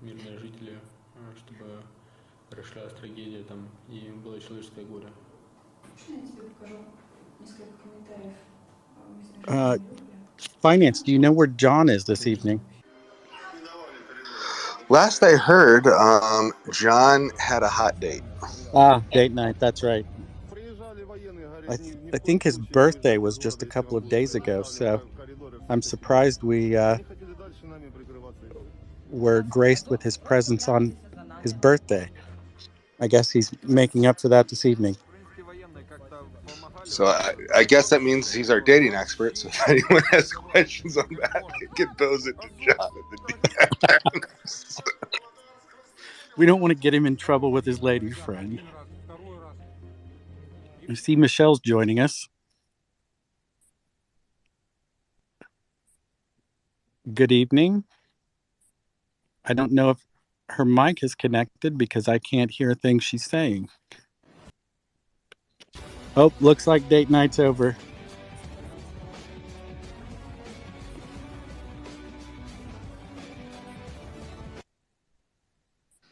I hope we didn't ruin the romance. Prince is up. Prince, our favorite. John's back from his date. So Prince, then John. I didn't even realize I requested to speak.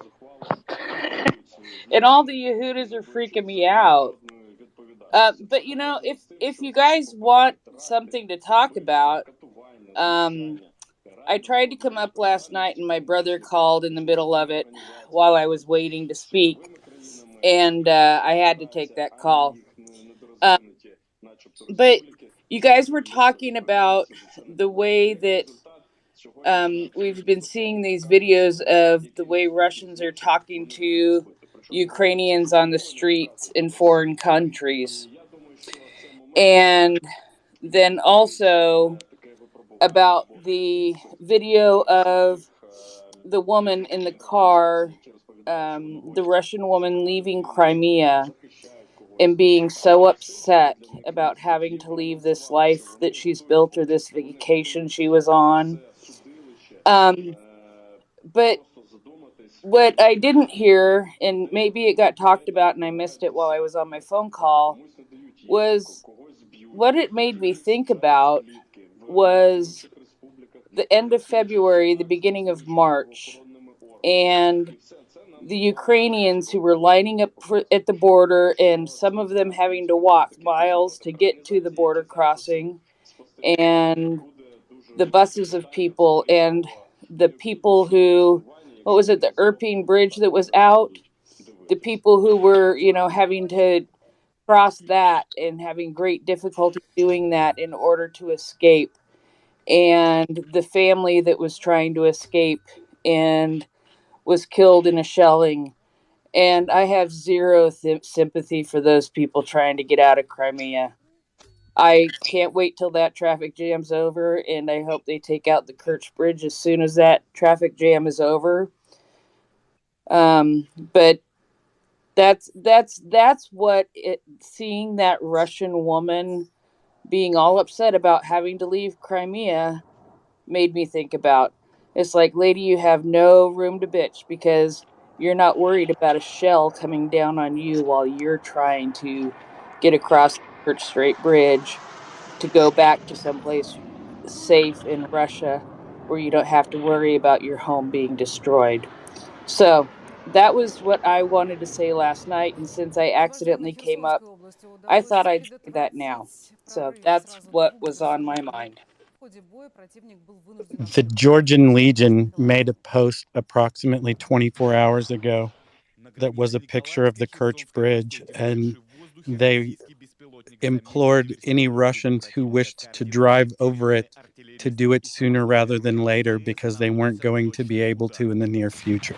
I did see that post, and I give the Ukrainians a lot of credit for having the patience to wait, because if it was a reverse situation, the Russians would just blow it up and not give a crap if there were Ukrainians trying to escape.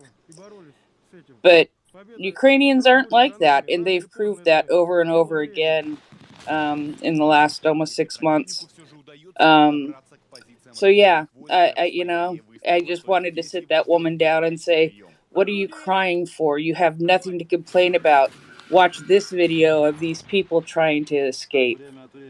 That's what it's like. That's the reality. Your reality's nothing. You're going to go home. You're going to go someplace in Russia where you're going to be safe and not have to worry about people coming and raping your children and killing them, or raping you and killing you, or beheading your husband, or, the list goes on and on and on. But that's what seeing those people leaving Crimea has made me think about. Oscar was on last night. I forget her name. I know it's not Oscar. That's her handle on Olga. Twitter. Olga was on yesterday during the day and mentioned how that that particular video made her irately mad, and she came on and tried to apologize for being upset, but I thought she was rather articulate and composed given the circumstances. I don't think she started cursing, and were I in her shoes, I probably would have gotten out about 5 words in English and then rattled off a colorful bouquet of Ukrainian curse words that were unintelligible to the English-speaking audience.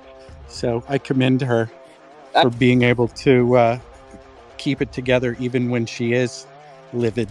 Yeah, I heard that, and it was very, very touching. And so when people were talking about that last night, it just made me think again, of course, about Olga coming on and sharing that, but all of the images and all of the things that I saw near the beginning of the war, or the invasion, I'm sorry, I apologize, that just made me think, you have nothing to complain about, lady.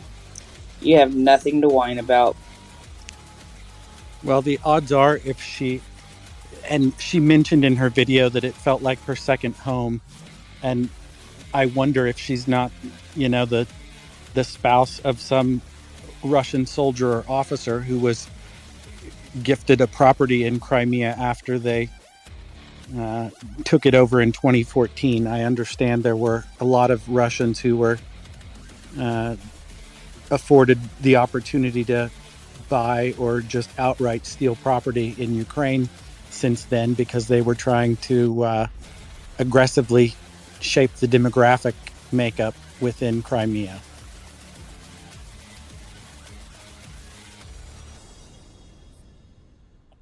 But yeah, her crocodile tears fell on deaf ears. I mean, I'm pretty sure the Ukrainian territorial defenses did it in their vacation video. They just incorporated that and took the ever loving, as the British say, took the piss. They put her crying video in Ukrainian. Yeah, hold on, let me share it. It was amazing. One moment, and I'll put it in the nest. Have a topic for a moment. I have seen a few amazing pieces of Ukrainian PR work done recently, but this will be a new one for me. Oh, is that the new fella video this morning? Or no, that was the Ukrainian defense. Oh, yes, that is a fabulous video. I do not have a nest, so. I have one video in the nest, and it's a little cruel summer video. But if you catch at the end, they chose to incorporate her big old crocodile tears. I'm sure she wants to go speak to a manager over there in Russia about the situation. So go enjoy. The Defense Ministry of Ukraine is happy to bring you excellent places for Russians to vacation that are not Ukraine.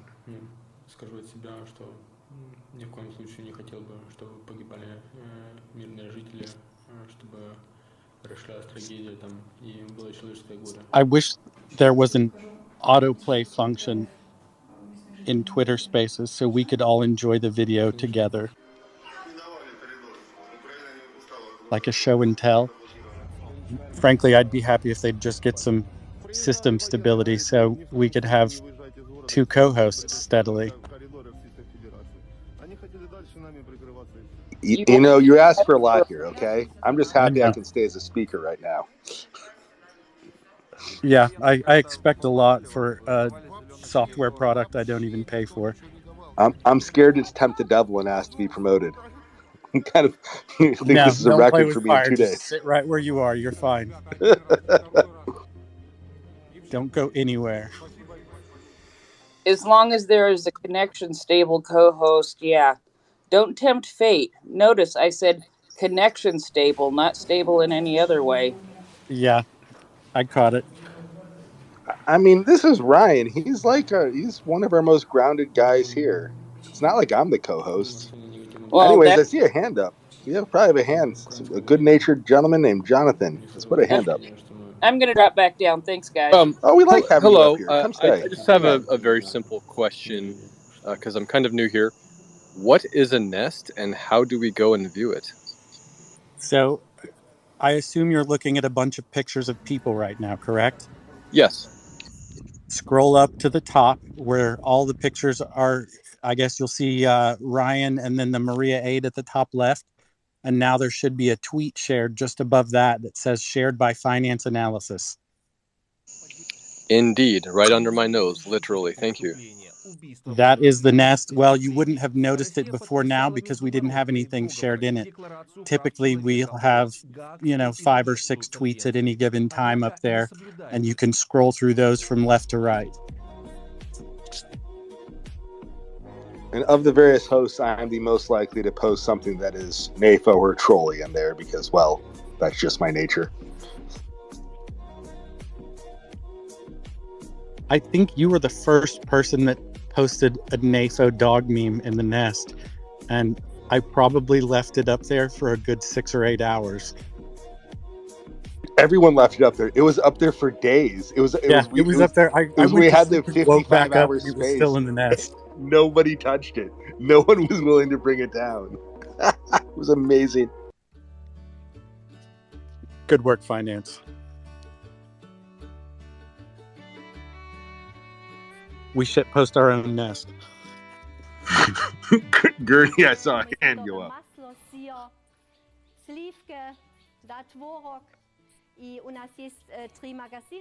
I did not, but I'm itching to watch this video in a minute, and I'm not going to leave 3 minutes of silence when I do.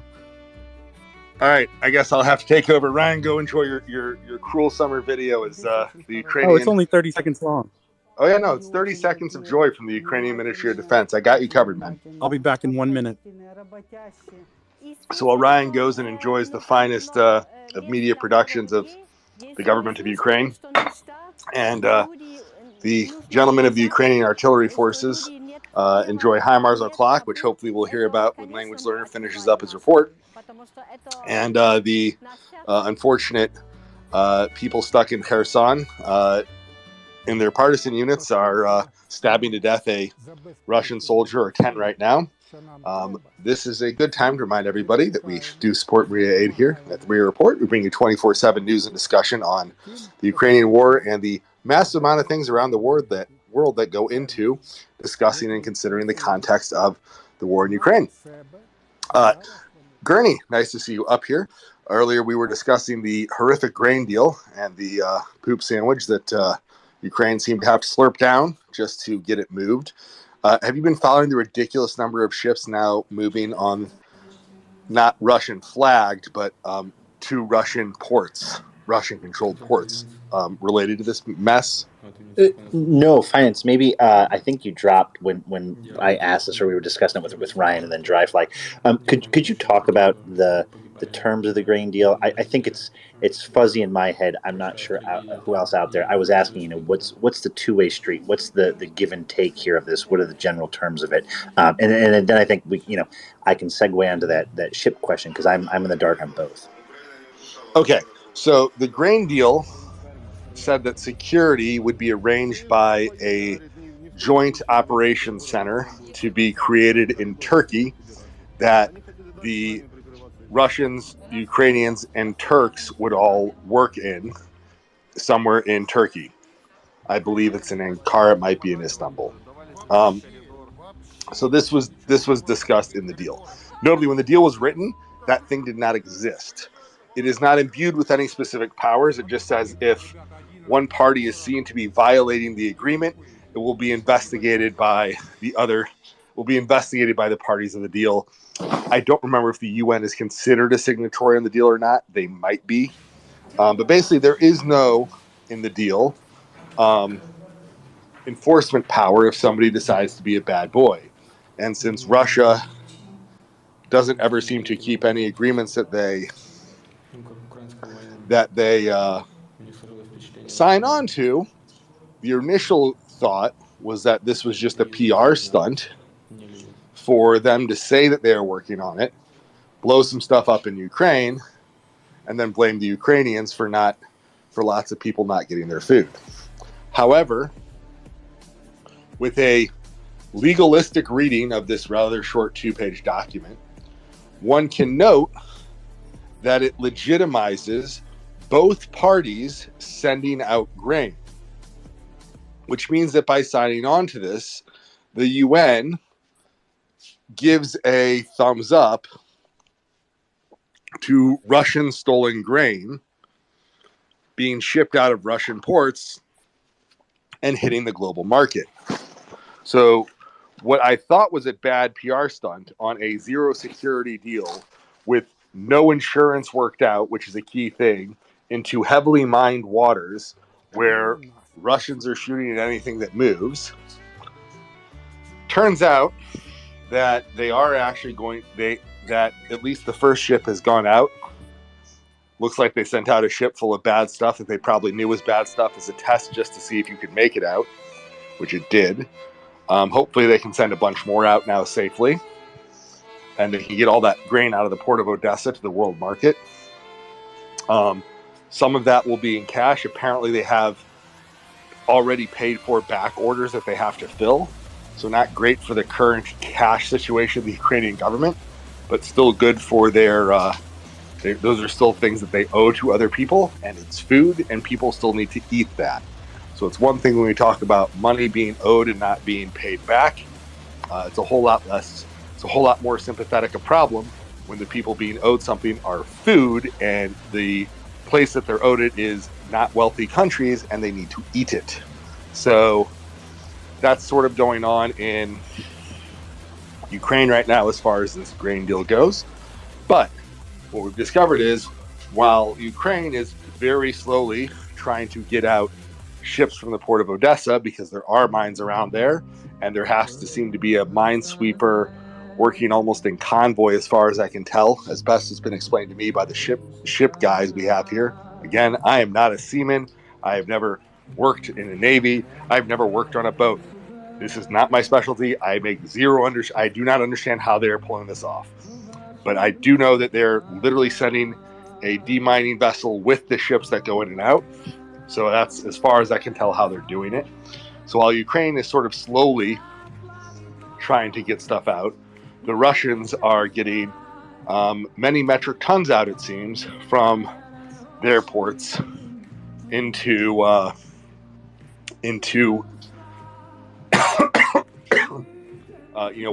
sort of out of the Bosphorus. And Turkey's happy because they're getting discount grain and they're getting a lot of stuff to move, and they may well be getting other kinds of payoffs. Finance, could I break it down further? Just to, yes, please. I don't completely understand the status quo prior to this, so maybe if we could set the stage for what was or wasn't happening before the deal. So, and let me walk through it. So, whether it's part of Montreux, was Turkey preventing any Russian ships from transiting the Bosporus or exiting the Bosporus? What was the status quo before the deal? So Turkey can let anyone in or out of the Bosphorus they damn well please. That's what the Montreux Convention basically is, right? Is that the Bosphorus is Turkey's business. Let's make it deal real simple here.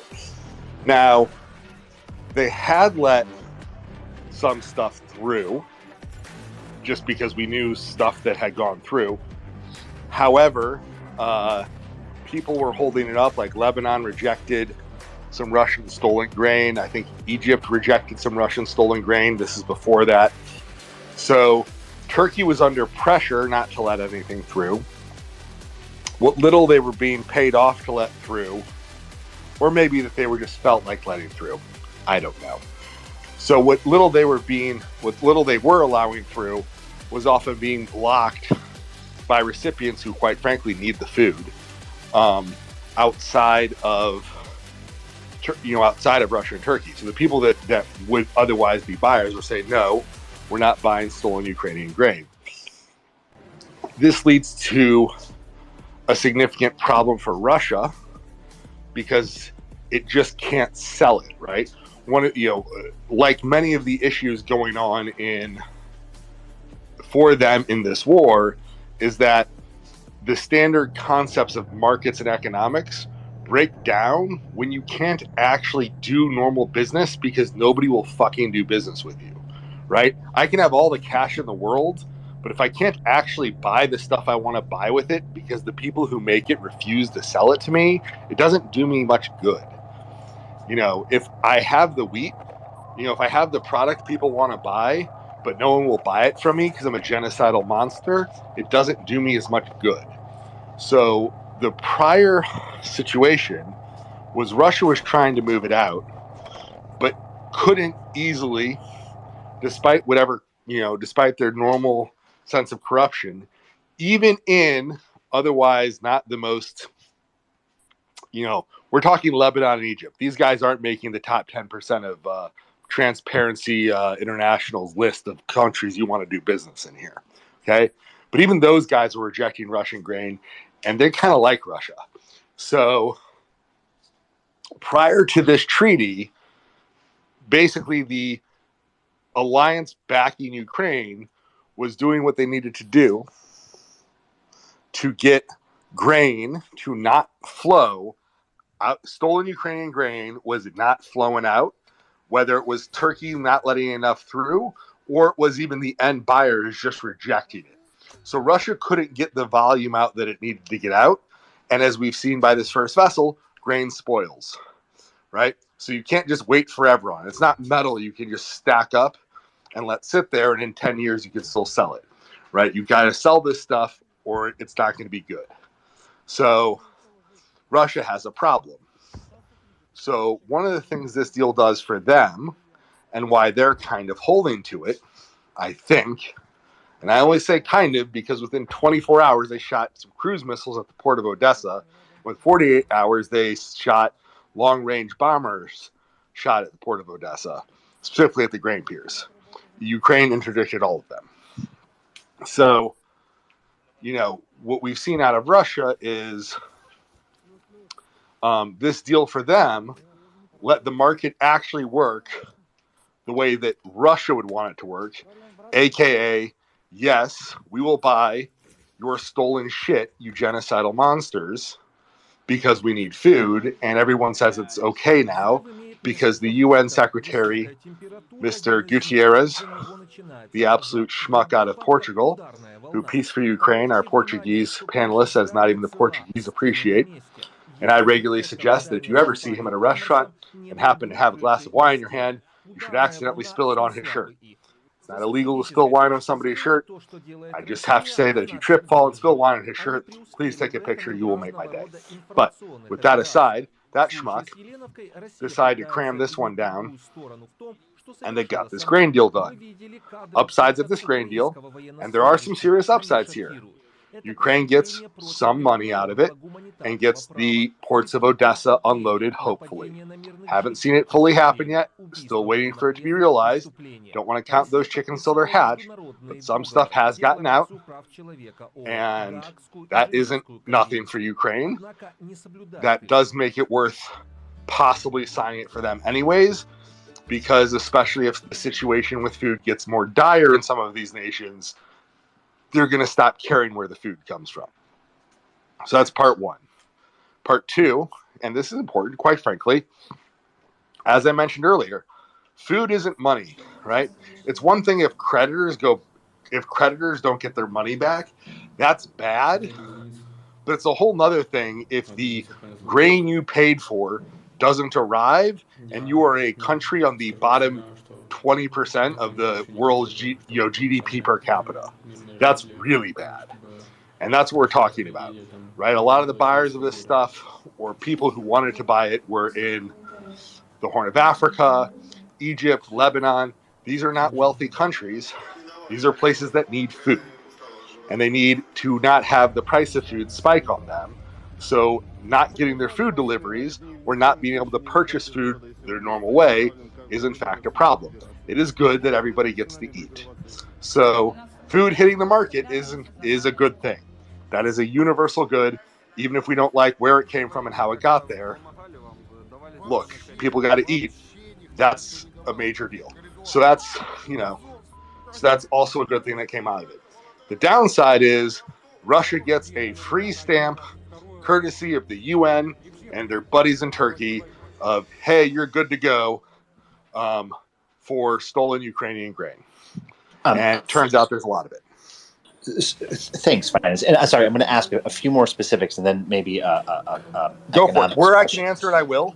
Where I can't answer it, I'll say I don't know what the hell is the answer. Sure. So does it permit? Does it clarify only outgoing traffic, or is this it's allowing two-way merchant traffic, meaning ships leaving the Black Sea and as well as entering the Black Sea, or does it specify just ships can leave? Obviously they'll run out of ships eventually, but does it specify direction or anything like that? No, there's no direction. There's no limit on merchant shipping at all. So as many ships as the Turks feel is acceptable to send through the Bosphorus is as many ships as can go in and out. This deal does not specifically cover the ships.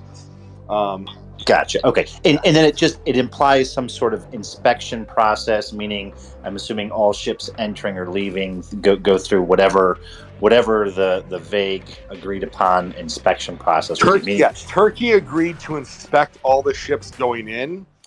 Russia made a really big stink because they were worried that Ukraine's allies would supply weapons via ships going in. I don't know if that's a legitimate worry or not, but it was a concern of the Russians. So the Turks are inspecting everything. May well have been a concern of the Ukrainians that Russians were trying to move crap from, say, Syria back via ship. I don't know. Quite frankly, the Turks would probably ignore it. But yes, part of the deal is that ships going the other direction, going in, are inspected to make sure they're not carrying weapons and weapons-related items. Okay, so it's starting to come together here. Okay, and so mine clearance and or escort obviously was part of the deal, was part of the conditions necessary to open the port of Odessa. So what am I missing here, or is that the more or less? Mine clearing was super friggin' fuzzy and was related to the JCRC stuff. It was like, yeah, we'll discuss it in the future. This was the thing I sent you, and your response was, "This isn't worth the paper it's printed on." And I think I suggested for about 3 days on the space that the best value of this deal would be to print it out and use it as toilet paper if you were running low. I do remember that now. Maybe that's why I'm completely forgetting. Yeah, the right. spacing You're trying to remember the useful details of a deal that is literally like just the legal amount of words itself worthless, right? The legal words in the deal are worth toilet paper. I can't fix that, right? So there's like a wing and a prayer feel to all this crap moving out. And I'm like seriously concerned that if Russia gets most of its stuff out or all its stuff out, it may well just start shooting at whatever Ukrainian ships haven't gotten out yet. That would be right up their alley. Whoops, the mic button is sticking there. So now here's my here's my question here. Does the document spell out in any way that Ukraine is relinquishing any rights to some of the grain? I know it may not specify stolen grain, it may not even touch that. But my question, so let me go to the core of the question, then work backwards a little bit here.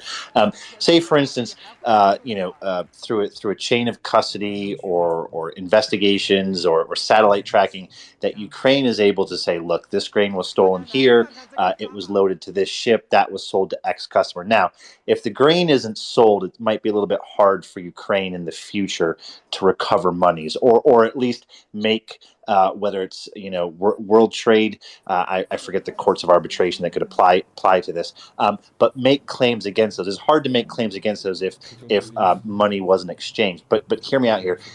Does Ukraine relinquish any of those rights, or say if the Russian grain was sold to Lebanon and Lebanon bought it, that Ukraine says, look, we're presenting a case. Help me out with the. There's a couple. Yeah, all right. So it sounds like I do not believe Ukraine relinquish legal rights to anything stolen from them in this document. I did not understand that at all. Unless we got a lawyer like Michael Bond in here to correct me on it, I would hold to that. I'm not a lawyer, though. If I missed something in the fine print, it's possible. But nothing in my understanding was Ukraine relinquishing a legal claim to Ukrainian property. That said, I'm a finance guy. And when it comes to physical commodities, possession's not even 90% of the law. It's like 98% of the law, right? Once you've got this stuff and then you sell this stuff, yeah, sure, great. You can show up with satellite imaging to what court that I have to then agree exists, and who exactly are you suing, because you've got a ship that's, the ship that transported it's going to be, flagged in Liberia or Greece or wherever. Please read, not Russia, right? You've got Russia that you want to sue, right? You want to actually be the person going after Lebanon or Djibouti or, or Ethiopia or Sudan, saying, hey, we want to go after you, saying that you sort of bought fenced goods, but in this case it's grain they need to eat. Like, there aren't really good options once the person has stolen and sold this stuff. So no, They haven't relinquished it, but like my financial knee-jerk reaction is to say, so what? Maybe a lawyer thinks that there's a possibility for them to go after this in another fashion, but hear my thought process on this, and it could be way off here. But with so sue is the wrong word here, right? What are you going to do against a Russia or a sovereign like Russia, right? What are you going to recover? Very, very little. However, when the assets are somewhere else, and I don't mean asset by the grain, but and I don't mean specifically like a claim against Russia's foreign reserves here, but hear me out. When it might be a mutual third party who is in agreement with participating in at least that the Standing World Order or those arbitration claims, and they've done something. Sure, they need the food here. That was accomplished, but it's interesting to me, and whether those countries are insured or even it's not those countries, right? It's commercial players in those markets, and whether this serves to recover Ukrainian assets, again, whether this is 2 years in the future, 10 years in the future, right? Or it serves to discourage, meaning, great, this deal was signed, Ukraine got its grain out, and oh, by the way, these claims happen a year from now, right? Not against the countries per se, not against sovereign per se, but against the companies and entities who are covered by insurers or other things, and it works twofold. There could be a claim on assets, but ultimately it's leverage, right? It could work to either discourage this or to, in essence, recover some of that liquidity that you could not recover from Russia. So I don't mean it as bluntly as like, yes, suing Russia in arbitration or the World Trade Commission. I'm blanking on the names here, but I mean that, and it actually puts the assets in the realm of companies and players and actors that you actually could potentially successfully go after. Sure, it may take a lot of work, but that was my line of thought with that. I don't know if that's coming or not. I don't know if that's part of the thought process, but again, it puts those players within reach, whereas for all intents and purposes, assets in Russia are out of reach. So I just thought that sort of if that's in the works potentially, and we may never know, right? That may happen in the future.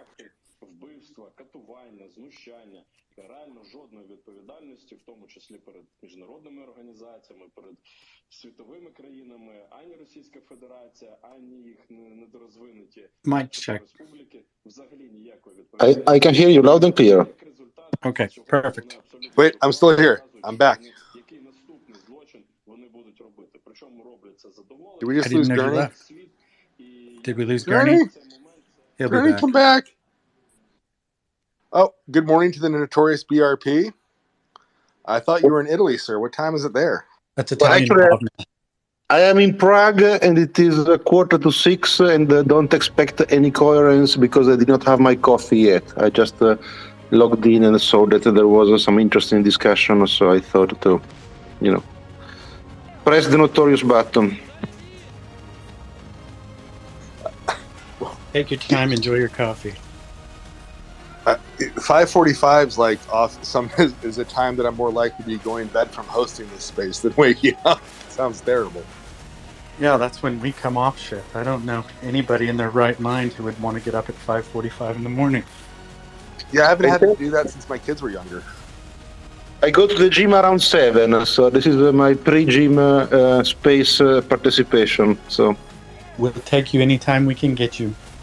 Notorious BRP, aka Italian Bob, aka the puppy. That is very much appreciated.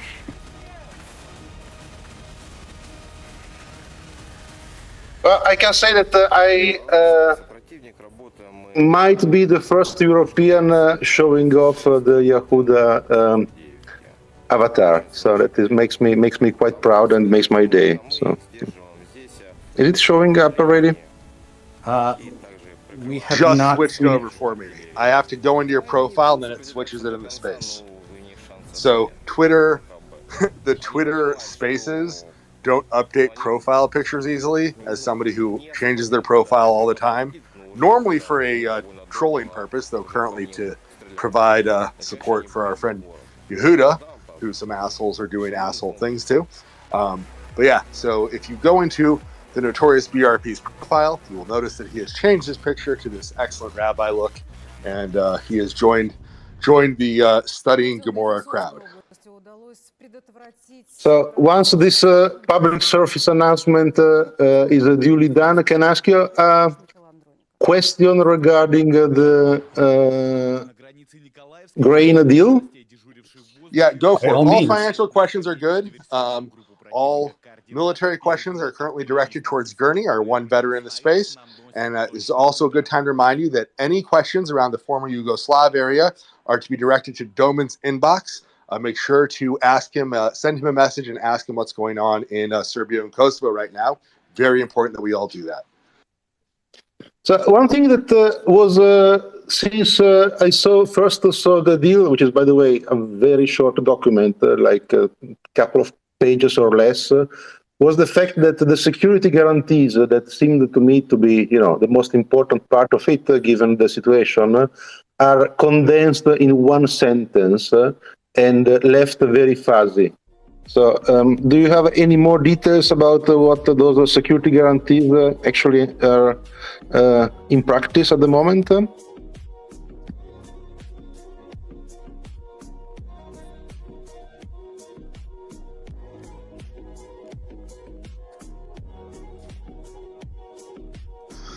Sorry, I was trying to read about 15. I just discovered that I have neglected my amazing DMs, and I was trying to read them, and you were asking an actually important question. So can you please repeat? I'll answer you, and then I will go into reading all my DMs. I don't know if it is a priority to listen to my question or to the DMs, but in any case, I was just mentioning the fact that in the document that details, not too much in detail, but describes the grain deal, there is only one very fuzzy sentence about the security, right? It says something like, I don't have it in front of me right now, but I can pull it up. Right. It says it will sort of be discussed at the so it will be coordinated by the JCRC. Precisely. So it will be coordinated by what is now the Istanbul Center. I believe it's in Istanbul, the Turkish center that coordinates this whole deal. And it said that any breaches will be investigated by the signatories at the center. It doesn't give it, notably, here's the key things. No power is given to that center by the deal. So there's no enforcement mechanism. There's no enforcement mechanisms or like enforcement power, right? There's no like the UN peacekeepers have the ability to go do things. Precisely, yes.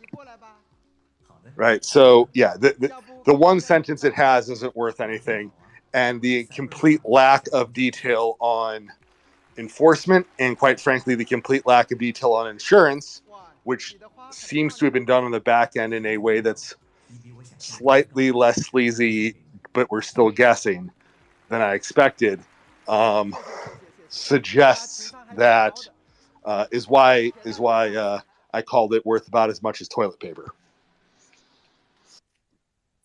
So that was exactly my reaction too when I saw it, because that would have been the most important part of what I would expect to be a deal, right? So, and there was absolutely no detail on that whatsoever.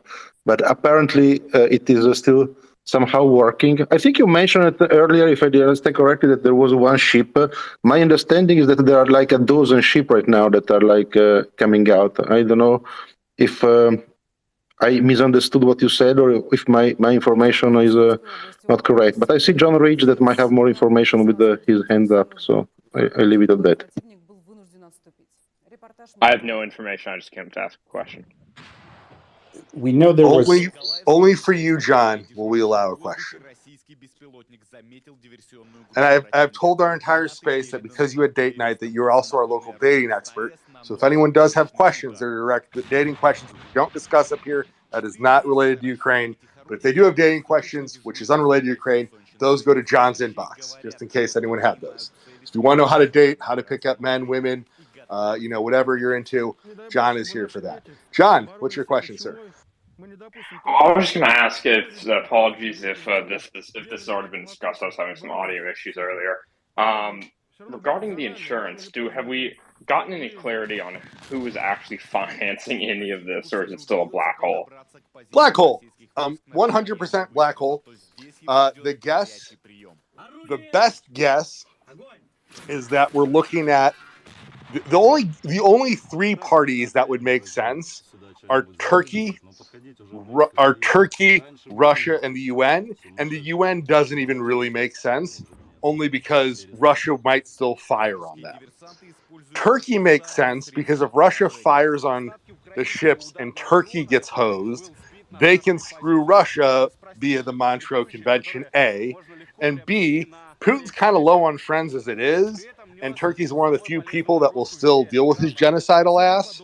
So while Turkey's still selling their weapons only to Ukraine, they're more than happy to do corrupt BS with Russia still.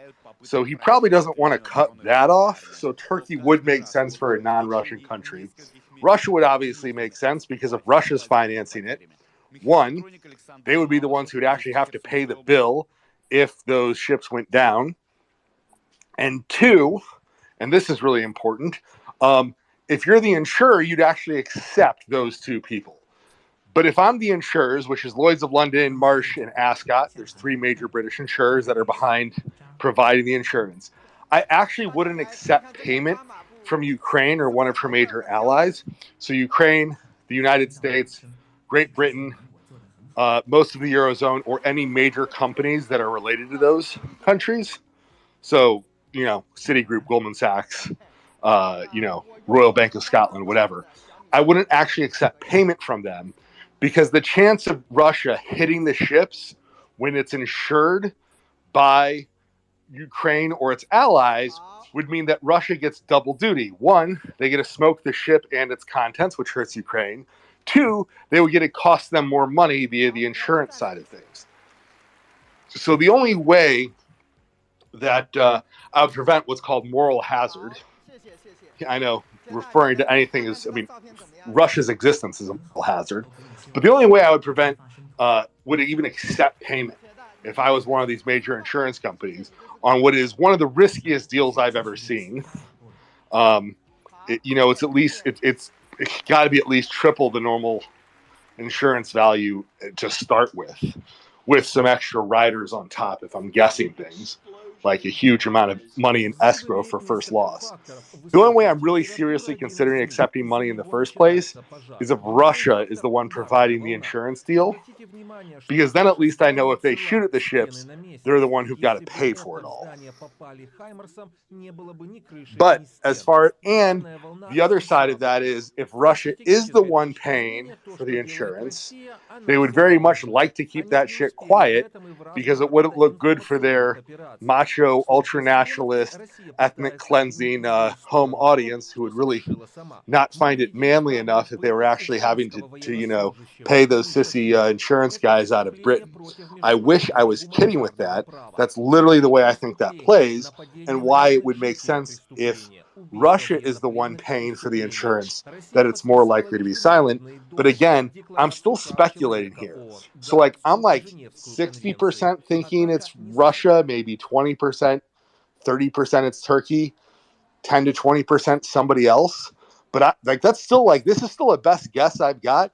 And I try to read everything I can about this bullshit toilet paper worth grain deal because it's one of the most important international trade deals during this war that we've seen, and there's really nothing like it. And I still don't know. So, that has not come out in public. I'm sure there are definitely plenty of people who do know, but the people who do know aren't talking, and the reporters have put a kibosh down on saying who it is. Understood. If I could ask a follow-up to that, I know that you said that this is a deal without, historical, economic, or financial precedent. I'm very curious, what's kind of the relevant background in terms of, providing and financing war insurance in the modern era? I don't even know what kind of market provides war insurance in the modern era. The closest thing to financial precedent I can think of is the fact that the Rothschilds banked both sides of the Napoleonic Wars. Back when, governmental banking was the thing to do, circa the early 1800s. And then they made an actual killing on insider trading because it was legal and they had better communications network than everybody else in London. But literally the closest precedent I have in this, which is somebody doing financial dealings across two major belligerents in a drawn out massive war. That's the nearest thing I can think of. Maybe somebody who's a really close World War II historian knows something there that I don't know about, but we're really stretching to get into precedent here. So I am not a specialist in World War II history, but I would certainly, well, certainly is a strong word, but I would say that there is nothing like that that I can think of. So I would approve your message, Finance, because. Yeah, thanks, Notorious BRP. Like, I don't know if during the Lend-Lease, how much exactly the U.S. was or was not trading with Germany and Italy, because there were boycotts on German goods. But that also suggested that there was trade with Germany after they had invaded Poland here in the U.S. So a much better economic historian than I am, because this is not really specifically my specialty, who really knows World War II, might be able to come up with something there. But like providing insurance for the boats going to your enemy's port, which is what my guess is happening right now. Holy shit, man! This is pretty Wild West crazy. Like, this is less precedented than the technical default on Russian debt that's going on. Well, you know better than me that pretty much every contract on Earth since dozens of years has somewhere a sentence that says something along the lines, except the act of wars. So it's a caveat that is everywhere. So it's part of the spirit overall. So, yeah.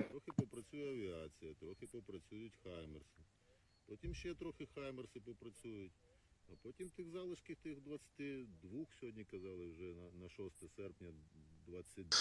Yeah, John. I see your hands up there. Thanks, Finance. So just to briefly follow up on the war insurance point, my understanding is that at least over the past few decades, war or war risk insurance, depending on the terminology used, is usually packaged together with insurance that provides, that covers damage, mainly from terrorism and hijacking, among other related things. It's usually packaged together into one. So if you were to want to do some background, reading on that, I think that would be the place to search for it. I think it became a hot topic again following September 11th, but that's usually what it's kind of packaged into, if I'm not mistaken, in the past several decades. Yeah, that would make sense. And I guess if you're going to some of the more rough parts of the world, that would make sense that would be something that people would buy. Or even, quite frankly, the Straits of Hormuz have some risk to them these days.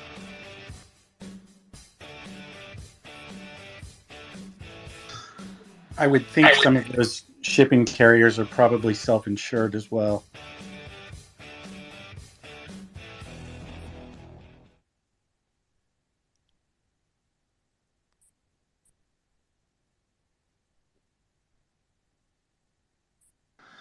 Ryan, can you take the helm for a sec? I have to catch up on a couple things. Yeah, Dr. Paul. Sure. Got it. We got Dr. Paul and Gurney coming up. Yeah. And I was talking to a muted mic a minute ago, so now I feel stupid. Paul, go ahead. Yeah, Finance. So World War II.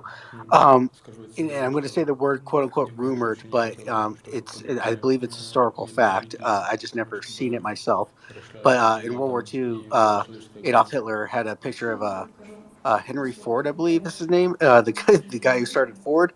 A picture of him on his desk, and Ford supplied Germany with vehicles through a European or German subsidiary. Also IBM, unfortunately, and I have seen pictures of this, of a counting machine, like literally a counting machine to track, unfortunately, the victims of the concentration camps. So I just wanted to follow up on that one point. You said something about World War II history, and if someone knows something about, were they sanctioned or were, there's boycotts and whatnot, but no, very much so.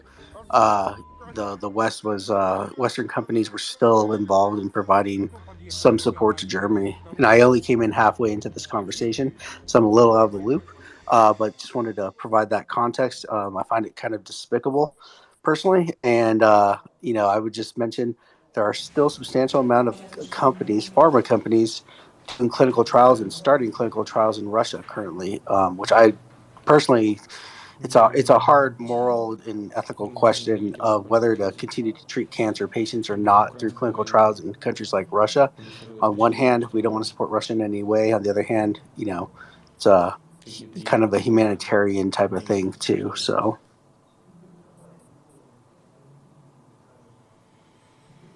Air siren alert update. Gurney, go Donetsk, ahead. all clear. This message has been generated with Finance, municipal question to you. data.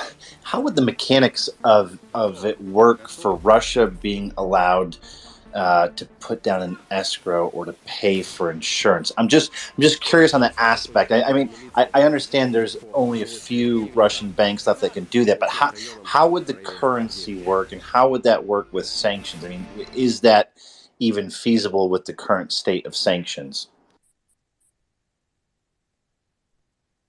Finance said he had to step away, so you might need to save that one. Yeah, he stepped away for a second.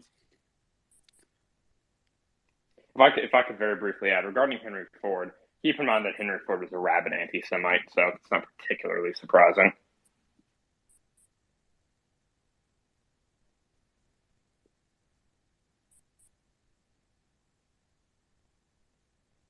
All right, I'm back, and I vaguely heard my name. Yeah, finance. I was just going to ask here. Air siren alert about update. the insurance, Donetsk, all clear. My question is: this message with the has been current state of generated with sanctions municipal and data. Whichever Russian banks are still able to do foreign currency transactions, or however, how would the mechanics of that work? Would the Russians be able to literally make an escrow or make payments or do business with Western commercial carriers? What's the state of play on that? Is that even possible? And if it is, what are the currency exchanges like? What would happen in the mechanics of that? Gazprom Bank is Gazprom Bank is not sanctioned. Last I checked, they just used that one of their biggest.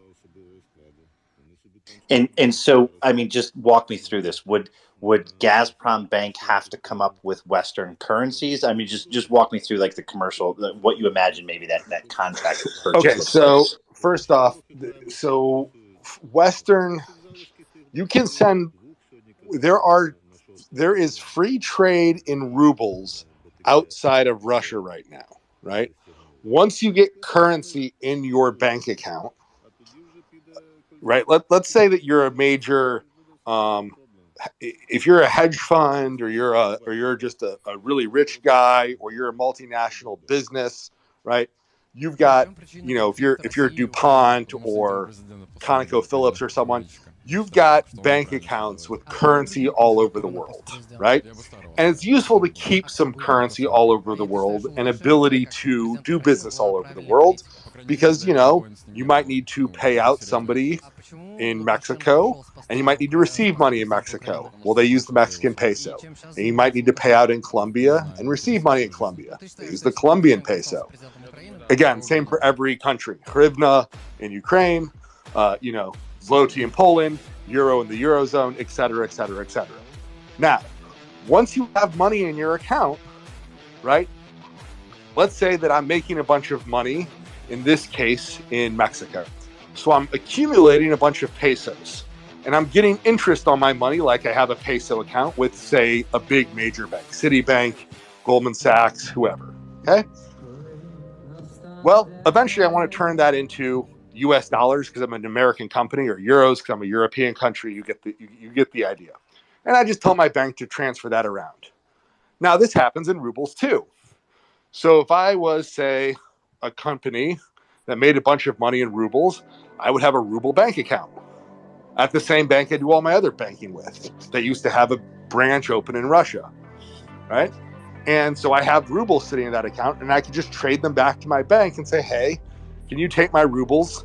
I want to get dollars, euros, whatever the hell I want to get to go keep doing my normal business. They take their normal tiny little bit of spread. Everybody's happy, okay? But what this means is it's very common for currency just trades all the time, over-the-counter, third party. So there's rubles outside of Russia, and that actually trades and has a price. That's how we know the ruble is strong, and we don't just say it's purely capitalist controls because rubles are freely tradable outside of Russia. So that is occurring right now. So that's part of the issue.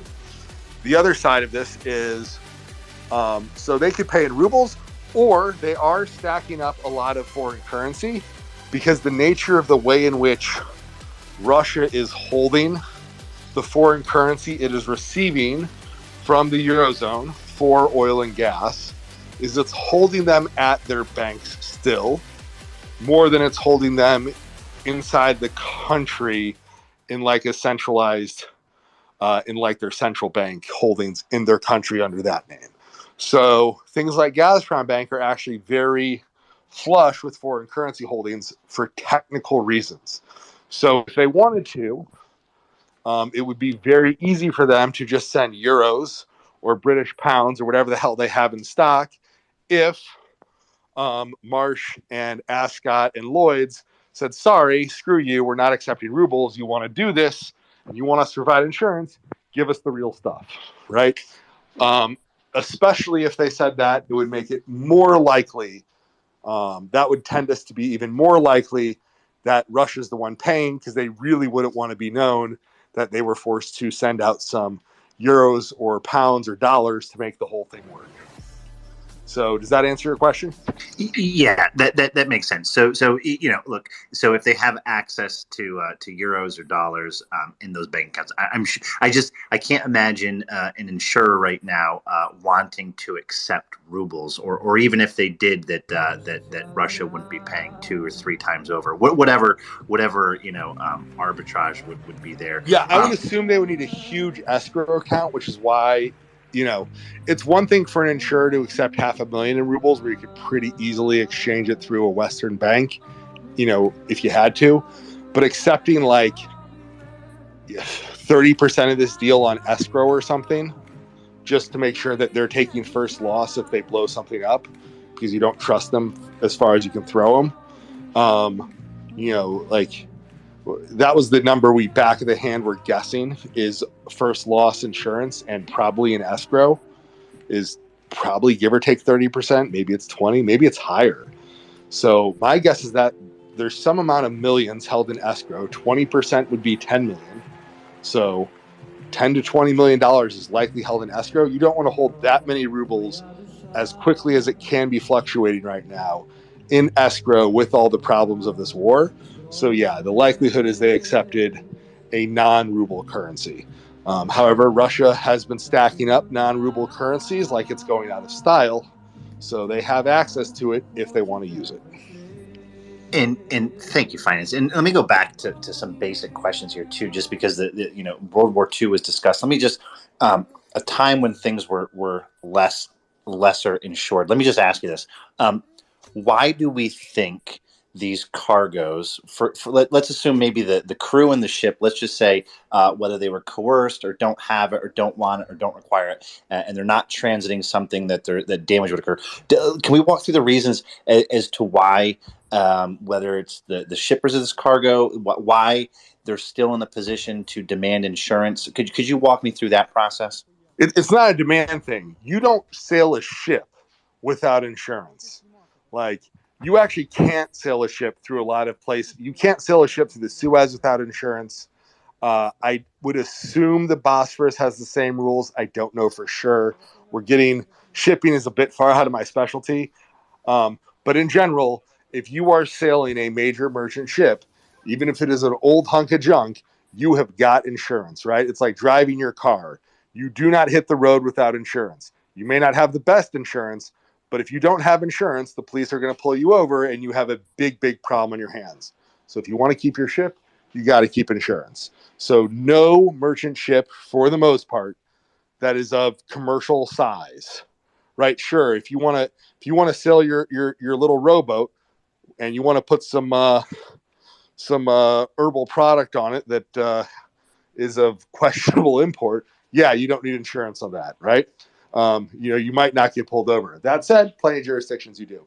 But if you want to sail a major seagoing vessel that's loaded up with grain, you've got insurance. Just period, end of story. You don't drive your truck without insurance. You don't sail your ship without insurance. And answer that question?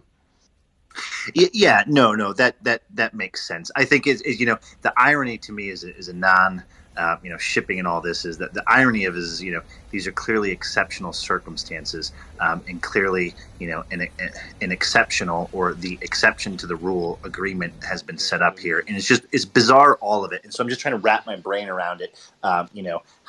How we're sort of merging the regular world of commerce and insurance and regular shipping, as if it still applies in this area. So you're answering the questions here. It's going to forever still be bizarre in my mind.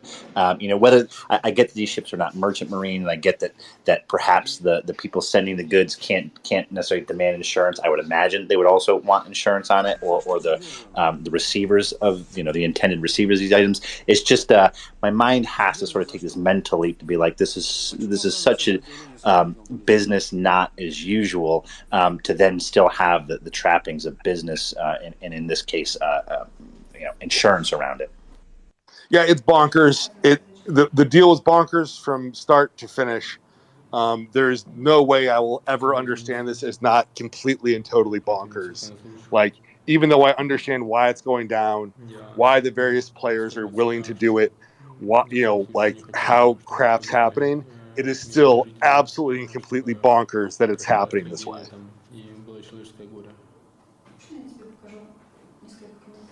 Thank you, Finance. I think that actually exhausts my questions on this. I appreciate that.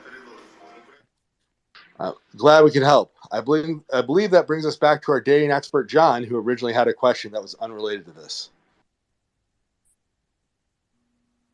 Oh, no, I don't think I did. Is Tinder dead? How does the dating world work in 2022? I'm the absolute worst person to ask. You could not have chosen anyone more unqualified than I. Sir, you're a dating expert. Just do some research and get back to us. John Ridge is sandbagging. He's the ladies' man. If you need tips, tricks, hints, or helpful gift ideas for the upcoming Valentine's in 6 months, send them to John. With that, I believe I promise you that if you follow my dating advice, you will succeed in never getting a date. Weren't you here late because you had a date tonight, John? Correct. So clearly you know something about the product. Anyways, I think Language is up here for something of higher value than John's dating advice. Language, how are you this evening? I'm doing well, but not as well as John, apparently. Good on you, brother.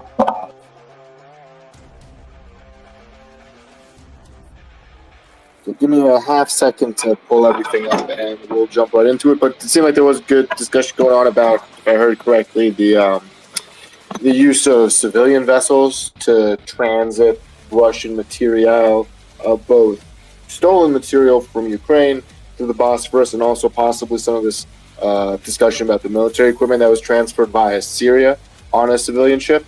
Did I miss anything on that?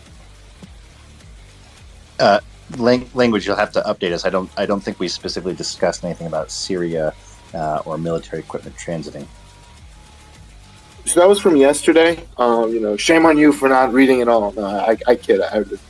Sarcasm. I really didn't mean that. But there was a report, I believe it was from Bloomberg, that found that a number of Russian military equipment, I don't know the specific ones, were actually shipped from Syria through the Bosphorus into the Black Sea and onwards to Russia to be used in Ukraine under the guise of a civilian roll-on, roll-off transport line, transport ship, because military ships can't transit through the Bosphorus right now if they're Russian. So is that something you guys have also looked into a bit, the fact that they're trying to circumvent things that way? I think you bring up I thought I saw reports of this, but not in relation to this grain deal or because of it. But I thought I heard allegations or reports of this maybe 3 months ago or even earlier than that. In terms of what is stopping Russia or what inspections are not being done on commercial shipping that's transiting the Bosporus. Sort of business as usual. Well, I think that was a key point of the agreement that was made was Russia was insisting that all ships transiting through the Bosphorus and destined for a Ukrainian port had to be inspected to ensure that they didn't include any military cargo. Well, I guess we do know that Russia is going to try and take as many miles from inches as they possibly can, but that was one more from yesterday. Seems like they're trying to. Siren alert update. Zaporizhzhia. Full alert. Let me just add. This message has been to be generated cynical with about municipal it, I guess data. in my head, I sort of expected this, whether it is occurring en masse or not. The only thing that I sort of have taken for certain is that warships are not transiting the Bosporus.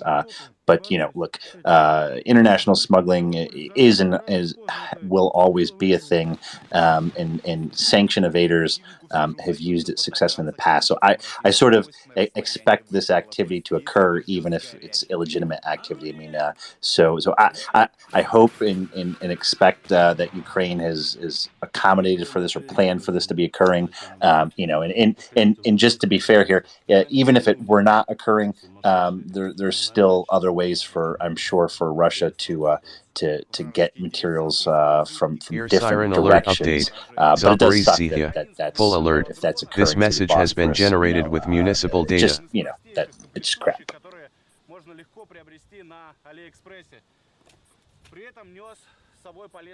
Right. And with that, I guess we can just kind of jump right into it. As usual, I recommend pulling up a map. This one will be a little shorter. There was reportedly a number of destructions today to jump forward way to the end. Another 14 tanks on top of the 15 that were destroyed yesterday, 14 armored vehicles. So there is activity, especially in the east and around Kherson. But as far as actual movements on the ground, it was fairly sedate, though we do have more information about the instances that happened in Belarus and possibly more information about what's going on in Crimea, although officially mum is the word from the Ukrainian government on exactly what's going on. But it's almost certain at this point that it was in fact a Ukrainian strike of some sort, although speculation is on exactly what caused it. So pull up your maps, grab a drink. This will be hopefully a relatively short one. And with that, let's begin. This is the military update for August 11th, 2022, day 169 of the Russian invasion of Ukraine. In Belarus, where we'll start and proceed clockwise, Belarusian officials commented on the reportedly 8 explosions that occurred overnight, claiming that it was the result of a jet engine accident with no injuries. The flashes and reported explosions actually occurred after the 11 p.m. hour mark that Belarus commented on, and pro-government media channels actually claimed nothing was going on in response to questions at this time. However, it appears that these events actually occurred about 90 minutes later, after when the Belarusian government is discussing it, and there are allegations that Belarusian partisans were responsible for this operation, and the casualties and scale of destruction is currently unclear. This is an airbase that was extensively used by Russian aircraft, as well as Russian anti-air systems. The Belarusian government in exile, interestingly enough, did reach out to Ukraine on August 9th, the day before, on the anniversary of the protests in 2020, and there's a couple more entreatments to that. The lack of comment by Ukrainian officials or even Belarusian officials, who could very much use this to ratchet up tensions, or their Russian handlers, for a direct entry into the war seems to indicate this was not a Ukrainian missile strike, and thus there is no evidence to suggest that Ukraine has fired onto the territory of Belarus at this time.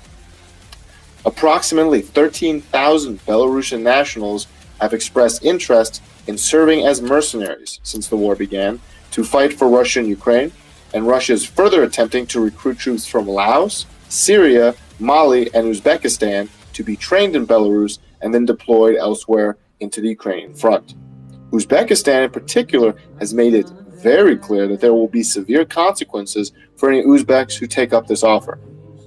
Per the Ukrainian General Staff, there are, quote, suspicions that on the eve of Ukraine's Independence Day, which I believe is the 24th of this month, the Russians will stage a provocation at a Belarusian training ground with the deaths of foreigners in order to demonize the armed forces of Ukraine and attempt to drag Belarus into open hostilities in the war, unquote.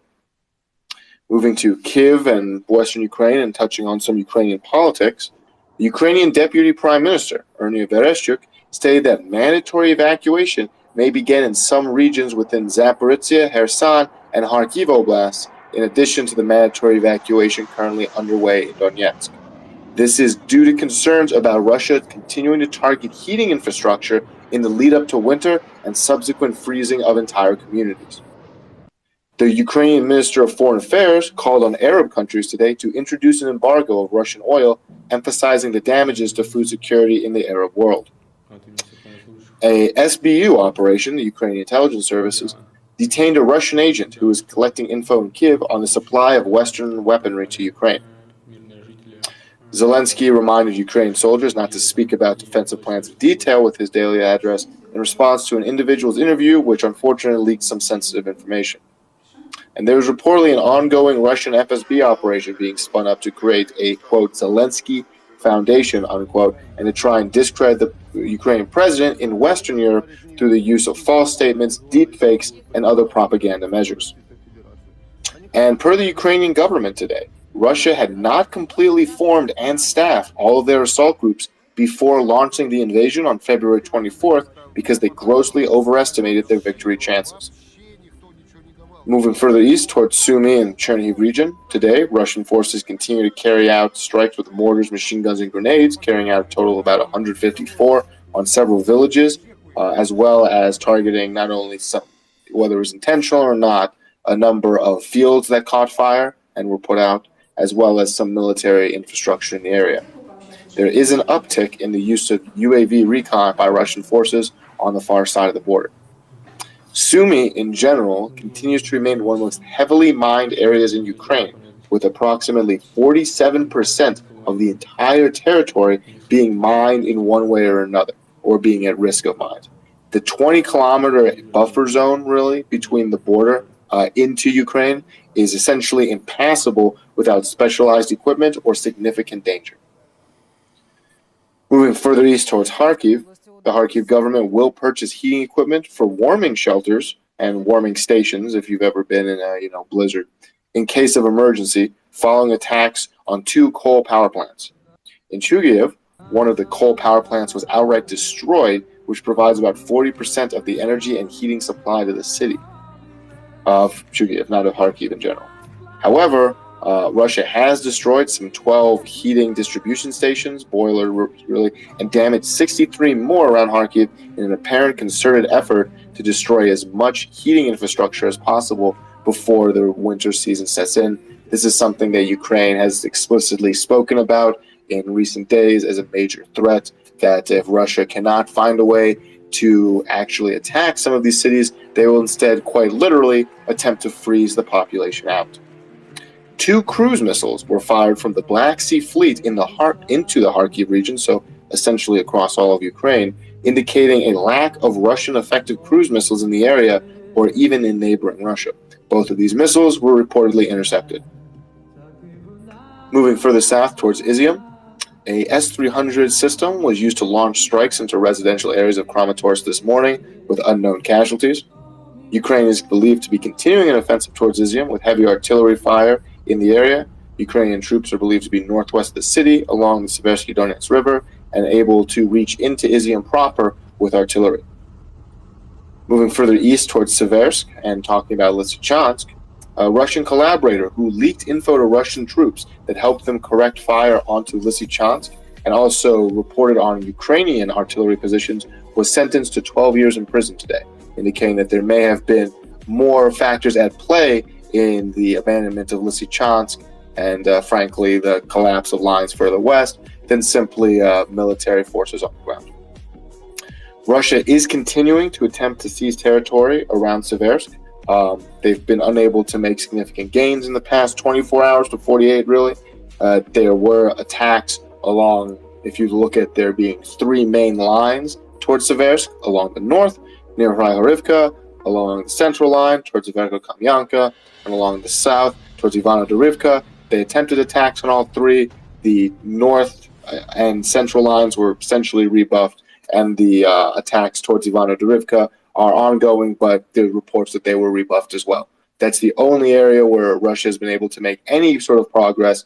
They took Ivano-Dorivka, or were at least attacking towards it, were shelled while they were in the town, forced back. Ukraine has launched a counteroffensive in the area, and Russia is trying to maneuver troops back into there for the goal of, if they're able to push through there, then they would have easier access in running west and connecting with the north-south highway that leads into Seversk from the south, and thus try and find a way to flank the bulk of Ukraine positions. Thus far, they've been demonstrably unsuccessful. Moving further south towards Bakhmut, Russian troops have continued to aggress towards Bakhmut.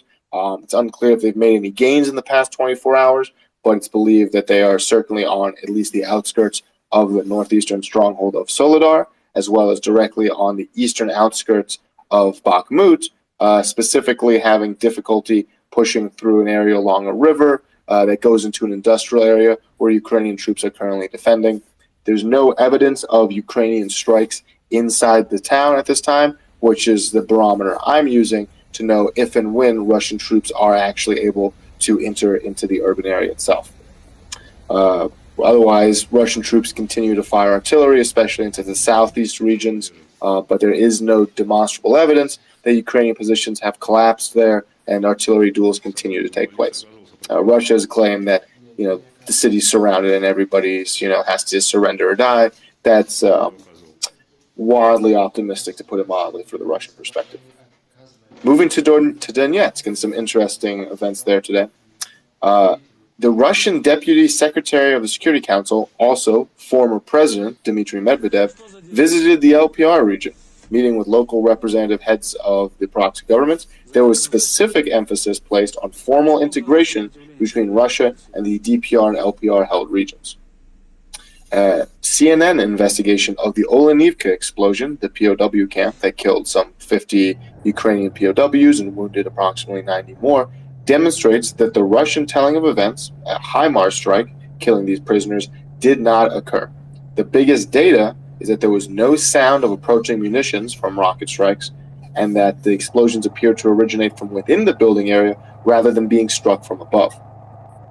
Russian assault attempts today from the city of Donetsk towards the northwest in Pisky and to the west in Marinka were reportedly repelled with artillery. However, there's video evidence of heavy use of the TOS-1 heavy thermobaric rockets being used in Pisky. I'm sure some of you guys have seen the video. Thermobarics, essentially, it's not just a bomb, a physical chemical that then explodes in a chemical reaction. It essentially disperses without getting too much into the detail, disperses an agent which is then ignited. So you end up with not just the blast injuries, but also pressure injuries. You may hear these referred to as vacuum bombs. They are particularly devastating against people in buildings because you can have the air ripped out of your lungs, and there's not a whole lot you can do to stop that. It was being used in what appears to be a residential area, though frankly in Pisky, all the civilians hopefully left long ago, and Russia is just trying to flatten the area. Moving to Mariupol, where the situation remains grim, Russia will apparently hold a mass sham trial on August 24th, Independence Day, to create some positive domestic propaganda. Russian claims about demining Mariupol and other areas that they've captured are apparently wildly overblown, with several explosives simply being taped off with caution tape and just left. This has also occurred in Severodonetsk, Rubizhne, and Lysychansk. Russia instead continues to try and recruit civilians for demining operations with inadequate gear and training, resulting in deaths. There's also apparently been an uptick in the discovery of Russian mines found specifically in playgrounds in Mariupol, and some children have been killed or injured. In Mariupol and other southern occupied regions, speaking of children, Russian forces are now preventing the movement of children out of the area whatsoever, even in the company of their parents. This includes forbidding them to travel through the so-called green corridors to Ukrainian-held territory. The desire to do this, it's unknown. It may be an attempt to try and essentially coerce the parents to saying, hey, you can leave, but we'll keep your kids as, I know we use the word terrorism a lot, but I think this very much qualifies. Along the southern axis in Zaporizhia, Russian forces did attempt a localized assault towards Pavlivka that was repelled, and otherwise they continue to utilize artillery fire across the front lines. There continues to be rumors of Ukrainian troops amassing across the southern front. Russia again shelled the territory around the Zaporizhzhia nuclear power plant 4 times during the day, damaging the pumping station and damaging several radiation sensors. They also fired around the fire department there. The strikes did not damage the plant itself, and while a replacement shift was prevented from coming in, there was no indication that the nuclear power plant operators and staff abandoned their post, contrary to Russian propaganda.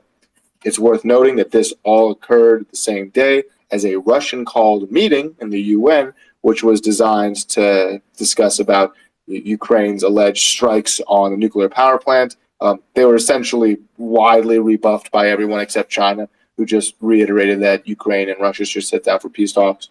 However, the US, Great Britain, and France called on Russia to withdraw its troops entirely and to provide an opportunity to organize an International Atomic Energy Agency mission there, as well as the US suggesting creating a demilitarized zone around the plant itself.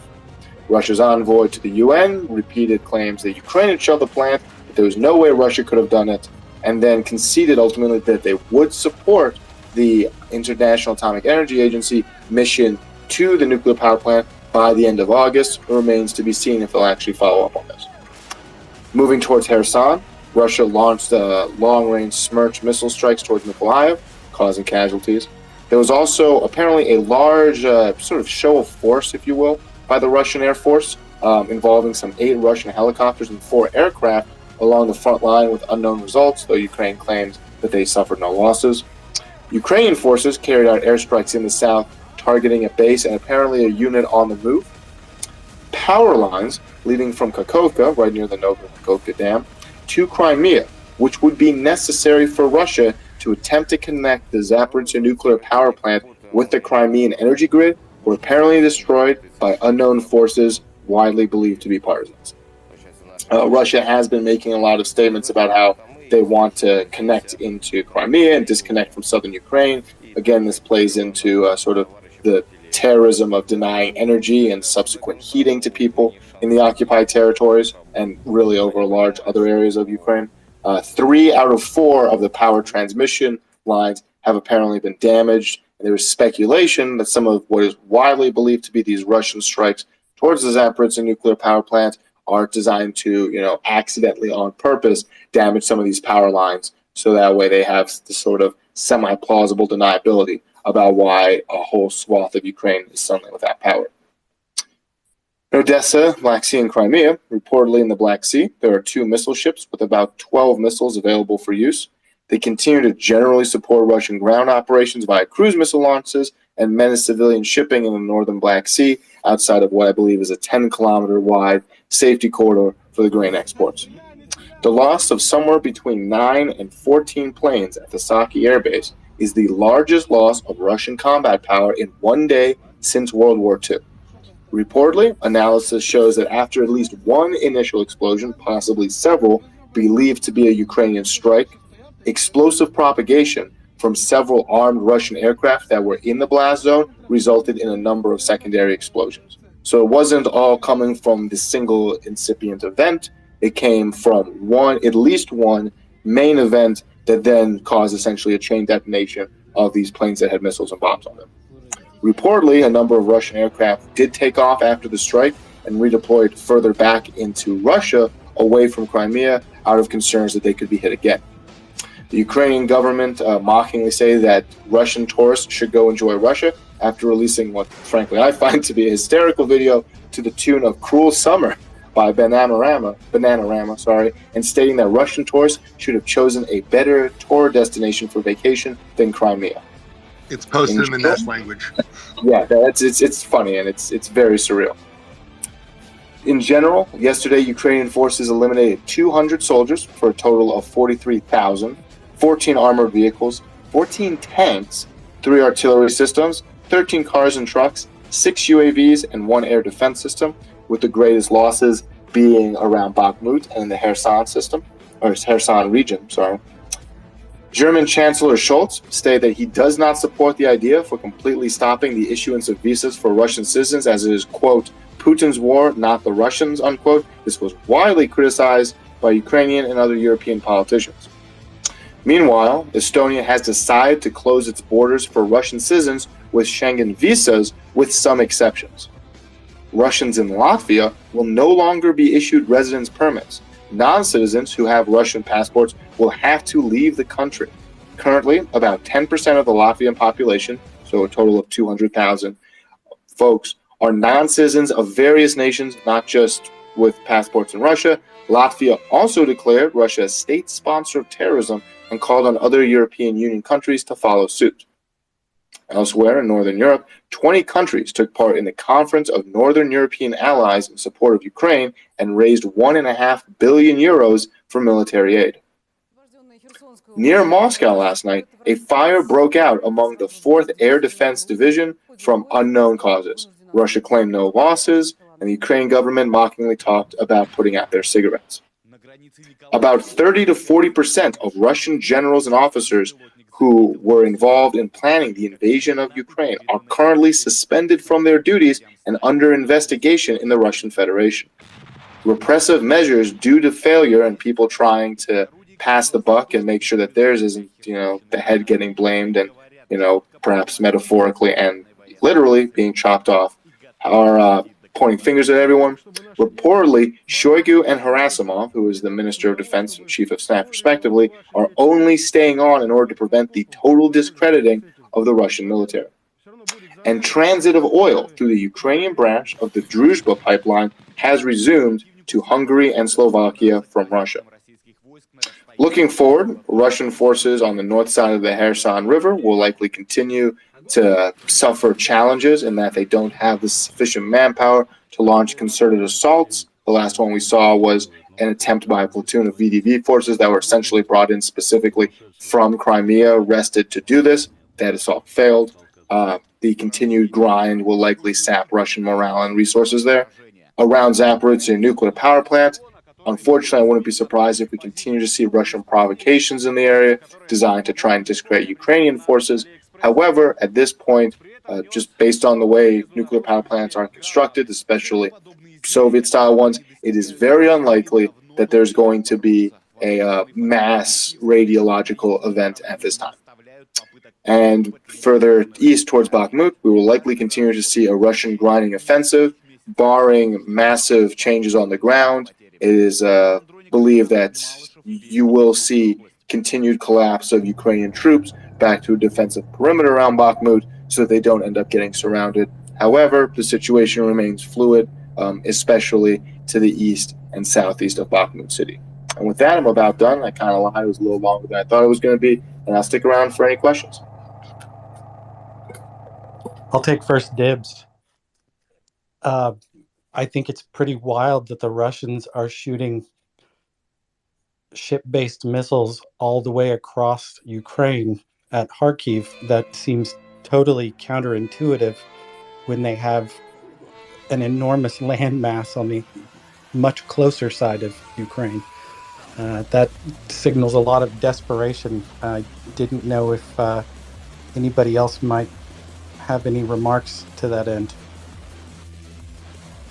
I mean, they've been doing this for a while, which is why we've seen a lot of claims that Russia is diminishing its strategic missile stockpile to devastating effect for them.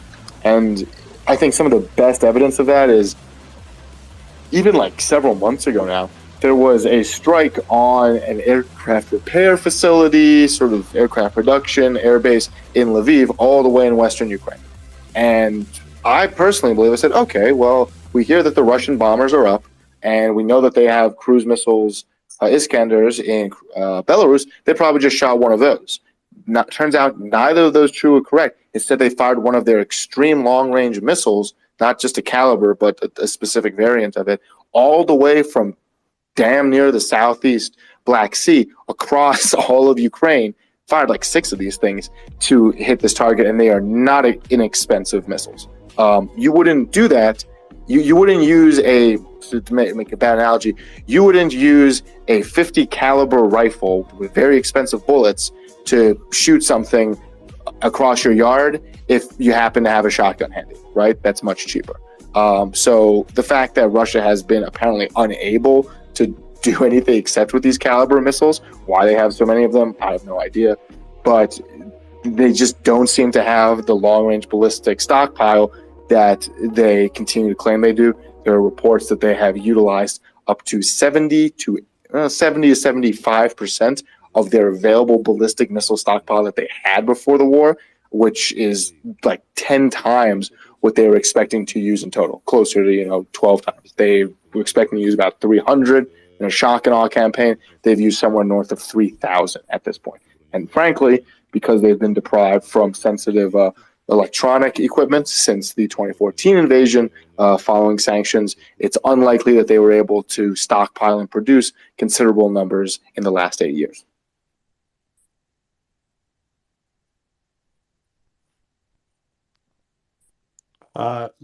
Bertrand, go ahead. So, regarding those semi-mysterious blasts in Zebrovka, how much do we know right now? My understanding is that Belarus said it was something like fire in one plane engine. However, the reports talked about 8 blasts, but all I have seen myself personally is some super grainy videos from the distance, and we should probably get some satellite images soon, right? So, do you have any extra information about that? I talked about it a bit at the very beginning of it, but in general, we don't really have a tremendous amount of information. However, the lack of certain actions does indicate we know what it most likely wasn't, and that is a Ukrainian strike via missile system or otherwise onto Belarusian territory. There is a very active group of Belarusian partisans. They were targeting rail lines and infrastructure earlier in the war. There's also been a large number of Belarusian nationals who came to volunteer to fight for Ukraine and have been combat tested. Unfortunately, after, I believe, one of their major commanders was killed, a number of them did sort of fade back into the woodwork. However, that is the prime makings of an insurgency, and I don't suspect that Ukraine is going to be opposed to that, an insurgency in Belarus where the Belarusian government is not very popular, to put it mildly. At this point, because we did not see a statement from Russia claiming that this was an attack by Ukraine and Belarus needs to get involved right now, which is what a lot of people have said Russia is trying to do. And in fact, the Ukrainian government today said to expect something like that in the coming weeks. And the Belarusian government also really very quickly said, we don't know what's going on, but we know it was just an accident. And also we got the time wrong by like 90 minutes, which is suspect. And then there's a lot of other inconsistencies in their story. My hypothesis is that this was some kind of partisan operation via a, as of yet, unknown measure. If I was a betting man, I'd say probably mortars or maybe one of those suicide drones. How they get across the border, I've got no idea. But something like that, because it really does seem like Belarus was caught off guard by it. And this is following a very similar pattern to what we saw at the Saki Air Base, and potentially, though it's still very unclear what happened here, at an air base in Russia near Kursk. Long answer, but hopefully it clarifies some things. Thank you.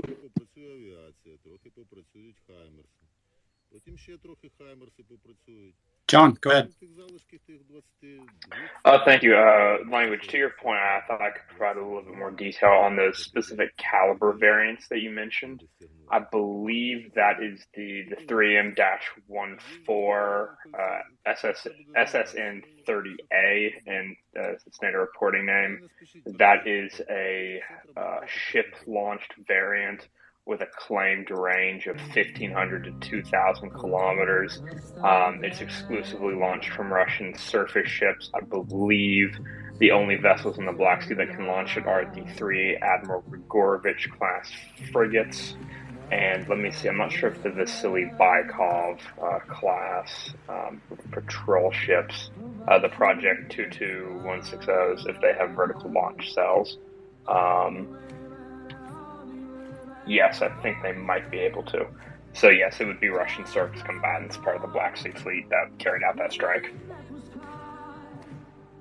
And that one was several months ago, to be clear, but we've really seen the Black Sea Fleet especially after the sinking of the Moskva, be relegated into just a missile launch platform and also holding territory in the north of the Black Sea. There is, say it louder for the people in the back.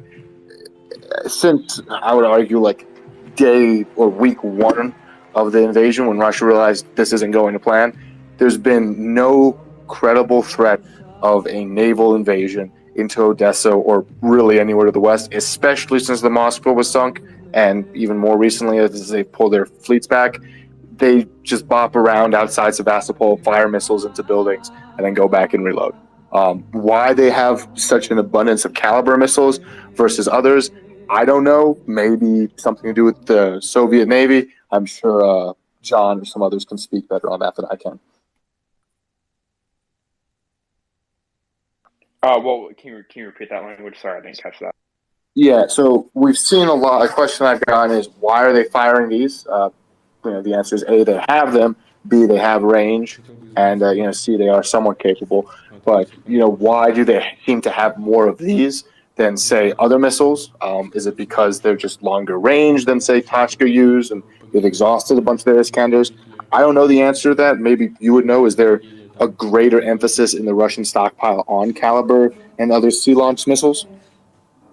So my understanding is that they've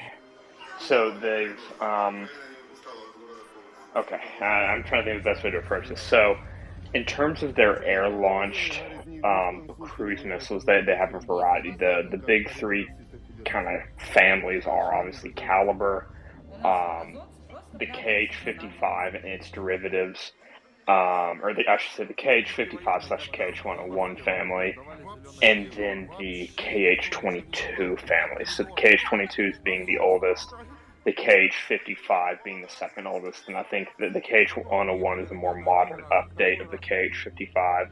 Then I believe finally the Calibers are the newest. What we kind of saw is they started off the war primarily with air-launched Calibers, and then steadily over time they started switching to more and more KH-55/101s, and then the variants thereof. And now they're kind of primarily using air-launched KH-22s with a sprinkling of air-launched Calibers and 55/101s, which seems to me to indicate that they are potentially running low on the air-launched Calibers and KH-55/101s. The various different Caliber variants, they share a lot of common components, but they aren't completely interchangeable. You can't take an air-launched Caliber and directly interchange it for a surface-launched Caliber, I should say, a shipborne Caliber or a submarine-launched Caliber. I don't think you can do that. And keep in mind, not all of the Calibers that they will have will be optimized for ground attack. Some of them will be, anti-shipping missiles. Others are anti-submarine warfare missiles, etc. So I kind of get the sense that they've kind of focused more heavily on their air-launched cruise missiles versus their submarine or surface combatant launch cruise missiles in terms of the platform they primarily chose to carry out strikes from. So I suspect that's part of the reason. The other question is, I don't know how many Air siren alert update. Zaporizhzhia. All clear.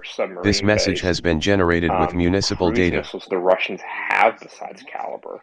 I'd have to go and do some digging on that, because again, obviously with the air launch stuff, they have the KH-55/101s and the KH-22s.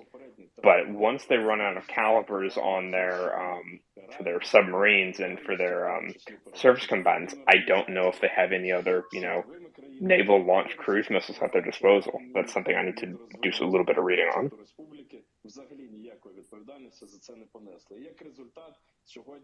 Thank you. And then an update. Apparently, to no one's real great surprise, the Russian Federation has rejected starting a demilitarized zone around the Zaporizhzhia nuclear power plant, stating that their only goal there is to protect it from terrorists. So, I'll leave the irony up to you guys. Zaporizhzhia. All clear. This message has been generated with municipal data. And with that, if there's any questions I can answer, I'm happy to. Feel free to hop on up. We do have some speaker spaces, or shoot a message. And then kind of delving for once into, Twitter drama and politics, I've been informed that some folks were essentially threatening a longtime member of the space, Yehuda. That's fucked up. It's fucked up. Don't do that. If you're here listening, you're an asshole. Go fuck yourself. But I suspect that we do know the people who are doing this, and there's consequences for causing threats online, especially in the United States.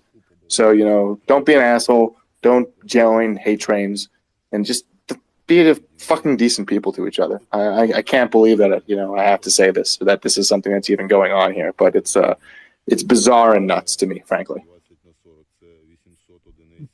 Given all of the other things that are going on in the world, it escapes me how someone could find the time to be so petty.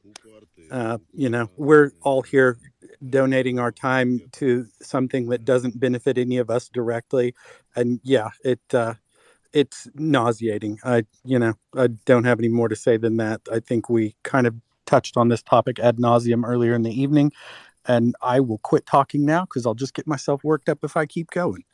Dr. Paul. Hey, thanks, Ryan, and thanks, Language. So Language, we talked many weeks ago about the escalatory ladder. I find it very revealing that after Russia the Black Sea Fleet just lost the 43rd Regiment, their entire air wing essentially, that they are striking Kharkiv with long-range missiles instead of west of Lviv near the border of Poland.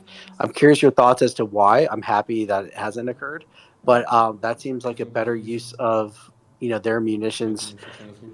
Try to stop the ebb and flow of Western high-end long-range rocket artillery. I mean, what are your thoughts on that? I mean, I'm very surprised. I think it's revealing. It exposes a major weakness, which you kind of already touched on. But what are your thoughts on that angle exactly? So Russia's done this before. They fired missiles into central Ukraine, eastern Ukraine. There's been a real uptick in discussion. It's something that's been sort of loosely discussed, especially around Mariupol, that Russia is deliberately targeting and then subsequently choosing not to repair heating infrastructure because it gets cold in the winter here, and that's a way to force civilians out of areas and then essentially level them. And, frankly, soldiers freeze just the same if there's no heat. And unless you're going to start burning wood for warmth, as some people have been relegated to doing in some of these essentially leveled cities, there's not a lot more.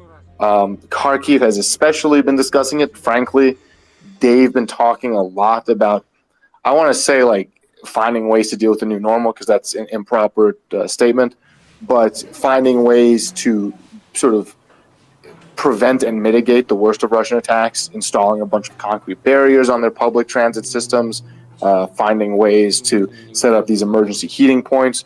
And because of this, because we don't know where these missiles were headed, they actually both got intercepted. It's possible that Russia is trying to find ways to kind of kick these efforts in the teeth. Also, frankly, we've seen that there's more anti-air systems in Ukraine's capacity now. There's more reports of more modern NATO anti-air systems being sent in of various kinds. And frankly, some Russian missiles have actually been shot down by Ukrainian fighter pilots. It's a longer range. These things do move pretty quickly, but they can obviously be intercepted. So they may have felt that, okay, just firing on a more direct path into Kharkiv would be faster or easier. But beyond that, my guess is as good as yours. I suspect that they don't have an infinite number of missiles. We haven't seen that sort of massive missile barrage that we did about, I want to say, a month and a half ago towards Kyiv and a number of other cities, which did saturate and overwhelm Ukrainian air defenses. We haven't seen that since, and my suspicion is, given just the number of Russian warships that are currently out that can fire missiles, I believe there's only 2, and they've kind of utilized, I'd say, about half of their missile stocks right now. They may have 10 to 12 left. They just don't have that capability to do so, and so they're trying to just sort of fire into areas they think are less protected. Very long answer, a lot of speculation there, but hopefully it clears something up. Air siren Yeah, alert great update. answer. I mean, it's a Dnipropetrovsk denied environment increasingly. full alert. This goes This message has been finance here on the generated with panel, municipal Mr. data. Yehuda Finance, that is. You know, the longer this war goes, it works less and less in favor of Russia, and that lends credence exactly to that. That the weaponry going into Ukraine is better, stronger, and will increasingly be able to defend in combat against Russians. And so, I mean, I think the longer this goes, that only gets worse. And if they can't stop the flow of weapons in Western Ukraine now, then good luck 6 months from now. Yeah, I mean, look, as long as the West, all right, let's be honest here. As long as the U.S., Poland, the Baltic countries, and the U.K.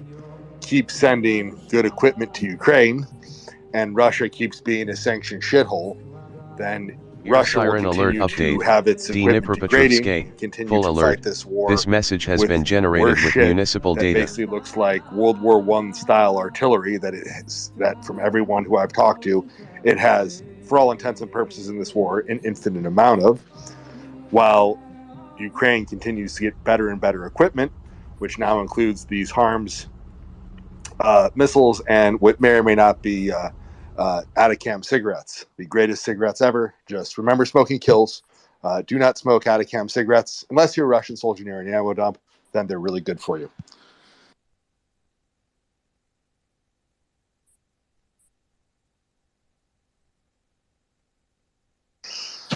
Yehuda, any? So I missed it if you said it in there. Any word out of my favorite area of Izium, or is it still mum's the word from the Ukrainians over there? Who did Language? you say? I'm language. I think I said Yehuda because I see 20 Yehuda pictures on my screen. There's still no real news from up there. There's still artillery fire going on. There's been a noted lack of any Russian offensives further south from Izium towards Sloviansk and Kramatorsk, aside from those missile strikes, the S-300 being fired into Kramatorsk itself. There continues to be speculation. Really, there's more strikes up to the southwest of it, but the battle lines officially haven't really changed. There's no indication of Russian advances, and maybe some Russian losses around Borodichne over the past week, but otherwise Ukraine has been keeping pretty mum there as to what's going on. Though there's that may just be because they're moving troops. It could be due to something else, but this rumor mill is that there is an ongoing sort of slow grinding offensive where they're taking what they can get without trying to commit a huge number of forces to it.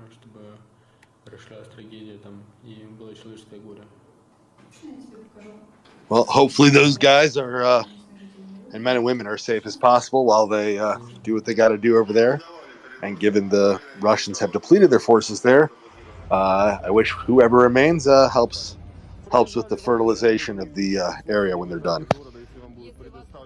Yeah, I mean, it would be huge, frankly, for Ukraine to push through Izium because while that wouldn't necessarily clear out all of the Russian troops, it would dramatically open up a front into areas around the Oskil River and further east, really heading towards that city of Kupiansk and Volchansk and just that major supply hub. This is based on nothing but a gut feeling and the fact that Russia has essentially deoccupied a number of these towns that they originally had forces garrisoning. A lot of them are now just sort of caravanning around. Seems to be they don't have a lot of troops. If I was a betting man, I'd say if and when these large logistical supply lines are struck or menaced, that you would see a exodus of Russian soldiers back in some ways to prepare defensive positions that they feel more comfortable with. Does that mean that Ukraine will suddenly storm across all of the Kharkiv region and take it back? Unfortunately, probably not. Russia can always comfortably sit on their side of the border and shell into it, but it would be a big difference. And getting around that river, even coming up from the south, the Seversky Donets River, would be huge because, as we've seen throughout this whole war, rivers make pretty good barriers for both sides, unfortunately.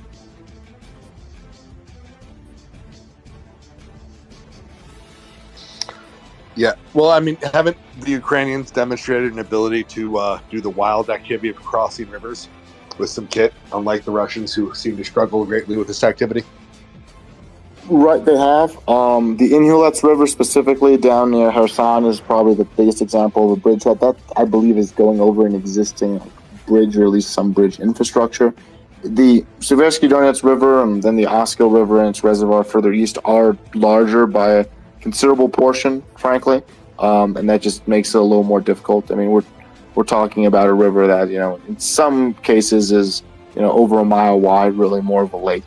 Then that's just very challenging for a lot of factors. And also, frankly, there are Russian troops entrenched on the other side, and without certain munitions and utilizing them in that way, it's difficult to dislodge them, or you start running into enemy fire. And, you know, frankly, there's just not enough MLRS systems and not few enough Russian supply depots that they can afford to be tasked to just start blowing up individual units on the far side of a river. So that still is sort of the job of conventional artillery, but Ukraine at this point appears to be comfortable, or at least okay with, just holding their side of the river, shelling Russians on the far side, and buying time for either increased equipment, increased training of mobilized forces, bringing more troops to bear, whatever the case may be, or just frankly keeping from opening up a whole new offensive while they're already focused heavily on Kherson and possibly other regions of the south. So if something delightful happened across Izium, which would be nice, but might not happen or might not happen quickly, then if my logistical understanding is correct, the Russians are staring down major logistical obstacles on two fronts, because the Kherson Oblast is in deep trouble logistically, supply-wise already. And then that would also mean that a bunch of their stuff around, I believe it's Izium is a supply line, right? Like if they get through Izium, their supply lines are in deep trouble for what's south of there, if memory serves, right? Sort of, yes. It's, you know, Izium really just supplies the area to the south of it, so, you know, that's still a number of Russian forces closer towards Sloviansk and Kramatorsk region, though the highway, specifically it's the P-79 highway that kind of runs northeast of Izium, runs up, crosses over one of those big rivers, the Oskil, then runs further north up to the very crucial town of Kupiansk. Air siren That alert update. highway, if Dnipropetrovsk Ukraine was able to push up along all it, clear. would This have message has downstream been generated consequences. with municipal data. There are other roads. There's other ways to get there. This isn't the only highway feeding into eastern Ukraine, but it is a major one that Russia has used, and it would definitely impact a lot of their forces that are sort of collected in these hills and river valleys in the east.